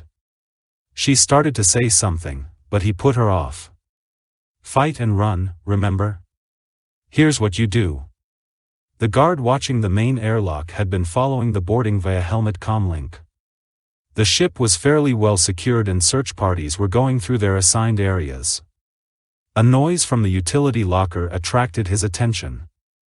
Though difficult to identify through the sound-dampening helmet, it sounded like metal striking metal. Holding his launcher ready, the guard hit the hatch release. It swung the hatch out of the way and he entered the utility locker. At first he thought the room was empty, it had been searched earlier. But then he noticed the figure crouching in a futile attempt to hide behind one of the ready crew's suits. It was a terrified young woman wearing a torn evening gown. The guard swung his weapon up at once and checked out the rest of the locker, but it contained only tools and hanging spacesuits. He stepped into the locker, motioning with the launcher, switching to external address mode. Come out of there right now and I won't hurt you. That turned out to be true in a way the guard hadn't foreseen. A weighty power pry bar caught him across the helmet and shoulder, driving him to his knees. Despite his armor the guard was stunned for a moment and his shoulder and arm went numb. He fumbled for his comlink controls, but the blow had smashed the transceiver on the side of his helmet. The woman dashed up to try to wrench the launcher away from him, but the guard fought to retain it. A scrabbling sound from behind him and another clout made the guard forget all about his weapon. Much of the impact was absorbed by armor and helmet padding, but the blow had been so severe that even the amount that penetrated knocked him out flat on his face, dazed, with a huge dent in his helmet. Han Solo, still in the spacesuit by which he'd dangled from a hook in ambush, threw himself on the raider and quickly slipped a tool harness around him, drawing it tight to pin his arms. With another he bound the man's legs. Fiala watched the entire process nervously, gazing at the shoulder-fired rocket launcher she held as if it had materialized out of thin air. Han rose and gently took the weapon from her. He found it to be loaded with anti-personnel rounds, flechette canisters. Those wouldn't hurt a boarder inside his armored spacesuit, but they'd be graphically effective against unprotected passengers and crew members. Han would have preferred a blaster, but the old-fashioned launcher would suffice for now. His voice was muted by the helmet he wore. We don't know whether he's supposed to check in or what. All we can do is go. Ready? She tried to smile and he encouraged her with a grin. He closed the utility locker hatch behind him and in a moment they had crossed through the boarding tube and entered the raider craft. The passageway there was empty. They must have the whole panting pack out looking for us, he thought. Picturing the raider's hull as he had seen it when she'd warped in at the Lady, he started aft, heading for the boat bay that had made him stay his hand in the gun turret. He pushed Fiala along in front of him and held the launcher at high port as if she were his prisoner. The spacesuit might keep him from being recognized as an outsider in the disorder of the boarding. It was, at least, worth a try. He saw the caution lights and marker panels of a ship's boat bay ahead. "You there! Halt!" he heard a voice behind him shout. He pretended not to hear, and gave Fiala a shove on her way. But the voice repeated the command. "Halt!" He spun on his cleated heel, brought the launcher up and found himself staring at a face he recognized. It was the black-haired man who had appeared in the message tape, the one who was to have met Slarb. He and another man in armored spacesuits, helmets thrown back, were digging at their sidearms. But the pistols were held in military-style holsters, built for durability rather than speed. Might just as well have those guns home in a drawer, Han reflected dispassionately as he aimed. Fiala was screaming something he couldn't take time to listen to. Both men realized at the last instant that they couldn't outshoot him and hurled themselves back, arms covering their faces, just as he fired. The anti-personnel round was set for close work. The canister went off almost as soon as it left the launcher, boosting the flechettes and filling the passageway with a deafening concussion. The slavers didn't seem to be hurt, but remained on the deck where they had fallen. Han fired another AP round at them for good luck and, grabbing Fiala's elbow, ran for the boat bay. She seemed to be in shock but didn't fight him. He opened the lock hatch and propelled her through. Find a place and grab on. He found time to bite out a malediction that he had come upon a lifeboat rather than a pinnace or boarding craft. A blaster beam mewed past him and burned out an illumination strip further down the passageway. Han knelt in the shelter of the lock and cut loose with 4 more rounds, emptying the launcher at the figures pounding down on him. They all dived for cover, but he didn't think he had gotten any of them. Closing both hatches, he threw himself into the boat's pilot's seat and detonated its separator charges. Unlike the liner's boats, the raider ships were still functioning. With a stupendous jolt the boat was blown from its lock. At the same moment he cut in full thrust and the lifeboat leaped as if it had been kicked.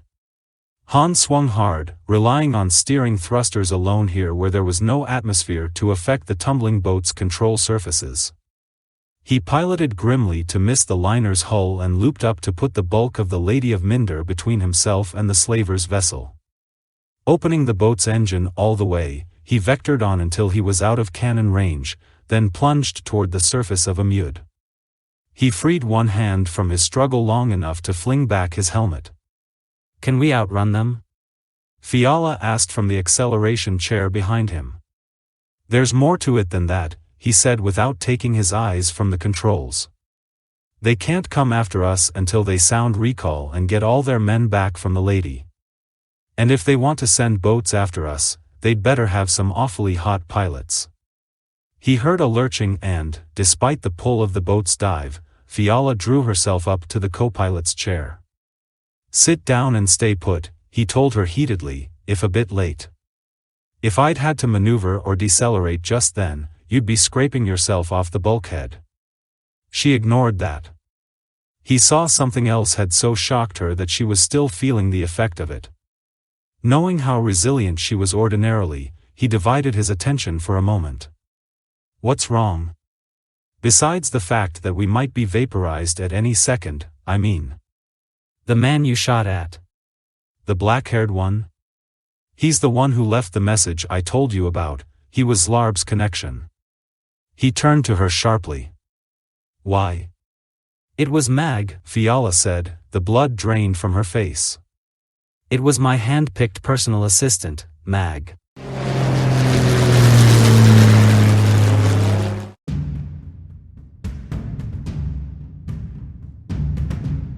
Chapter 9. It was early in the morning of Amud's short day when spaceport employees and automata alike stopped work as sirens announced a defense alert. Reinforced domes folded back to reveal emplacements around the port and in the snowy mountains above. For a quiet little spaceport, Amud had an impressive array of weaponry. A boat came out of the sky, catching the light. Its pilot hit the braking thruster, and the ear-splitting sound of its passage caught up with it. Turbolasers, missile tubes, and multibarreled cannons traced its descent, eager to fire should the boat show the slightest sign of hostile action. The Defense Command was already aware that a brief ship-to-ship action had been fought above Amud, and they were inclined to take no chances.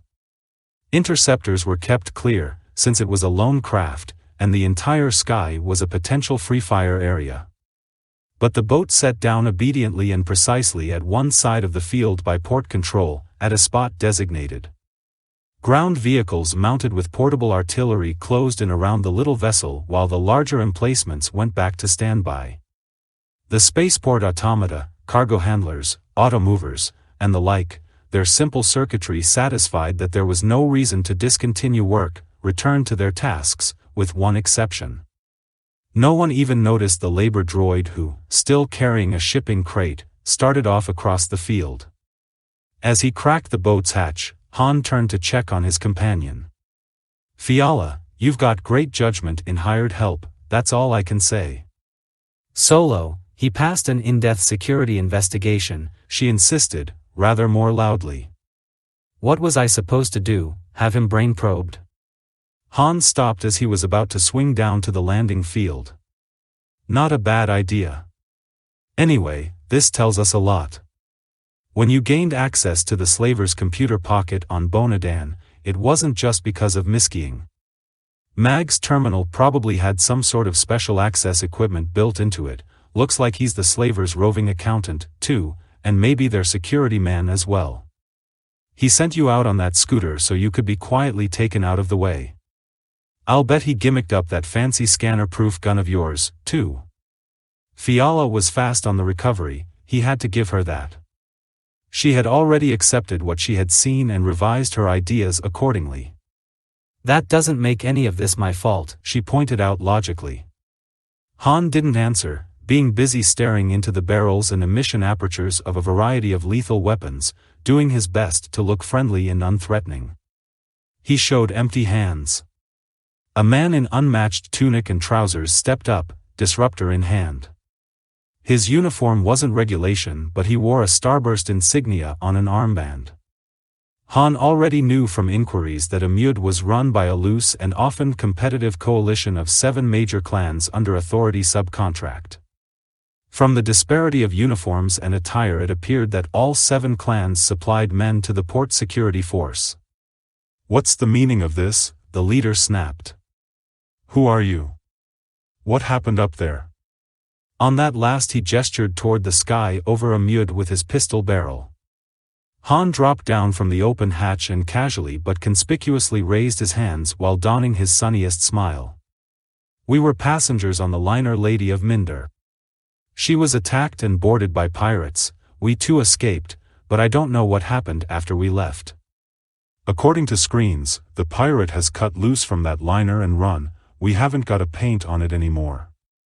Let me see your identification, please. The man hadn't lowered his sidearm. We didn't have time to pack our bags, Han told him. We jumped the first lifeboat we came to and got clear. And just in time, added Fiala, poised at the hatch. Please help me down, darling. Several of the port police automatically closed in to assist. Fiala looked very good, even with her gown ripped and dust from the utility core on her. She also added a convincing note to Han's story. He interceded before anyone else could help and, hands at her waist, lowered her to the field. The officer in charge began rubbing his forehead. It looks as if I'll have to take you to the respawn stronghold for further questioning. But one of his men objected. Why to the respawns? Why not to our clan's stronghold, the Glades? There are more of us here than you. Han recalled that Respawn and Glade were two of the 6 controlling clans here on Amud. And the more Glade, patriarch of his clan, was the man Han and Fiala were here to see. A quick look around indicated to him that the Falcon didn't seem to be on the field.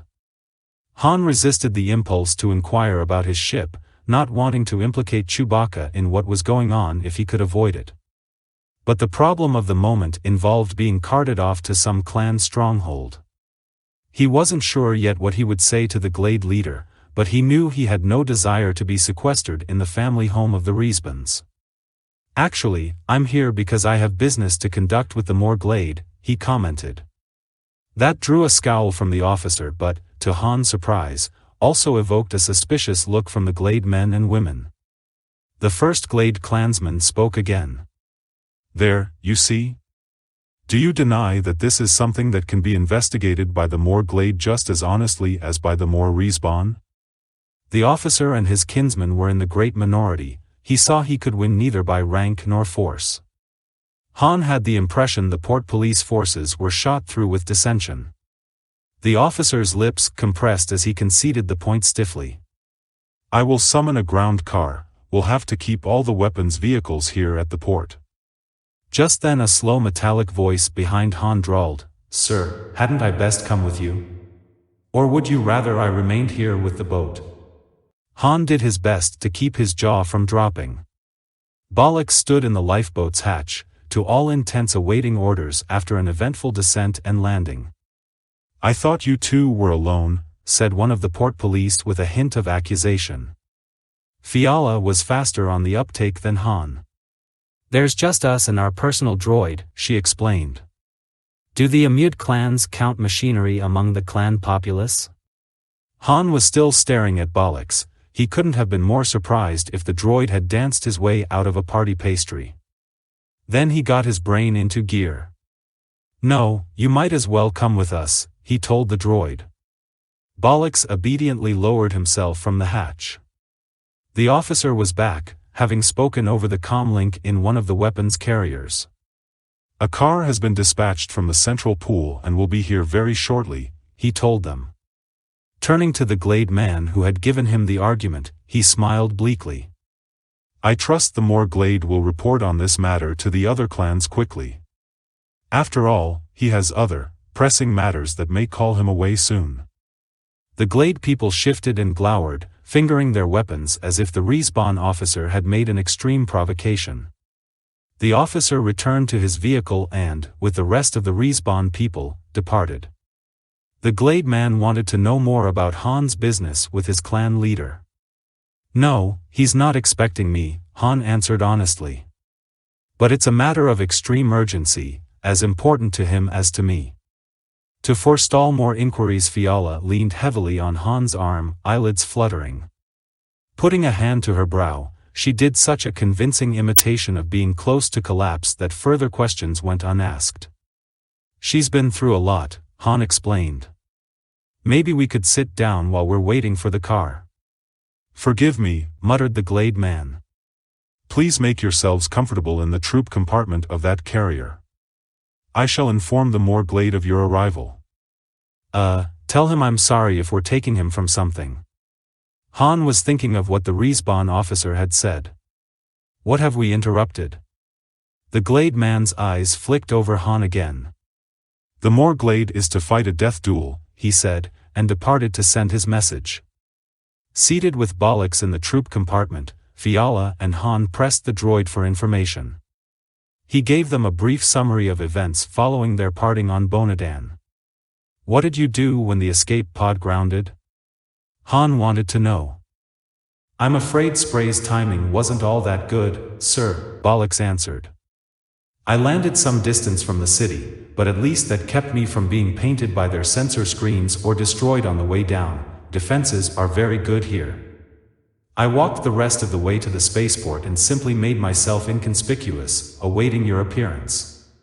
I must admit I'd been concentrating on incoming ships at their small passenger terminal. I hadn't expected you to arrive in this fashion. Also, I've managed to learn a good deal about the current situation here. Wait, jet back, instructed Han. What did you mean, made yourself inconspicuous? Where've you been? Why, doing what droids are supposed to do, Captain Solo. Bollocks answered both of Han's questions at once. I simply entered the port through the labor automata checkpoint and began doing whatever work there was to be done.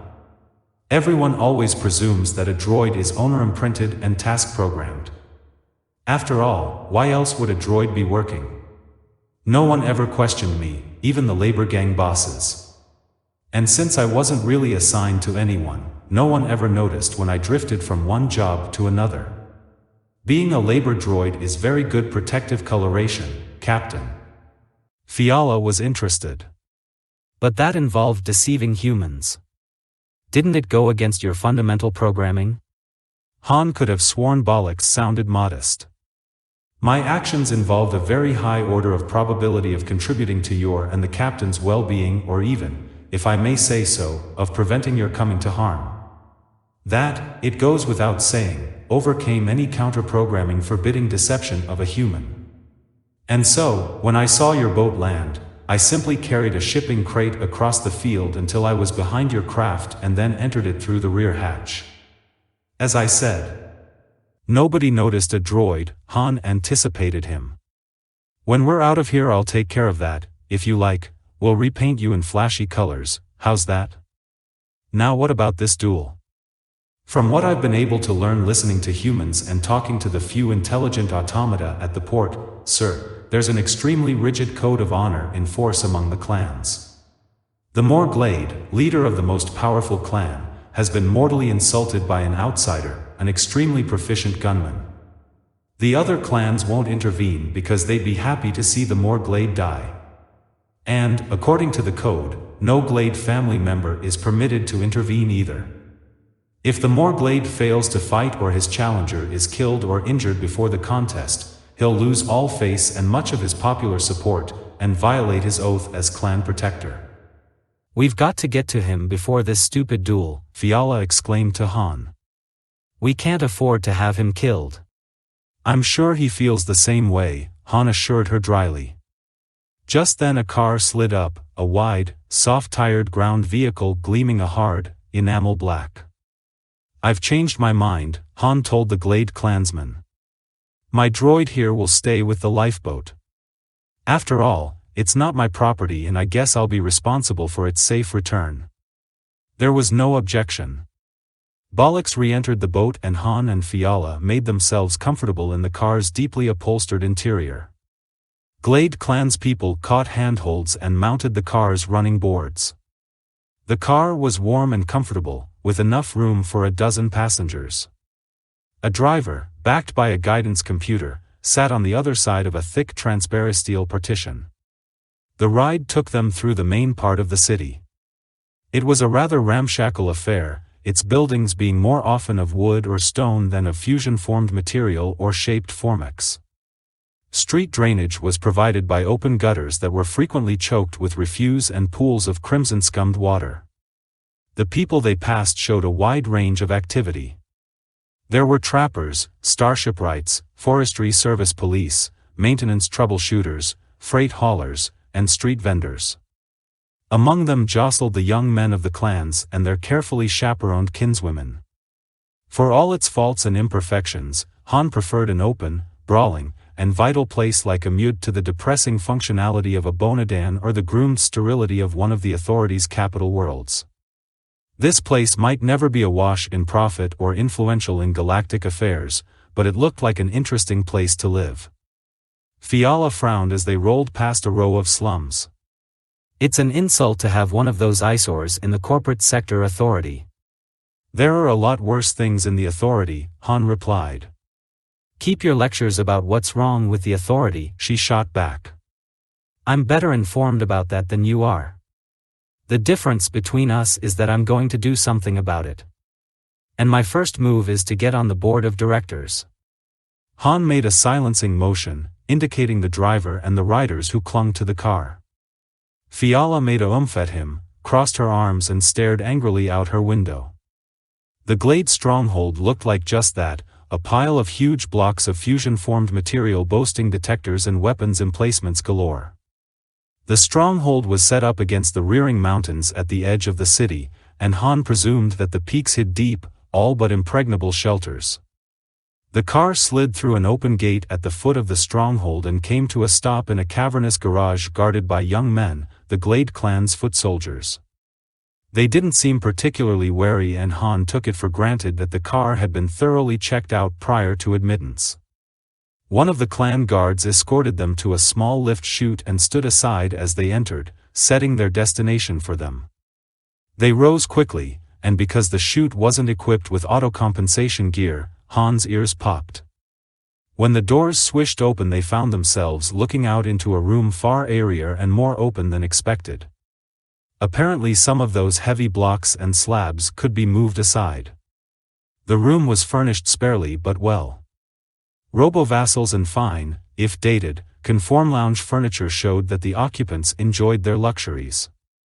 Waiting for the two was a woman some years younger than Fiala.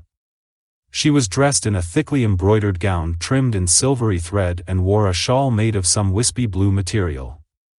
Her red-brown hair was held back by a single blue ribbon. She bore on her left cheek the discoloration of a recent injury. Han thought it the mark of a slap. She had a look of hope, and of misgiving. "Won't you come in, please, and sit down? I'm afraid they neglected to forward your names to me." They introduced themselves and found places in the comfortable furniture. Han wanted very much to hear her ask if he wanted something to drink, but she was so distracted that she ignored the subject altogether.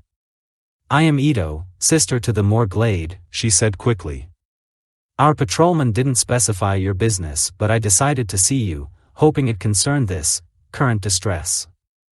"Meaning the death duel?" Fiala asked straightforwardly. The young woman nodded. "Not us," Han said quickly, to keep the matter clear. Fiala gave him a caustic look. "Then I don't think my brother will have time to speak to you," Ito went on. "The duel has been twice postponed, though we hadn't expected that, but no further delay will be allowed." Han was about to argue, but Fiala, more the diplomat than he, changed the course of conversation for the moment, asking what had prompted the challenge. Ito's fingertips went to the mark on her face. "This is the cause," she said. "I fear this little mark is my brother's death sentence. An off-worlder appeared here several days ago and contrived to be introduced to me at a reception. We took a turn through the roof garden at his invitation. He became enraged at something I said, or so it seemed. He struck me. My brother had no choice but to make challenge. Since then we've learned that this fellow is a famous gunman who has killed many opponents. The whole thing seems a plot to kill my brother, but it's too late to avoid the duel." "What's his name, the off-worlder?" Han asked, interested now. "Galandro, he is called," she replied. Han didn't recognize the name, but, oddly enough, he saw from Fiala's face that she had. She keeps track of some strange information, he thought. "I'd hoped you might have come to prevent the duel or intervene," Ito said.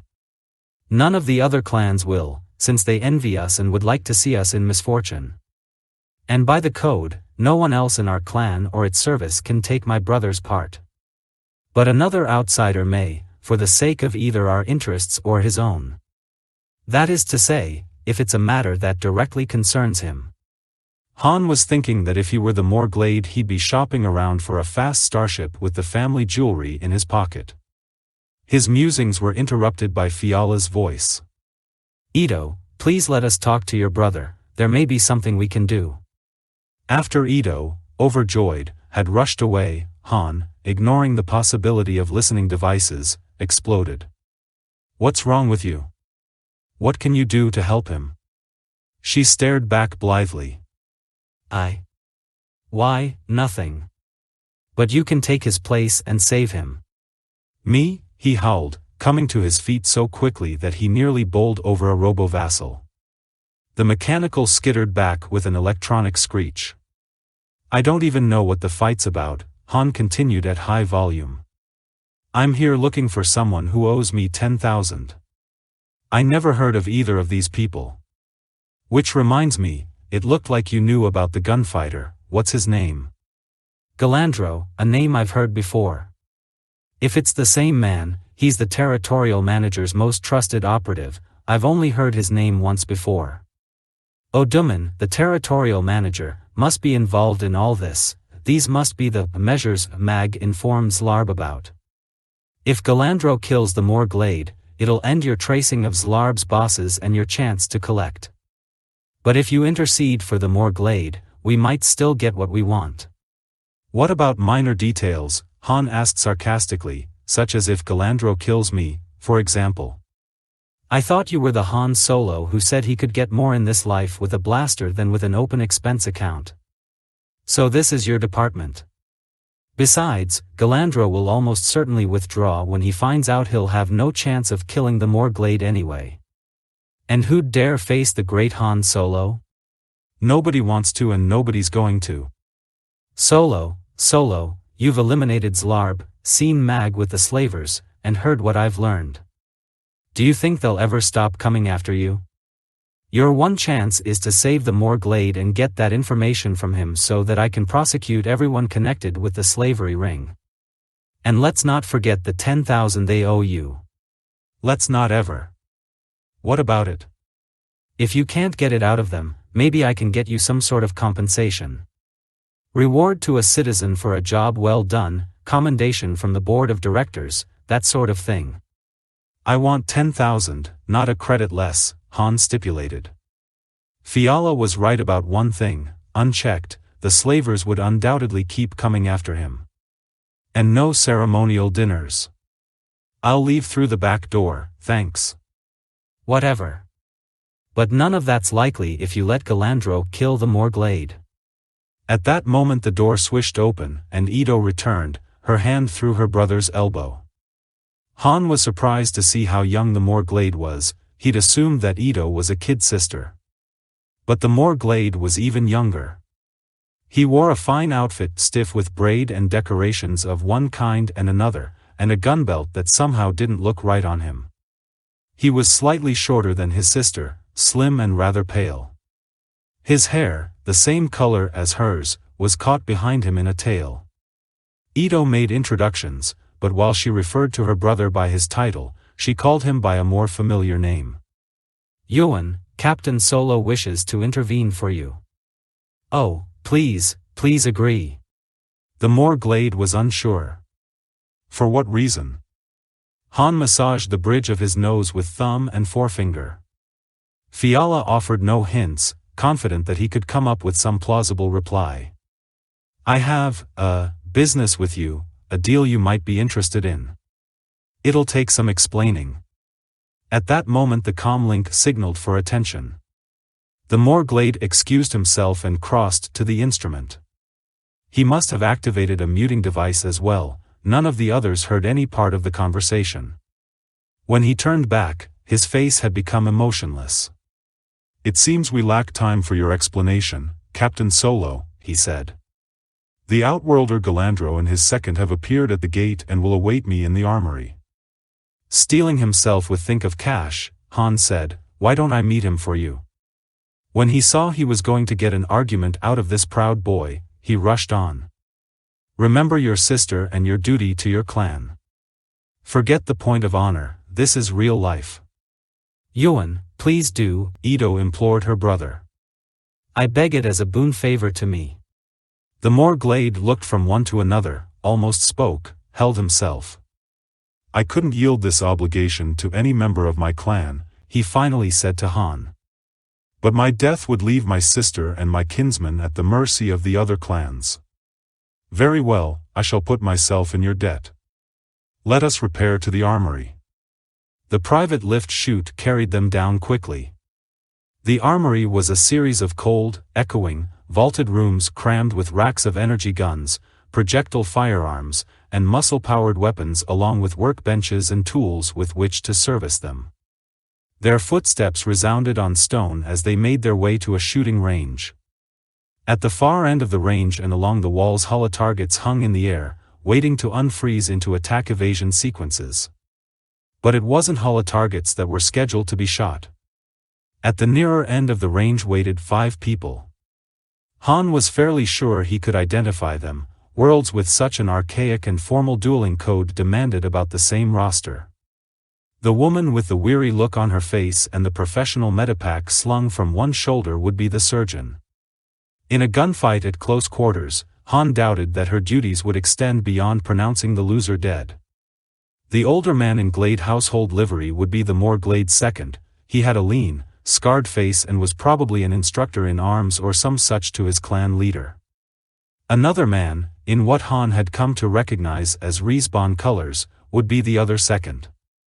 There was a white-haired elderly man standing aside and trying to conceal his nervousness. He could only be the match's judge. The last member of the group was easiest of all to identify.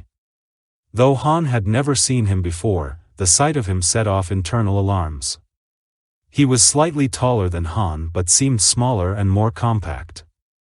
Holding himself easily and gracefully, he wore a somber outfit of gray trousers and high-collared tunic with a short gray jacket over it. A trailing, supple white scarf, knotted at his throat, fell in graceful tails at his shoulder and back. The man's graying hair had been cropped quite short, but he had long mustachios hanging at the corners of his mouth, their ends gathered and weighted by tiny golden beads. He was just in the process of removing his jacket. An intricately tooled black gunbelt encircled his waist, holding a blaster high up on his right hip.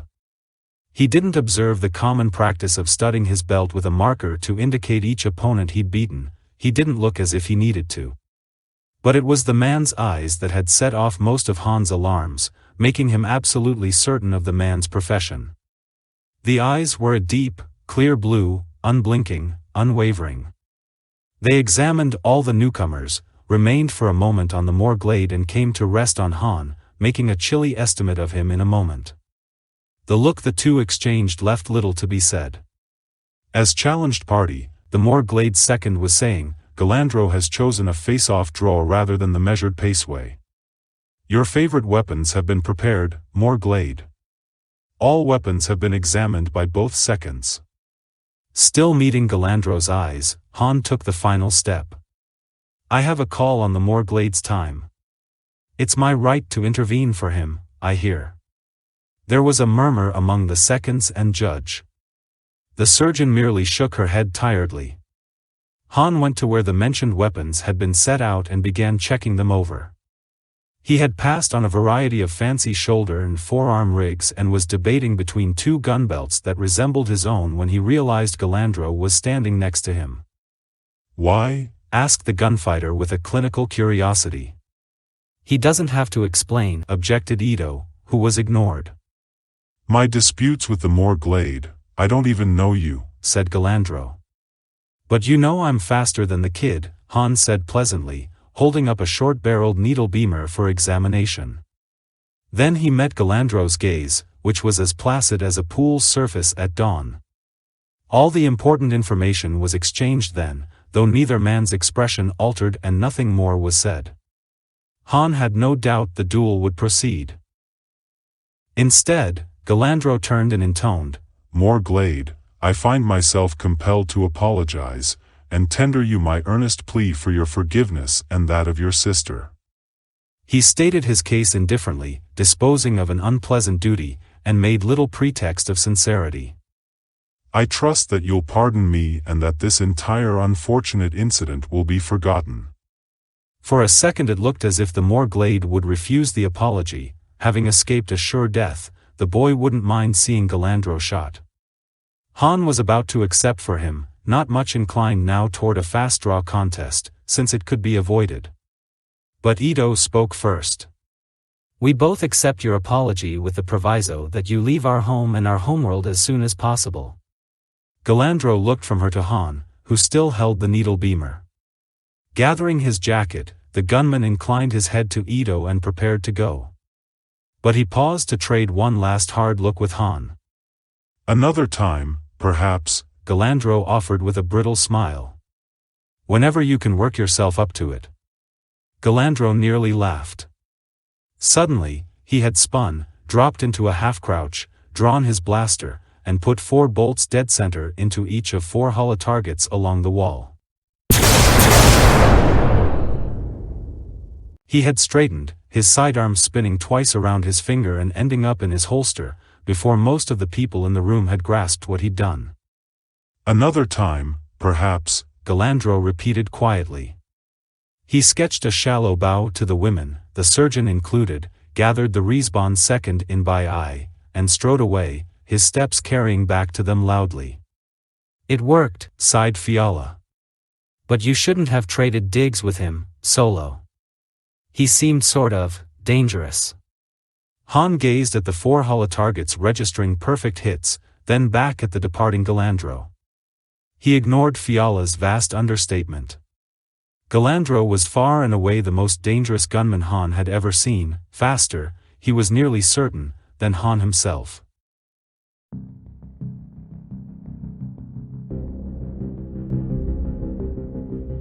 Chapter 10.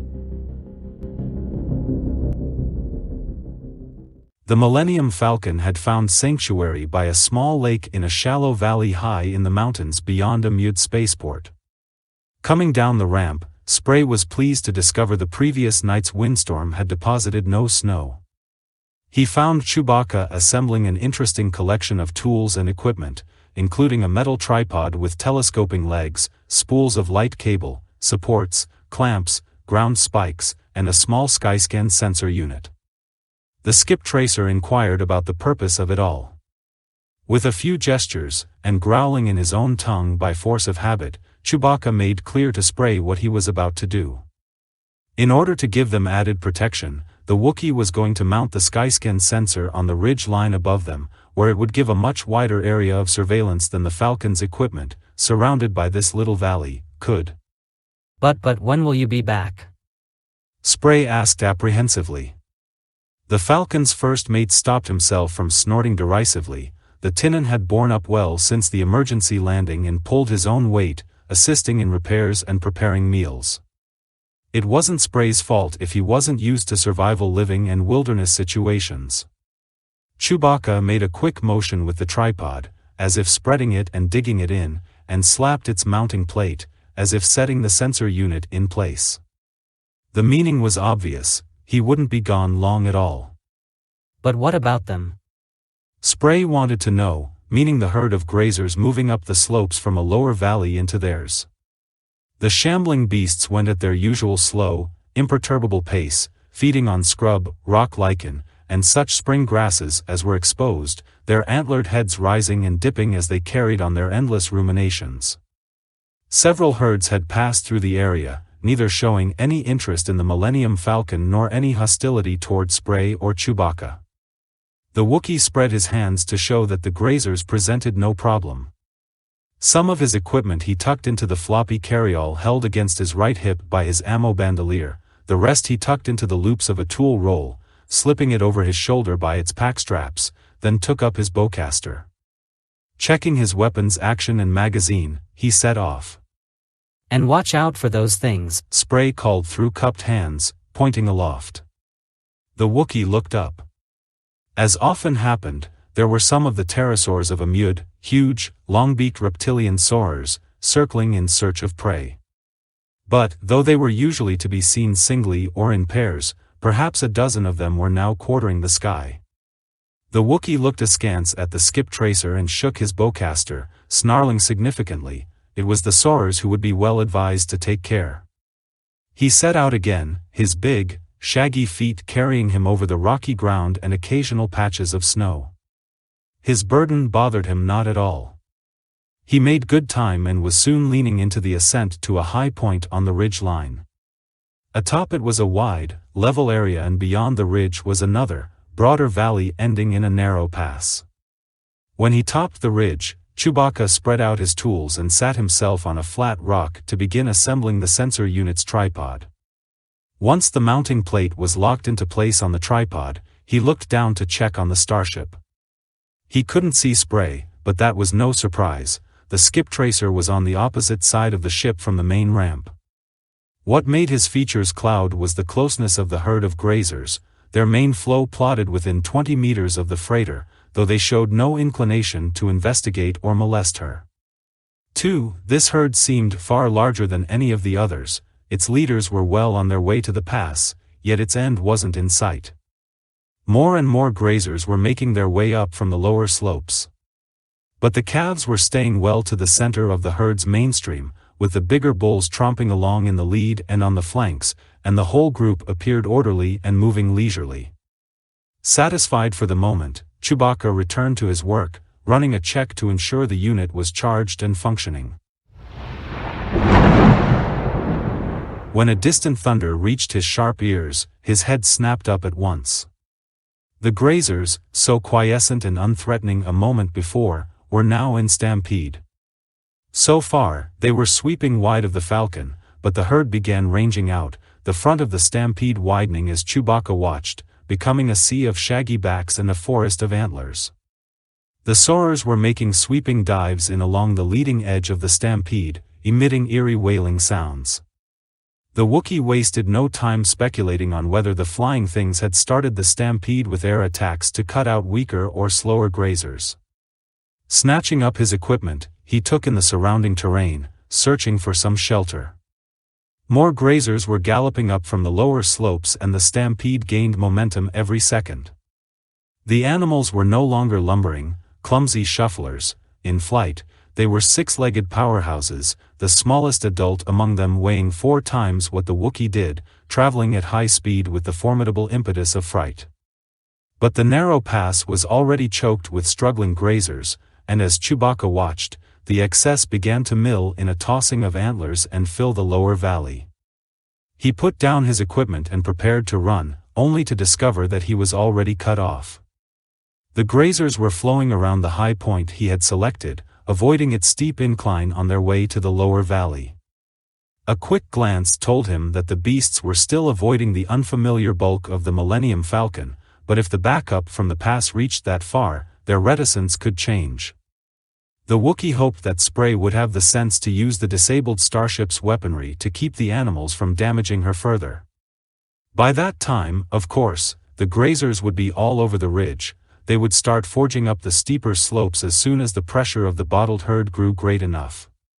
He held his bowcaster and took stock of his situation as objectively as he could, observing the animals below and the terrain around him. At length he decided that to try to work his way through the herd or even run with them would be suicide. They were aroused and in panic now and would be quick to attack any outsider among them. On the other hand, he broke off in mid-thought as a shadow passed over him and a wailing cry warned him. He hit the ground rolling, clutching his weapon to him. Broad wings hissed through the air over him and sharp claws closed on nothing. The soarer swept onward, leaving a carrion reek in the air, screaming its frustration. A second, behind it, tried a swoop of its own. The Wookiee came up onto one knee and threw his bowcaster up to his shoulder, lacking time to focus through the weapon's scope. There was the high twang of the bow, a simultaneous detonation as the explosive quarrel crumpled the soarer's wingtip. The flyer veered, crippled. Chewbacca fell backward, jacking the foregrip of his bowcaster to recock it and strip another round off its magazine. He got 2 more shots into the predatory flyer as it half fell, half flew past him, putting yawning wounds in its rib cage. The creature tumbled, dead on the wing. It came down among the stampeding grazers and in a moment was gone from view, trampled into a shapeless mass by hundreds of hooves. Another soarer had glided in, sheared off when it heard the explosive quarrels and come around for another pass. Chewbacca realized now why the soarers had come together in such numbers for the migration of grazers. The stampede through the wild mountain country would inevitably produce casualties, leave behind the weak or injured and, 2, strand refugees like himself, ripe pickings for the airborne pack. The soarer's primitive brains had recognized the chance for a feast. The Wookiee brought up his bowcaster again and carefully sighted on the oncoming soarer. It stooped for him, claws open, long, narrow beak wide with its cry. He centered it precisely in his scope and fired directly into the gaping maw. The top of its bony skull disappeared and it nosed down at once, plowing into the ground. He had to jump back out of the way as the soarer's corpse, seeming to collapse in on itself, slid to a stop where he had stood. With 2 of their number down, the soarers were more cautious about approaching the ridge. They tilted membranous wings and put distance between themselves and whatever mysterious thing had killed their companions, searching all the while for more approachable prey. Chewbacca stole a look back down at the valley. The press of grazers at the pass was backing up toward him quickly. Even now a few of the beasts were pausing to mill around the lower part of the ridge. The Wookiee fired several rounds into the ground there, blowing showers of soil and rock into the air and sending off the terrified, bellowing grazers. But the swirl of the backlogged stampede moved more animals in toward the ridge again. They were too scared and too stupid to notice the cause of the explosions of a moment before. He would never hold them back, even if he had unlimited ammunition. A tremendous racket, rising over the cannonading hooves, came from the Millennium Falcon. It was the ship's distress signals, hooters and klaxons combined with flashing lights, designed to attract the attention of searchers in case of crash or emergency landing. Apparently the grazers had begun to get too close to the ship, and Spray had resorted to this to save her. It was good thinking on the skip tracer's part, but Chewbacca knew he could look for little else in the way of help. He doubted if even the starship's guns could clear a secure path through the massed herd. A soarer's cry sounded and he spied the creature rising from the cliff across the valley, bearing what looked like a stunned or injured grazer calf. The Wookiee growled an imprecation at the flyer and wished for a second that he, too, had wings. Then he shook his fist in the air and bellowed wildly, for a mad inspiration worthy of Han Solo had just struck him. As he worked out details, he slung his bowcaster and began rummaging through the equipment he had brought. First, the tripod. He clamped all 3 legs under his arm and got a firm grip on its mounting plate. Cords of muscle swelled in his arms and paws, and he gritted his fierce teeth in exertion. Slowly, he put the needed crease into the tough metal of the plate. When he was satisfied, he put down the tripod and began to work furiously, casting occasional glances down to the growing turmoil in the valley as it surged toward his high ground. He had, he believed, the tools and materials he required. Time was another question entirely. He threw the downed soarer's carcass over onto its back without trouble. Its bones were hollow and it had, for all its size, evolved for minimum weight. He jammed the bent mounting plate up under its chin, ignoring the ruin of its gaping skull, and fixed it there with a retainer from his tool roll, turning its screw down as tightly as he could without crushing the bone. He spread 2 of the tripod's legs, extending them to maximum length, and lay them out along each wing. He curled the leading edge of the wings over the tripod legs and wrapped them 2 full turns at the tips, exerting his strength against the resistance of the wing cartilage. There was barely any fold at all near the wing joints, but it would have to serve. He had only 8 clamps in his carry-all pouch, for each wing had better be enough. He tightened them down quickly to hold the tripod legs in place within the folds of the wing edges. Stopping to check, he saw that the grazers were already thronging on the lower slopes of his high ground, packed tightly together, antlers swaying and flashing. He applied himself to his task with redoubled energy.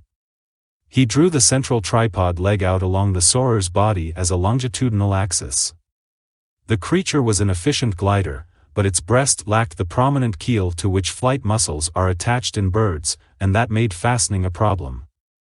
He settled, after no more than a few seconds' thought, on a row of ring fasteners punched through the skin and passed around the creature's slender sternum. Fortunately, it had no more than a vestigial tail. He swallowed and tried to ignore its nauseating odor as he worked. Then came his worst problem, a kingpost. Taking one of the bracing members he had brought, he thrust it up directly through the soarer's body next to the sternum, to stand 1.5 meters out its back, and made it fast to the longitudinal axis. Then he fit the longest brace he had across the juncture, securing it to the other two tripod legs as a lateral axis. He didn't fret over the various vile substances now leaking out of the soarer, that decreased the weight, which could only help. He spent a frantic several minutes cutting and fitting cable, with no time to measure or experiment, connecting wingtips, tail, and beak to the tip of the kingpost. He had to pause when a group of grazers breasted the ridge, wild-eyed and quick to swing their antlers in his direction. He jammed a new magazine into his bowcaster and emptied it into the ground, filling the air with explosions that could be heard over the countless hoof-falls in the valley, driving the animals back down for the time being.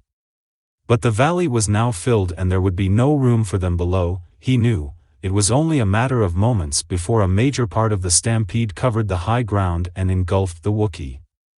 The soarer's grasping legs probably hadn't given it very good locomotion, but they made a plausible control bar once Chewbacca had stiffened them with supports, wired the claws together, and braced the shoulders with ground spikes. Then they, too, were cabled to wingtips, nose, and vestigial tail. The Wookiee dashed around the soarer's body, tightening down turnbuckles with no more than a hasty guess at the tension needed. He heaved, thews bulging under his pelt, and lifted the animal framework, gazing down and hoping the stampede had receded and that he would be spared the necessity of testing his handiwork. It hadn't. Grazers were literally being borne up toward him by the pressure of those below. Another barrage from the bowcaster only made them fall back for a moment. The tightly packed bodies came at him again.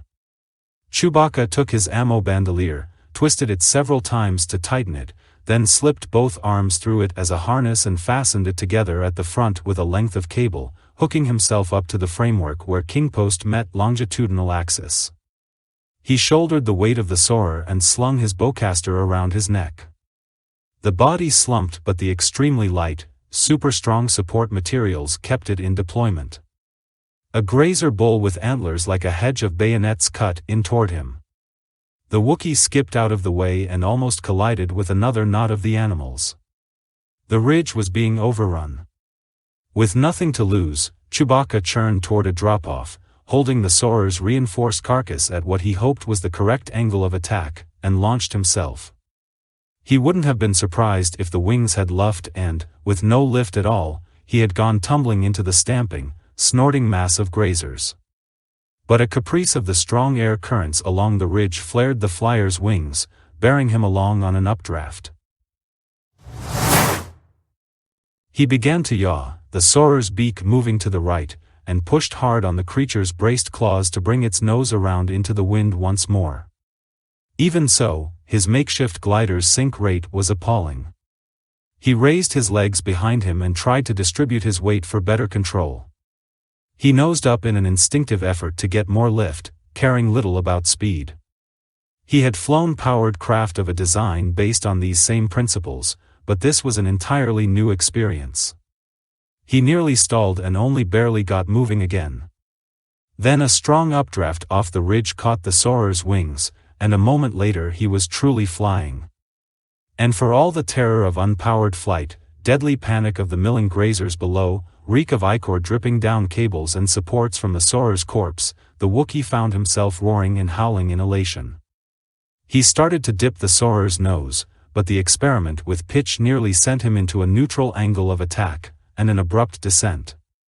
He instantly forswore the exploration of new aeronautical principles. Body-centered, he made minor corrections and did his best to recall the devotional chants of his distant youth. Below him grazers thrashed and pushed, strident and frenzied, but the Wookiee now had the sound of the wind in his ears. The other soarers steered well clear of this new and bizarre rival. It was large and strange and therefore not to be trusted. Chewbacca estimated that he was making better than 30 kilometers an hour and suddenly realized he had but one problem: getting down alive. He had angled toward the Falcon. The last of the herd had passed it now, and the freighter seemed to be intact. But his makeshift glider wasn't so inclined, and he found that any decrease in speed threatened to rob him of the lift that kept him aloft. Gradually, though, he cut back on both, bringing the soarer's nose back toward a neutral attitude, and brayed happily as he spied a good landing spot. The little mountain lake grew before him. He thought for a moment that he was about to overshoot it and began to experiment with a turn, hunching forward and pulling the soarer's bound claws back toward himself. He didn't quite have time to conclude what went wrong. The next moment, Chewbacca and a splayed carcass were gyrating toward the lake's surface. He caught a split-second flash of his own reflection before it parted for him with all the soft receptiveness of a fusion-formed landing strip. The curt slap of the water galvanized him, though, helping him overcome the numbing cold. He fought to untwist himself, only to find that the soarer didn't float well. Its wings settled around him and the weight of the metal framework bore him down. Reaching and wriggling, he still couldn't release himself from the improvised harness that held him to it. The bowcaster around his neck only complicated things. He became snarled in slack cable and his giant strength meant nothing against the cushiony persistence of the lake water. His breath, too much to retain, began to escape his lips in silvery bubbles as the Wookiee fought to free himself from the sinking glider. It became hard to see, and he found himself thinking about his family in his green, lush homeworld. Then he realized a dark shape was circling him, making quick motions and weaving in and out among the tangled rigging with a sure ease and suppleness. A moment later the Falcon's first mate was being tugged toward the surface of the lake, which came at him like an unending, flawed mirror. Chewbacca broke into the air and drew a breath with such enthusiasm that he found himself choking on it, splitting and coughing and mouthing salty Wookiee expressions. Spray got around behind to support him, swimming with deftness and agility despite the pair of heavy cutters he held in one hand. That was fantastic, gushed the skip tracer. I've never seen anything like that in my life. I came after you when I realized you'd overshoot and land in the lake, but I never thought I'd reach you in time. The land just isn't my element. He pulled at the Wookiee's shoulder to get him started. Stroking for the nearby shore, Chewbacca decided he felt exactly the same way about the sky.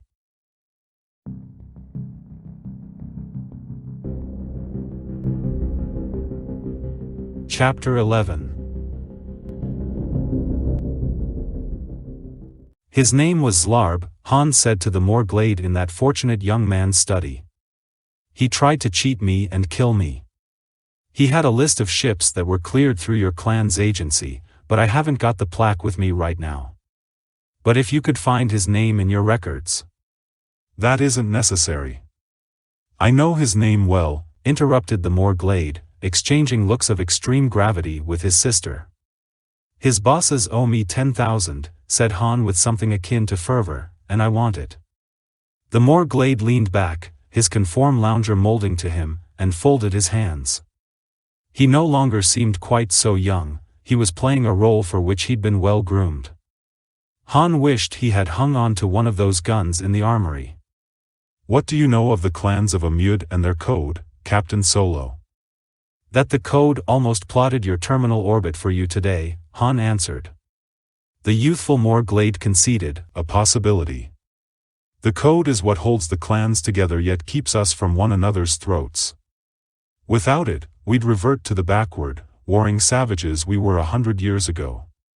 But betraying a trust or breaking an oath is also covered by the code, and makes the violator a nonentity, an outcast, whatever his previous status.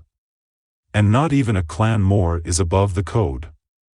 Oh, let me guess where this is going, Han simmered, but he said nothing. Those dealings my clan had with Zlarb's people fall into that category. We asked no questions, we accepted our commission for delivery and pickup of the ships without concerning ourselves with their use. Zlarb and his associates knew our practice, that's why they were willing to pay us so well. Meaning you're not going to tell me what I want to know, Han predicted. Meaning that I cannot. You're free to summon Galandro back if you wish, returned the Morglade stiffly. His sister looked apprehensive. Fiala broke in, forget that, it's over with. But Zlarb's people broke faith with Han. Doesn't that mean anything to your code? Do you shield traitors? The Morglade shook his head. You don't see. No one broke faith with me or mine, that's the province of the code. We're wasting our time, Han rasped to Fiala. He was thinking of Chewbacca and the Falcon. He was willing to put aside his quest for the 10,000 for the time being. It didn't matter as much right now as the fact that Chewbacca was still somewhere out in the Amud Mountains. But as a parting shot he waved out at the city, at the departed Galandro. You saw what sort of people they are. You're throwing in with slavers and double-crossers and poisoners. The Morglade and his sister came out of their loungers so suddenly that the furniture slid on the slick floor. How's that you say? The girl whispered, poisoners. He'd said it thinking of the kit he had found on Zlarb and wondered now what nerve he had hit. Zlarb was a Malkite poisoner. The late Morglade, our father, was killed with poison only a half-month ago, Ito said. Had you not heard of his death? When Han shook his head, the Morglade went on. Only the most trusted of my clan's circle know he was poisoned. It's unprecedented, the clans almost never use poisons, but we take precautions against them. And none of our food tasters showed any ill effects. They wouldn't, from Malkite stuff, Han told him. Even some food scanning equipment and air samplers miss it. And all a Malkite poisoner does to get around tasters is dose them with an antidote beforehand. The tasters never notice, and only the victim dies. Run tests on your tasters, and I bet you'll find antidote traces in their systems. He looked to Fiala. The poisoning must be the suggestion Mag spoke about in the tape I found on Zlarb. I don't know how the duel bears on it. The Morglade had been rocked by what he'd heard. Then. His sister finished for him. We, too, have been betrayed, Ewan. Han Solo checked his pocket to make sure the plaque given him by the Morglade was secure and tugged at the too-tight collar of the suit he had borrowed. Bollocks was just finishing loading the lifeboat with guidance components, shielded circuitry rather than those damned fluidics, provided from his own repair shops by the Morglade. The boat had been moved here to the Glade yards so that its departure would be less conspicuous. The Morglade had shown a grim open-handedness when quick tests had borne out Han's suspicion that the food tasters' bodies contained traces of a Malkite antidote. You're certain you don't want us to accompany you? The boy was saying for the fourth time. Han declined. That would draw too much attention if the slavers or the other clans are watching. I just hope the port defenses don't burn us out of the sky. Many of my people are on watch today, the Morglade answered, and you're listed as a regular patrol flight over hereditary Glade lands. You'll go unchallenged. We'll be listening. If you need us, we'll come as quickly as we can. I'm sorry that your Millennium Falcon dropped beneath the detection ceiling when she bypassed the spaceport. No stress, I'll find her. But they should be getting the Lady of Minder repaired any time now. Right after that, this place'll be alive with Espos. Do you think you can stall them? The Morglade was mildly amused. Captain Solo, I thought you understood, my people are very good at not answering questions. None will violate the silence, especially to security police. Fiala joined them. Like Han, she wore a borrowed Glade Flyer's snug suit of gleaming blue and high spacer's boots. She'd been both awed and angered when she'd seen the names of authority higher-ups who were implicated in the slaving ring by the Glade records, though the evidence was a bit tenuous, mostly official permits for ship charters and certifications for operation within the authority. Please remember, Fiala, we expect to hear from you when you've rooted out our enemies, the Morglade said. If we can't work our own vengeance, we will at least witness yours. She promised soberly, You will, and I know what a vow means to the Morglade. When I've gotten all this before an authority court, I think I'll be able to keep you from prosecution. But I'd advise you to scrutinize future clients more closely. The Morglade raised his hand in farewell. We will not be used again, you may be confident. Ito kissed both Han and Fiala on the cheek. Then brother and sister stepped back, as did their kinsmen and kinswomen. Within seconds the lifeboat lifted from its resting place, drifted into a departure lane, and sped up toward the mountains above the spaceport, hurtling between them and rising for the higher peaks beyond. How are you going to find them, anyway? Fiala, again in the co-pilot's seat, asked. The sensors and detectors in this kettle aren't made for a tight search, are they? She moved aside a disruptor rifle given them by the Morglade, to give herself more room. Han laughed, happy to be off the ground again. This wreck? You'd be lucky to find your own back pocket with the gear she carries. Even if she had a whole scoutship package, there'd be all these peaks and valleys and the ground clutter. But we've got this, he put a forefinger to his temple dramatically. If we haven't got something a little more high-powered than that, she said, mimicking his gesture perfectly, I hope there are some drop harnesses aboard, because I want out.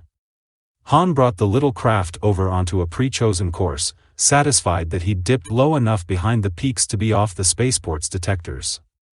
We know the course Chewie was on when he passed over the port, and I know how he thinks, how he pilots. I am now Chewie, with a damaged Falcon under me, one I've got to keep above 3,000 meters, with limited guidance response. I know his style well enough to duplicate it. For instance, he'd never bank right off those 3 high peaks up there. You can't see enough of what's beyond to be sure of finding a high enough landing place to set down without blowing the rest of the fluidics. The Falcon would have enough emergency thrust to take the other cliff, and the terrain layout says there'll be more open space over there, you can see more of what you'd be getting into. That's the way my cautious old Wookiee pal likes things. He'll be looking for an out-of-the-way spot where he can set down, keep out of sight, try to do some repairs himself, and wait for me. I'll find him, don't worry.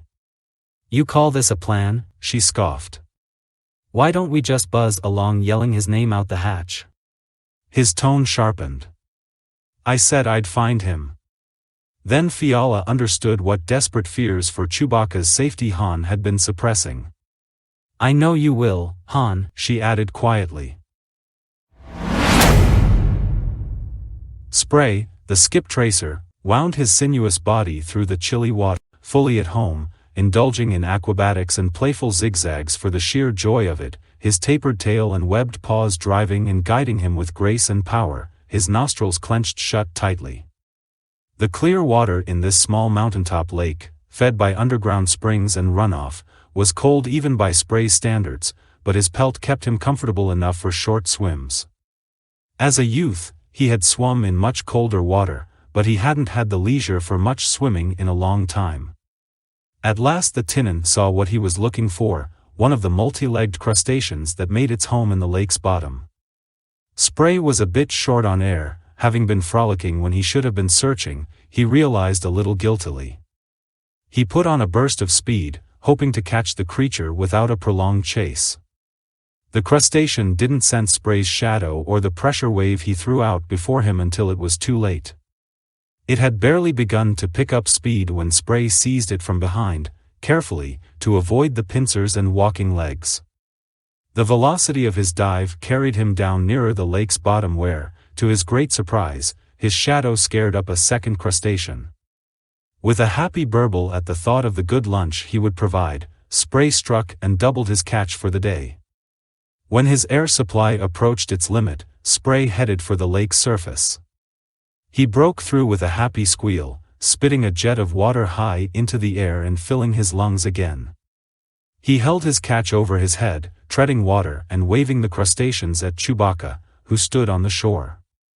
The Wookiee woofed happily and hungrily and waved back.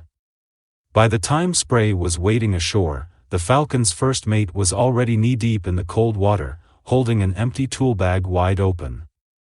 Spray dropped his prizes into the bag gingerly, and Chewbacca shut it at once. He ruffled the skip tracer's furry head in approval. You came along at just the right moment, said the Tinnin. The freighter's rations had been all but depleted when Chewbacca had set her down, and no grazers had come near since the stampede. But Spray's skill had kept them fed, and they had split their tasks, Chewbacca staying busy with repairs and Spray taking on the job of meal procurement. Now they turned back for the half-kilometer trudge to the grounded starship. Water was already bubbling in an old inducer cowling that Spray had set over a thermal coil at the ramp's foot. Their contemplation of a tasty meal was broken when Spray's head perked up, his ears swinging this way and that. Chewbacca craned at the sky and pointed, woofing an exclamation. A small boat or large grav sled had just crested the ridge and was now dropping in directly toward them. The Wookiee pressed the tool bag into Spray's hands, leaving his own free to unsling his bowcaster. Not that the weapons would be much good against an aircraft, he reminded himself, as there was no cover near them. Luckily, Spray had the sense to imitate Chewbacca in remaining perfectly still. He realized that movement, more than anything else, would attract the attention of the airborne observer. The boat passed over them, but even as it did, Chewbacca could hear the strain of its steering thrusters as its pilot came about for another pass. He pivoted, watching, then barked and roared with pleasure. On its second pass the boat waggled and went into a barrel roll. It could only be Han Solo. Chewbacca plunged through the snow toward the freighter, yowling at the top of his lungs, making the shallow valley echo. Spray, clutching the writhing tool bag to his chest, followed in the Wookiee's wake as best he could. When the lifeboat had settled next to the Falcon, its lock opened and Han jumped out. Chewbacca raced to him, kicking up an aftermath of churned snow, and began pounding his friend on the back and howling his delight across the valley from time to time. When the first wave of joy had passed, the Wookiee noticed Fiala at the boat's hatch. He plucked her down and whirled her around in a carefully restrained hug, then set her on her feet. Last to descend was Bollix. To him Chewbacca extended a friendly growl but withheld a helping paw, not wanting to imply that the droid needed assistance. A rumble of inquiry from the Wookiee and a thumb indicating Bollix's chest panels brought assurances that Blue Max, too, was present.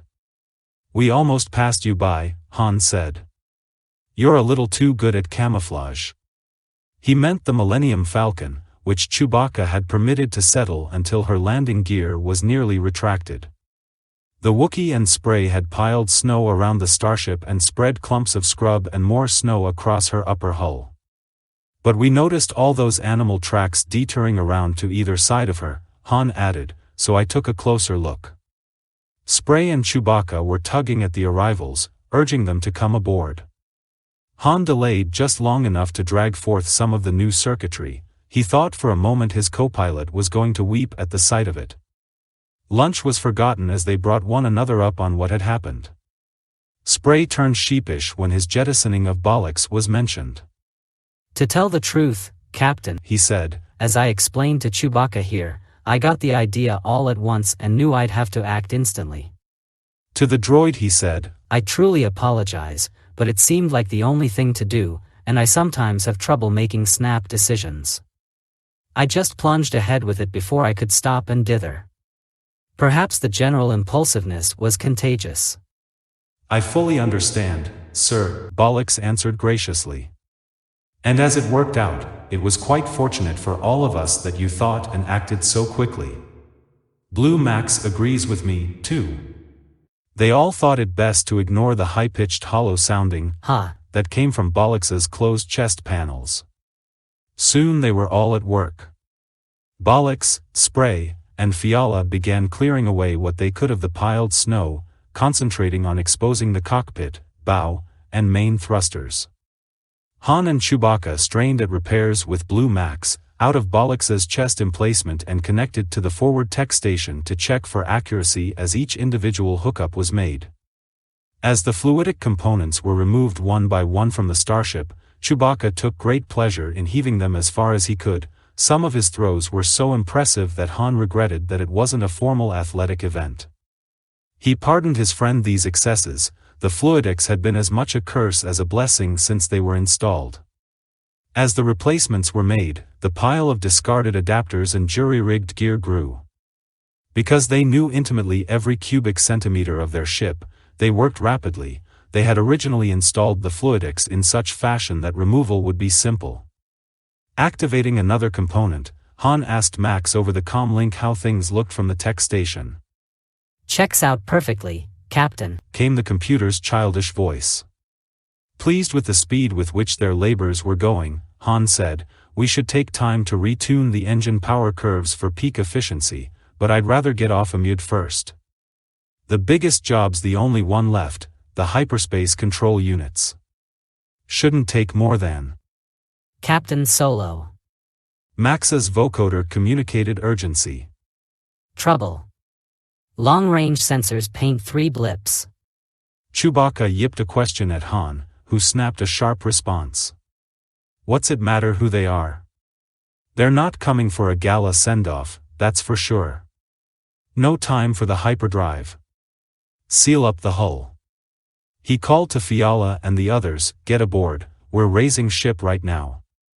Han sprinted up the ramp, leaving his first mate to close up the exposed systems.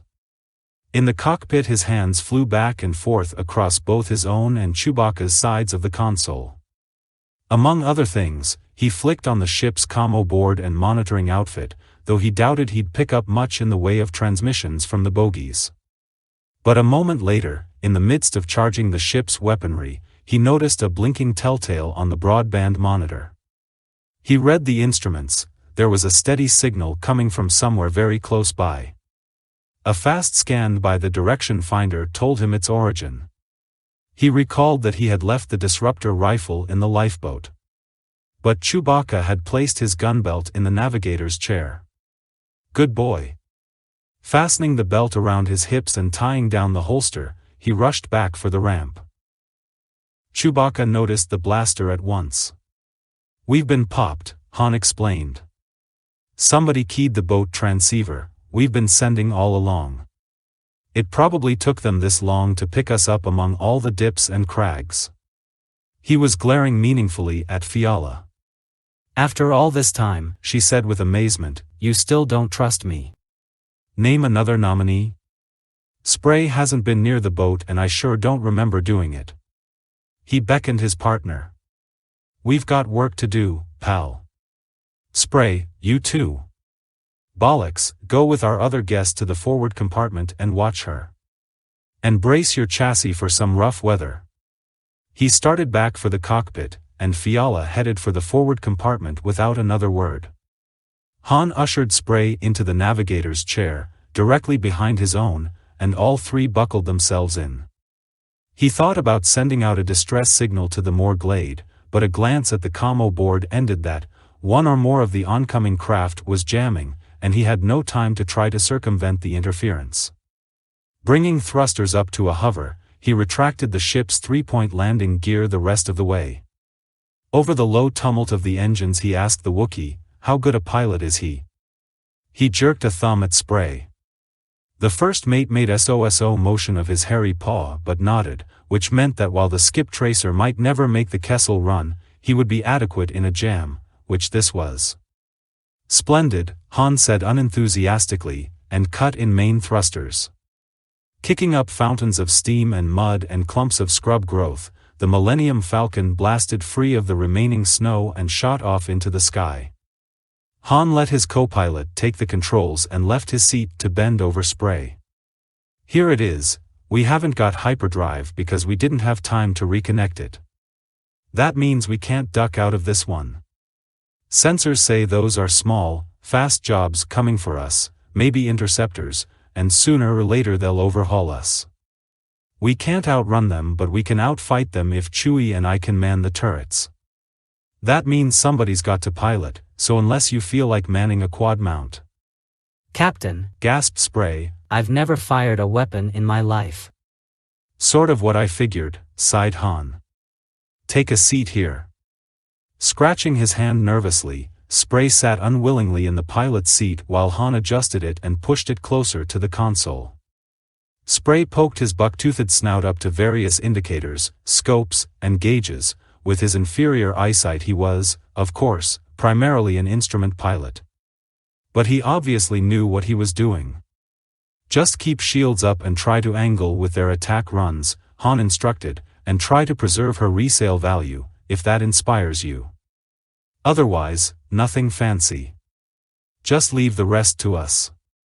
He and his partner made their way to the central ladder well that led to the top and belly turrets. I wish there was another way to do this, Han confessed. Dope, the Wookiee responded. Han climbed toward the top turret and felt the vibrations along the ladder that told him his co-pilot was descending. He hauled himself into the turret, seating himself before the quad guns and donning his headset. Ship's gravity was altered here, permitting him to sit with his back perpendicular to the ladder well without feeling a downward drag. In the same way, Chewbacca would be sitting in the belly turret facing directly downward without being pulled against his seat's belt. Glancing over his shoulder, Han could look directly down the ladder well at his friend's back. Chewbacca flipped him a quick wave, and each of them ran his battery through a few test traverses, making sure the servos responded to control grips and tracked accurately. The usual stakes, Han called down, and double for kills in the money lane. Chewbacca woofed consent. Spray's voice, shaking with tension, came up. I have 3 confirmed blips on approach. They should be on your screens by. They're on us.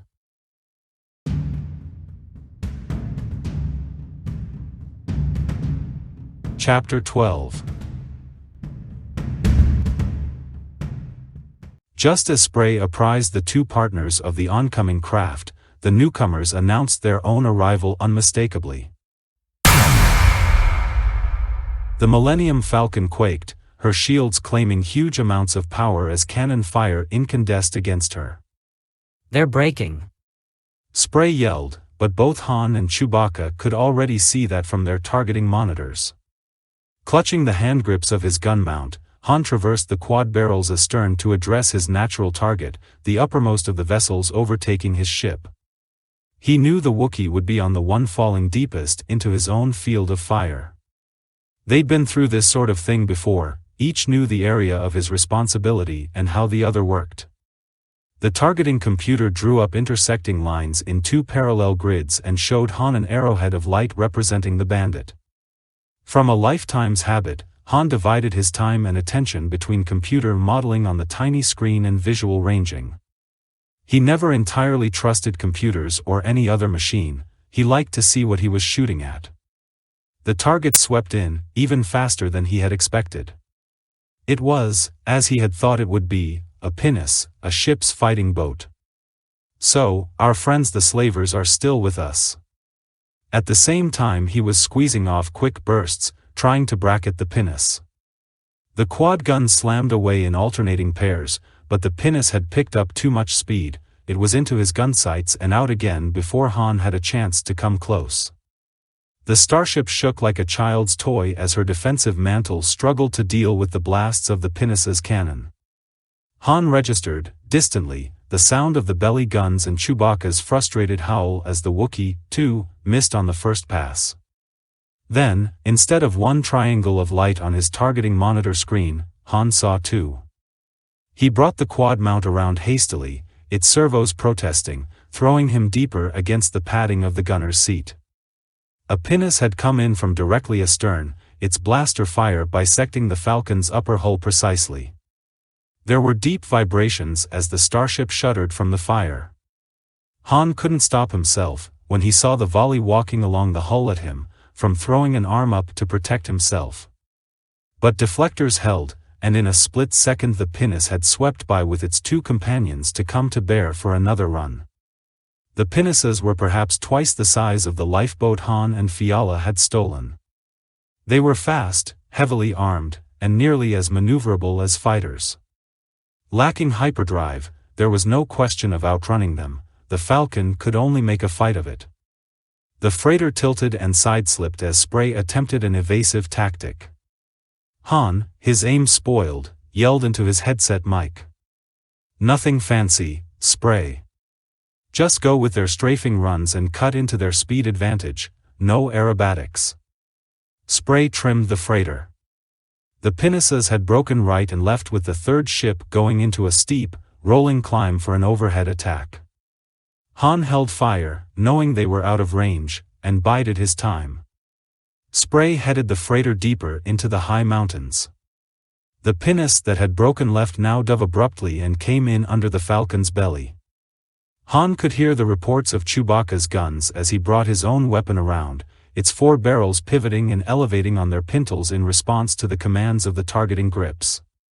He tried for the diving pinnace. Outside the ball turret the quad guns responded minutely to the least adjustment of his controls. The computer-limbed aiming grids plotted the pinnace's estimated course and speed, and predicted where it would be.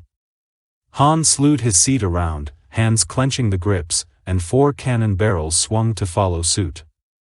He opened fire and the quad guns pounded red destruction at the bandit. He scored a partial hit, but the pinnace's shields held and it managed to evade his fire almost instantly. "Swindler," he howled, tracking the pinnace in a hopeless effort to connect again. There was the sound of a distant explosion and a triumphant roar echoed up the ladder well. Chewbacca had drawn first blood. The third pinnace swept past, taking a course almost at right angles to the one Han was still tracking. The newcomer got off a sustained burst that splashed harmlessly off shields, but there was a surge from the Millennium Falcon's engines. The ship's defensive mantle was in danger of failing, having taken extreme punishment from the sustained, well-directed fire of the attackers. Realizing he couldn't catch up with the one he had just missed and ignoring his comlink, Han yelled down the ladder well, "Chewie! One in the money lane." Because of the Falcon's design, a flattened sphere, and the position of her main batteries at the precise top and bottom of the ship, her turret's fields of fire overlapped in a wedge expanding from the freighter's waist all the way around. This overlap was what Han and his first mate called the money lane. Kills scored there counted extra, since it was a shared responsibility. Their standing wager on who was better with a quad mount carried a double payoff for hits in the money lane. But right now Han didn't care if he ended up owing the Wookiee his shirt. Chewbacca brought his weapon around and just barely failed to get a bead on the pinnace out in the money lane, chopping the air behind it with crimson cannon fire. "Spray, keep your eye on the long-range sensors," Han called into his mic. "If their parent ship sneaks up on us, Interstellar Collections will have nothing to auction off but a gas cloud." The ship missed by Chewbacca came up into Han's field of fire. He led it, reaching out for it with red cannon blasts, but the pinnace's pilot was quick and threw his ship out of the line of fire before his shields gave. The enemy scored on the Millennium Falcon's upper hull, and the freighter bucked. Han caught the smell of smoldering circuitry. "Captain Solo, there's a large vessel moving up rapidly from magnetic southwest. At current courses it'll close with us in another 90 seconds. Han was too busy to answer the skip tracer. Hearing his first mate's frustrated growl at a near miss, reverberating in the ladder well, he saw the ship the Wookiee had just lost. It arced out beyond the bow mandibles, its pilot going into a fast bank as he realized he'd flown into another line of fire. Han didn't bother with the targeting computer but tracked by eye, catching the pinnace at the slow point in its turn with a sustained burst. A moment later the pinnace disappeared in a fireball, shreds of it hurled outward. The third pinnace, coming about for another run, swerved to avoid the explosion of its companion, rolled, and was again in the money lane. Han's and Chewbacca's fire probed at it simultaneously. It, too, became an eruption of enormous violence. Han was instantly at the ladder well, not bothering to climb down but sliding with toes clamped to its side pieces, braking himself with his hands, worrying about the oncoming mothership. As he reached main deck level, he found Chewbacca swarming up the rungs beneath him. The Wookiee crowed happily and Han found time to sneer. "What do you mean, pay up? I made the kill in the money lane, you never even touched him." Chewbacca snarled as they dashed together toward the cockpit, but the issue of who owed whom had to be dropped. Once Chewbacca was in place, Spray squirmed out of the pilot's seat, breathing with relief as Han dropped into it. "That ship's coming at vector 125/160, Spray said, but Han had already read that information off the console. Bringing the starship's helm over and accelerating, he angled all deflectors aft with one hand, belting himself in with the other. Spray had taken on more altitude than Han would have liked. With the hyperdrive still inoperable, things boiled down to a simple race. His best chance to deny the enemy a clear shot at him was to put the planet between them. He was still increasing speed, the engine's rumble growing louder and louder, when the Falcon was jolted by a teeth-rattling explosion. Checking combat information feeds, Han found that the approaching mother ship was firing from extreme range even though its shots had little chance of penetrating the freighter's shields at this distance. Their pursuer was indeed the slaver, the would-be pirate that had stopped and grappled the Lady of Minder.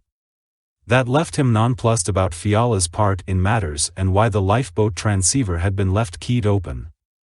Surely the slavers were out to get Fiala, too? Then he had no more time for imponderables. The slaver ship was closing the gap between them and nothing he did seemed to make any difference. She was an extremely well-armed vessel, easily 3 times the Millennium Falcon size, and fast in the bargain. If we had had time to retune the engines, Han carped at himself, we'd be high-stepping away from them right now. A voice crackled over the open commo board.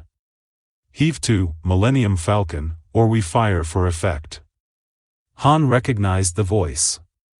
He switched his headset to transmit mode. No free meals today, Mag. Fiala's one-time assistant said nothing more. The pursuer's shots came closer, the shield's drain on the Falcon's power grew acute. Han trained batteries aft by servo remote. The slaver with her heavier guns was still out of range. Though Han flew a twisting, evasive course, parting the cold air of a mud with a high whistle of speed, he knew the slaver would soon close.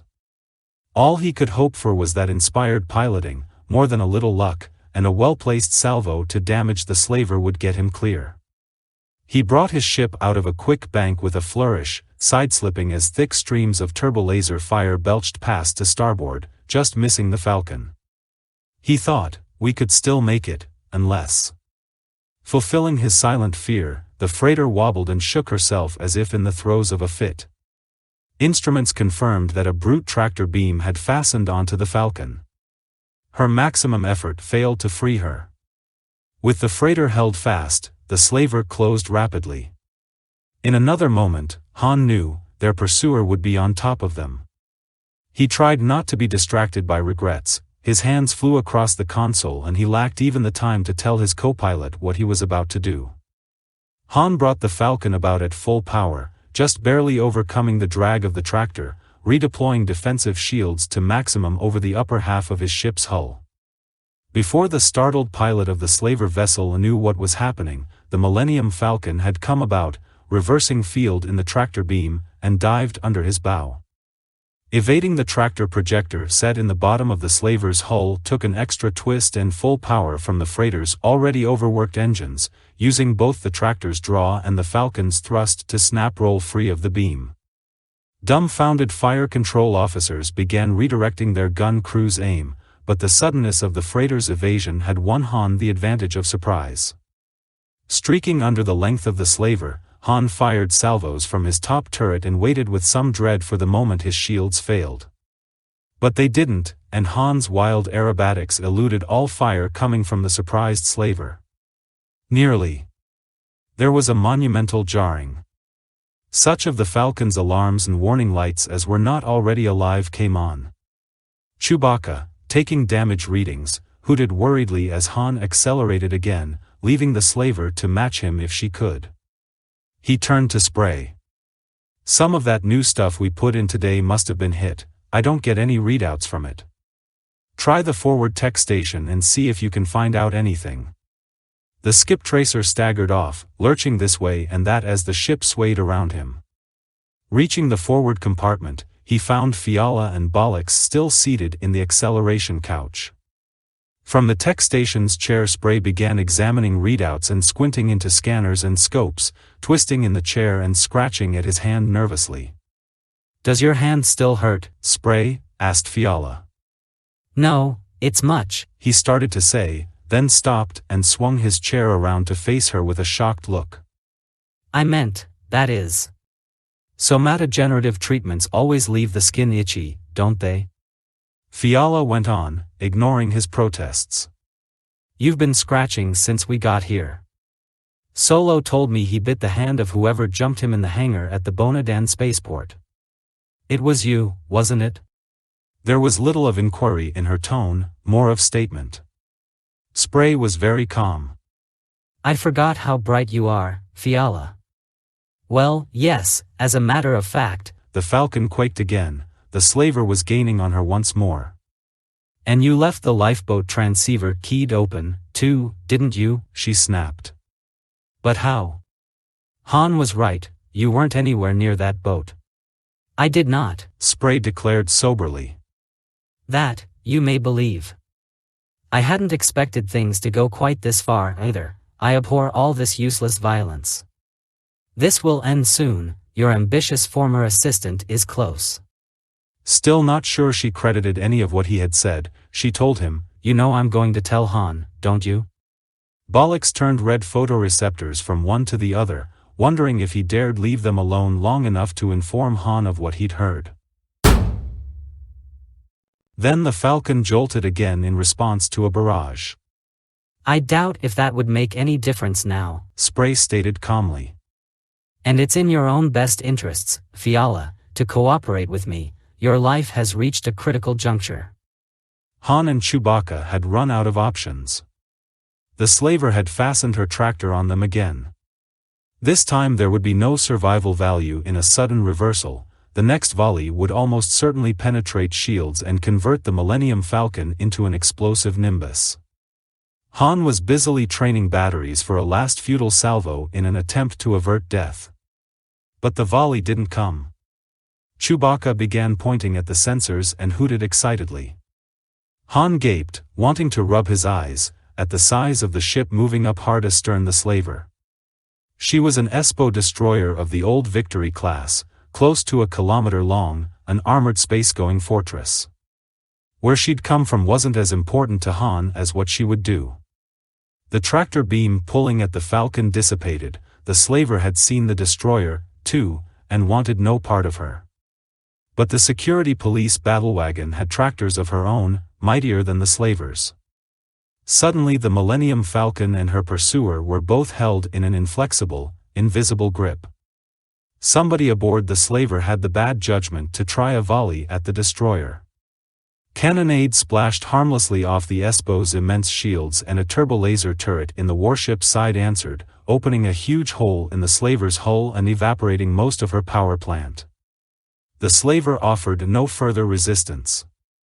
She was drawn up, uncontesting, into the gaping boarding lock in the destroyer's underbelly. The Falcon's commo board sounded with a general override broadcast. All personnel in both captive ships remain where you are. Follow all instructions and offer no opposition. There was something familiar about the voice. Shut down your engines and lock all systems except commo. Since the slaver was already occupying the destroyer's boarding lock, the Falcon was eased down toward the ground, the vast bulk of the battlewagon settling in over her, blocking out the sky. Relaxing to the inevitable, Han extended his ship's landing gear. The Falcon could never break from this tractor beam, and he had just seen the stupidity of trying to slug it out. He shut off his engines and cut power to weapons, shields, tractors, sensor suite. He nudged his partner. Keep your bowcaster ready, maybe we can make a break for it when we're outside. If they could get away, perhaps the Morglade could use a couple of good pilots. If not, there was nothing to worry about anyway, except which periodicals to subscribe to while in prison. But Han was determined to go out kicking. The Espo craft descended until it was no more than 50 meters above the grounded Falcon. By leaning forward in the cockpit, Han could see the captive slaver ship. A boarding tube, no doubt packed with combat-armored Espo assault troops, was extending itself and fastening to the slaver's main lock. Now, Mag, see how you like it, thought Han. It was only a knot of satisfaction in his long string of bad luck, but it was something. He savored it while he could. From another lock in the destroyer a safety cage appeared, lowered by a utility tractor beam, coming down slowly and silently. The safety cage was a circular, basket-like affair with high guardrails and an overhead sling for hoist work. Within the cage, where Han would have expected a flock of trigger-happy Espos, there was only the man who had given the instructions over the commo a few moments before. It was Galandro, the gunman.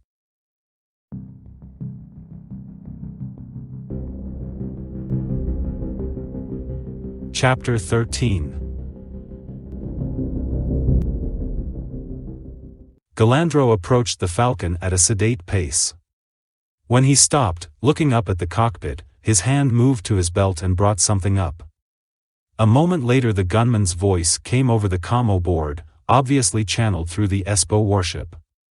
Solo, can you hear me? Rather than answer, Han flashed the ship's running lights once. Oh, come now, Solo. How can you be surly to the man who saved your skin? Easily, Han reflected, when he's so slick and so fast with a blaster. But he opened his headset mic. It's your play, Galandro. There was satisfaction in the other's tone. That's better, isn't cordiality more pleasant? I'm sure that even you can grasp the realities here, Solo. If nothing else, you're a pragmatist. Kindly open your main hatch and come down, if you'd be so good, and we'll sort out this entire affair. Han considered suggesting that Galandro go sit in a converter, but one glance up at the great underbelly of the destroyer changed his mind.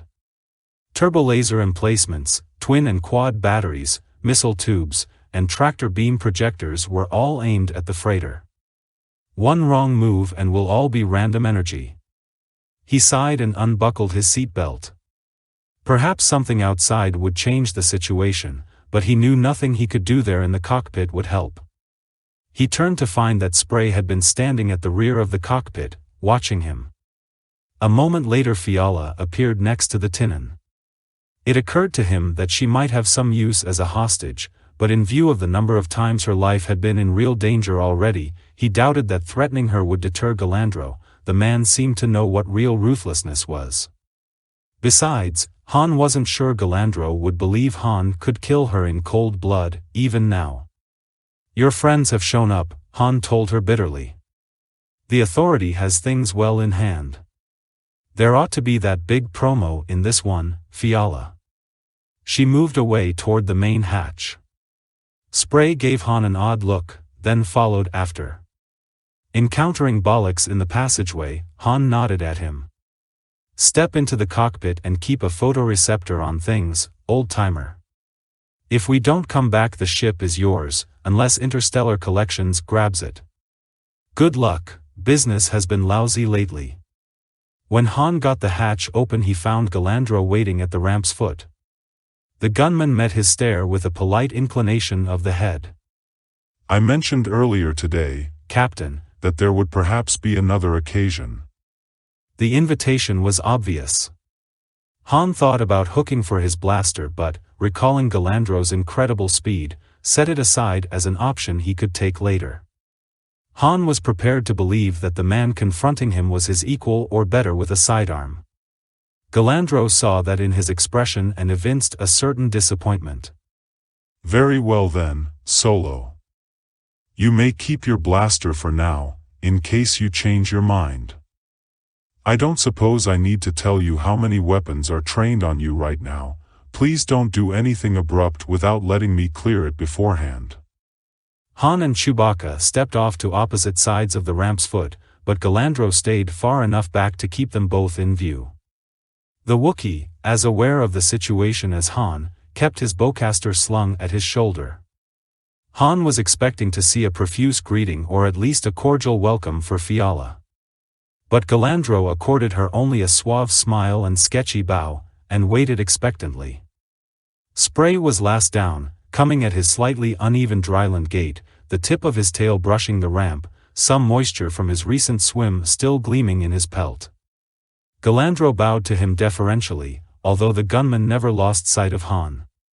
Oduman, Galandro said, welcome, sir. You've brought yet another project to a successful conclusion. You haven't lost your touch for field work, I see. Spray made a depreciating gesture, squinting up at the tall, aristocratic gunfighter. I was fortunate, old friend. I must confess, I find I much prefer administration. Han, who'd been gaping from one to the other while Chewbacca made little strangling sounds, finally got out, Oduman. You're the territorial manager. Why you treacherous, mutinous worm, I ought to, words failed him for a fate sufficiently horrible. That's hardly called for, Captain, Spray chided, sounding wounded. I did start out as a skip tracer, you see. But as I advanced myself in the structure of the corporate sector authority, I found it expedient, as a non-human, to use others as go-betweens and remain an anonymous figure. In this slavery business, which extends to my own deputies and officials of the security police, I found myself obliged to do my own investigating with the help of a few trusted aides like Galandro here. He laced his webbed fingers together and assumed the introspective air of a teacher. Han found himself listening despite his fury. It was a very convoluted problem, Spray/Oduman began. First, there was the evidence that you had taken off of Zlarb, which, you see, led you to Bonadan and convinced me that you were the slaver. At the spaceport, when you headed for the hangar, I concluded that you were about to depart the planet. There were materials at hand, a pair of work gloves and an industrial solvent that could double as an anesthetic, that prompted an overly hasty decision on my part to attempt to take from you whatever information you possessed in such a manner as to make you suspicious of your, Confederates. But you turned out to be a resourceful man, Captain. Han snorted. I still can't believe you worked up the guts to jump me, even with the lights out. Spray drew himself up to his full height. Don't make the mistake so many others have, I'm more capable than I appear. With your superior eyesight neutralized, you would almost certainly have grown dizzy from the fumes before I can, after all, hold my breath for protracted periods. But immediately after our struggle, Galandro here, who'd been running a check on you, informed me of your true identity. I decided I'd found my solution. Han's brows knit. Solution? Spray turned to Chewbacca. Remember our board game, and the 8 Ilthmar Gambit, a lone combatant sent in to draw out an opponent? Captain Solo, you were that playing piece, my solution. The slavers knew you were no security operative and that you couldn't appeal to the legal authorities. You compelled them to acts that made them vulnerable, as you can see, to me. That made Han remember something else. He looked to Fiala. What about you? Spray answered for her. Oh, she's precisely what she said she is, an ambitious, aggressive, loyal employee. The house cleaning required by this whole business will leave some prime job slots in my organization. I plan to see Fiala amply rewarded. My deputy territorial manager's position will be vacant quite soon, should think. A plush job with the authority, Han spat, worst gang of plunderers who ever infested space. Not everyone can outfly them or rob them blind, Han, Fiala said. But somebody inside might bring change, as Spray's been trying to do. If someone had the right position, she might do a great deal of good. You see? Spray's question was filled with approval. Our attitudes are complementary. For all your daring and ability, Captain, you'll never do appreciable damage to an organization of the authority's size and wealth. I submit to you that beings like Fiala and myself, working within it, may accomplish what blasters cannot. How can you fault her for that? To avoid answering, Han looked to Galandro. What was the challenge all about? The gunman's hand moved in an airy dismissal. The Glade clan constituted a particular problem. Their records are connected to a destruct switch manned by loyal clan members. We couldn't risk going in and taking the evidence only to have it destroyed in the process. The elder Morglade mistrusted the slavers and they suspected him of planning to extort more money from them. They aren't the type for faith in human nature, you see. The slavers made secret overtures to the Respawn clan, and when the elder Morglade learned of it, he began making roundabout contact with Spray, fearing his clan was going to be betrayed. He was poisoned very soon thereafter, of course, partly at Zlarb's suggestion, as it seems.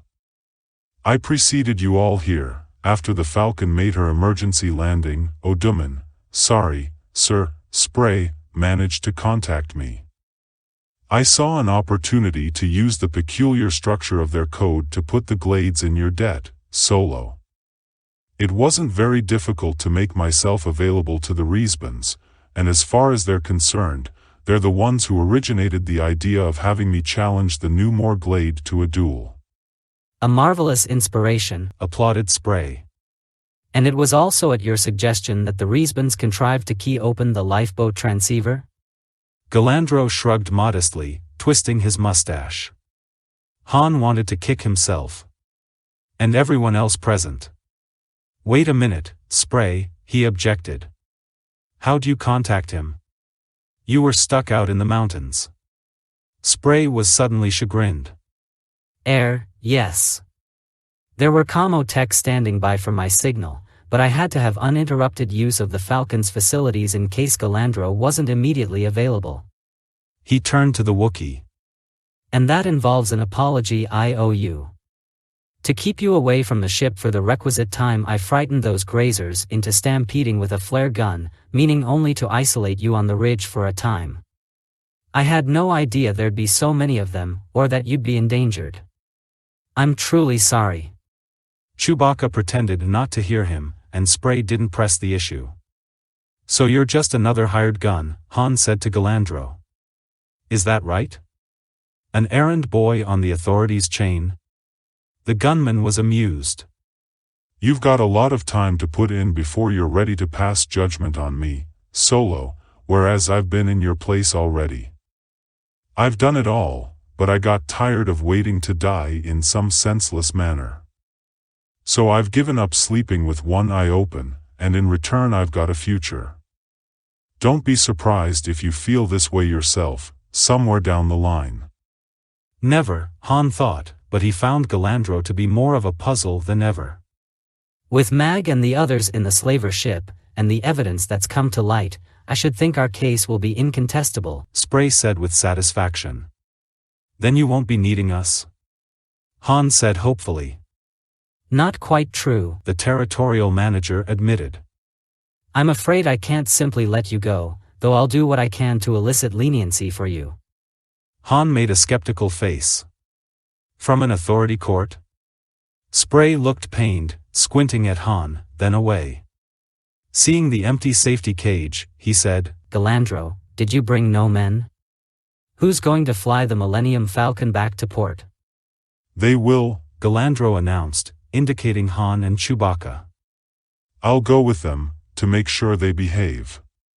Spray was shaking his head vigorously. This is sheer recklessness. Needless risk-taking. I know you didn't enjoy reneging on your challenge, but that was in line with your employment. There's no need to be provocative. I will bring them, Galandro repeated coolly. Don't forget that I work for you under certain agreed-upon conditions. Yes, Spray lisped softly to himself, stroking his whiskers. He turned to Han. This is Galandro's affair, I cannot interfere. I advise you most emphatically against any rash acts, Captain Solo. He extended his paw, offering a friendship grip. Good luck to you. Han ignored the extended hand, staring directly at Fiala, who wouldn't meet his gaze. Spray looked to Chewbacca, but the Wookiee conspicuously clamped both hands on the sling of his bowcaster and gazed off into empty air. The territorial manager sadly withdrew his hand. Should you both succeed in avoiding imprisonment, I would advise you to leave the authority as quickly as you can and never return. Fiala, we'd better be going. Oh, and Galandro, please make sure you obtain Zlarb's data plaque from Captain Solo. He started off at a slow amble, tail dragging the rocky ground. Fiala fell in at his side without a backward glance. Galandro extended his hand to Chewbacca. I'm afraid I can't have both of you armed, my tall friend. I'll take the bowcaster. Chewbacca growled, showing long fangs, and might have tried for a shootout right then and there. But there was no doubt that the gunman could kill the Wookiee where he stood and maybe get Han as well.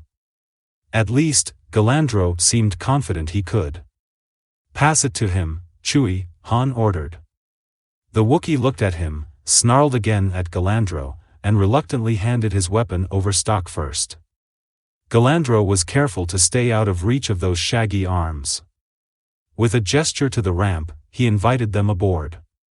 "It's nearly that time, Captain Solo," said the gunman. "Just about," Han agreed to himself, and preceded Galandro up the ramp. "Now," said Galandro contentedly when they were aboard, "if your co-pilot will be good enough to prepare the ship, you and I will get that data plaque." He caught Chewbacca's eye. "Warm up your engines only, and don't do anything rash, my friend. Your partner's life hinges on it." The Wookiee turned to go and Han led the way toward his quarters. The cramped cubicle was in the same disarray as when he had last seen it, with clothes and equipment strewn on the sleeping pallet and the tiny desk and chair. The pallet's freefall netting had somehow come unstrapped from its retainers and hung from the bulkhead. A used meal pack tray sat atop the desk reader. Han ignored the clutter and stepped to his minuscule closet as Galandro put the bowcaster aside. With the gunman watching him carefully, Han reached his right hand into the inner pocket of his thermosuit, feeling for Zlarb's security case. But as he groped for it he found that the case's clip was engaged, hooked through the top edge of the pocket. "That Wookiee's a big, ugly genius," Han thought, instantly covering the disarm button with his forefinger and drawing the case out, separating it from its clip. He offered it to the gunman. Galandro put out his own right hand willingly. It had occurred to him that Han might take advantage of the brief distraction and go for his blaster while Galandro's right hand was on the case. He was more than happy to let Han try it if he wanted to. But while both men's right hands were still on the security case, Han simply moved his finger off the safety. The two cried out as a surge of neuroparalysis washed up their arms like an absolute zero lightning bolt. The security case clattered to the deck as they both clutched numb, useless arms to their sides.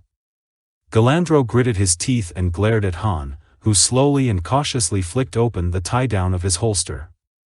Galandro's own left hand started for his holstered weapon, but he realized what an awkward move it was and that Han hadn't gone for his blaster yet.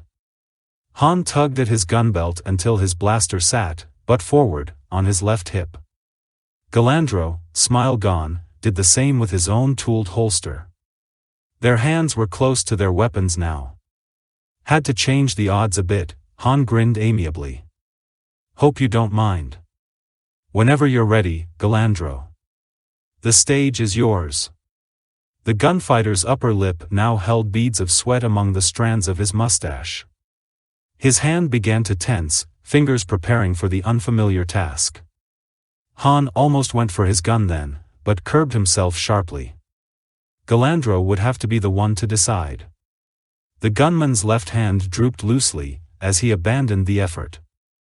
Chewbacca, unable to ignore the outcries he'd heard, appeared at the hatch. Han snatched the blaster from Galandro's tooled holster and pressed it into his first mate's midsection as he dodged past him. "Hold on to him. I'm getting us out of here if I can." He was reading instrumentation from the moment he entered the cockpit at a full run.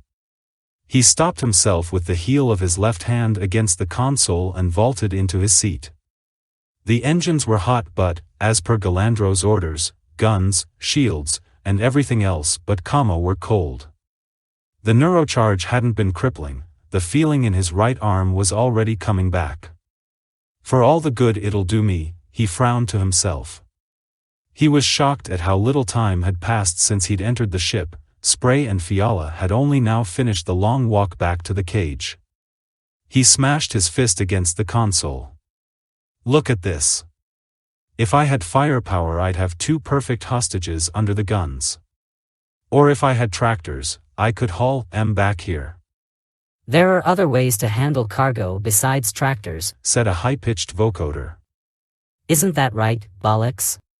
"Blue Max is quite correct, sir," drawled the labor droid from the navigator's seat, from which he'd been keeping a photoreceptor on things, his plastron open.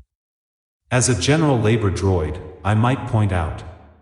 Han cut him off with a blood-curdling war whoop and screamed back over his shoulder, hoping his co-pilot would hear, "Chewie. Hold on to your pelt, we're taking the long shot." He brought up full engine power.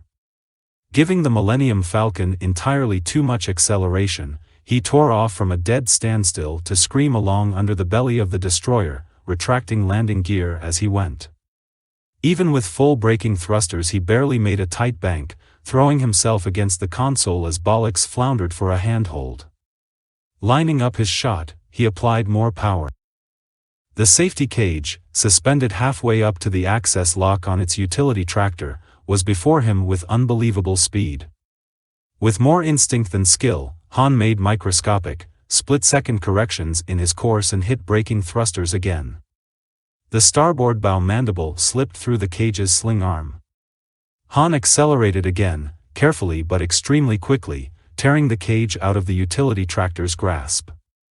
Go ahead, he taunted the mountainous destroyer, whose weapons still tracked him. Shoot me, you'll blow your territorial manager to particles. But no fire came. The Falcon shrieked out from under the Espo warship's belly. Everything had happened with such suddenness that Han had snagged the cage before fire control officers could decide what to do. Now they were powerless to intervene without endangering their superior. But the destroyer rose majestically and fell in behind the freighter in close pursuit. Han was beside himself, laughing, howling, stomping his boots on the deck, but still piloting with utmost care. If anything happened to Spray and Fiala now, the warship would surely eradicate the Falcon. He was relieved to find that the cage's sling arm appeared to be firmly seated across the bow mandible. Chewbacca appeared, pushing a ruffled Galandro along before him. The Wookiee thrust the gunman into the commo officer's seat, then took his own. Galandro was smoothing his mustache and straightening his clothes. Solo, was it necessary to have this behemoth body press me to the safety cushioning? Then he noticed what had happened. Grudging admiration crept into his voice. You seem to have gained the advantage, Solo. Congratulations, but please control yourself. The territorial manager is an extremely reasonable fellow and I'm sure he'll agree to any sane terms. I don't suppose that your unconditional release would be too much to ask. Oh, and perhaps afterward we can try that draw, for curiosity's sake. You may drain my pistol's charge first if you like. I'd just like to know what would have happened. Han spared him a quick, disdainful look from the touchy business of guiding the Falcon smoothly and levelly through the hard, rocky peaks of Amud. You pay to see the cards, Galandro, you folded. The gunfighter nodded politely. Of course, what could I have been thinking of? There will be other occasions, Captain. These circumstances were unique. They both knew that was true. Han swallowed his next taunt. If your arm's coming around, you can warm up the commo board and contact the commander of that gunboat back there. Tell him I want time and room to finish repairs on the Falcon and a little more on the side for a head start. No stunts now, or they'll be picking Spray up with blotters. Arrangements will be satisfactory, Galandro assured him calmly, with adequate safeguards for both sides. He set to work at the commo board. Han cut his speed back, satisfied that there would be no fire from the Espos. He knuckled his co-pilot's arm. That was a cute move. What made you rig up the security cases clip? The Wookiee answered with a string of the honks and grunts of his own language. Han turned his face back front, so his expression wouldn't show. It was highly unlikely that Galandro understood any Wookiee, and he wouldn't know, unless he saw the pilot's face, how Chewbacca's reply had bewildered him.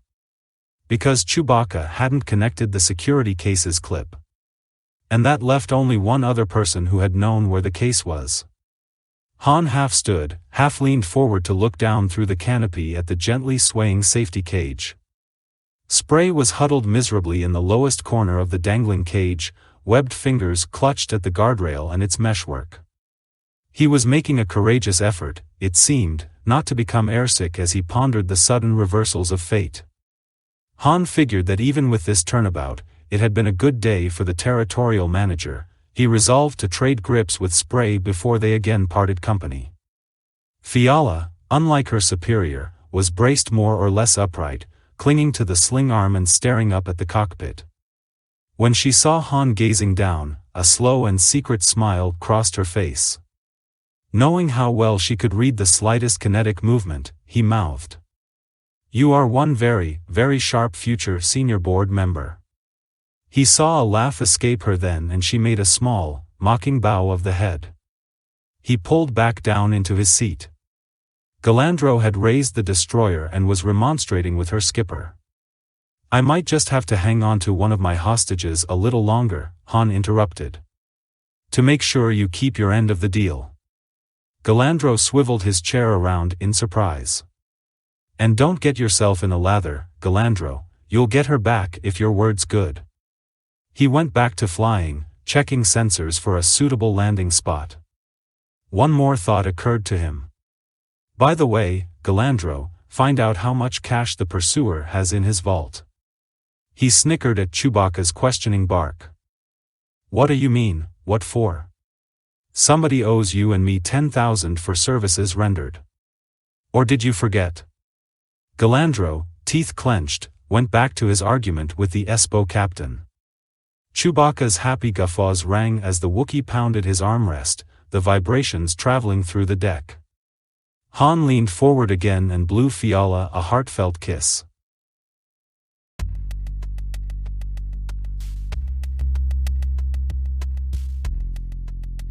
Thanks so much for listening to my remastered, unofficial, and unabridged audiobook of Brian Daley's masterpiece, Han Solo's Revenge. Han and Chewie will return again soon, in Han Solo and the Lost Legacy.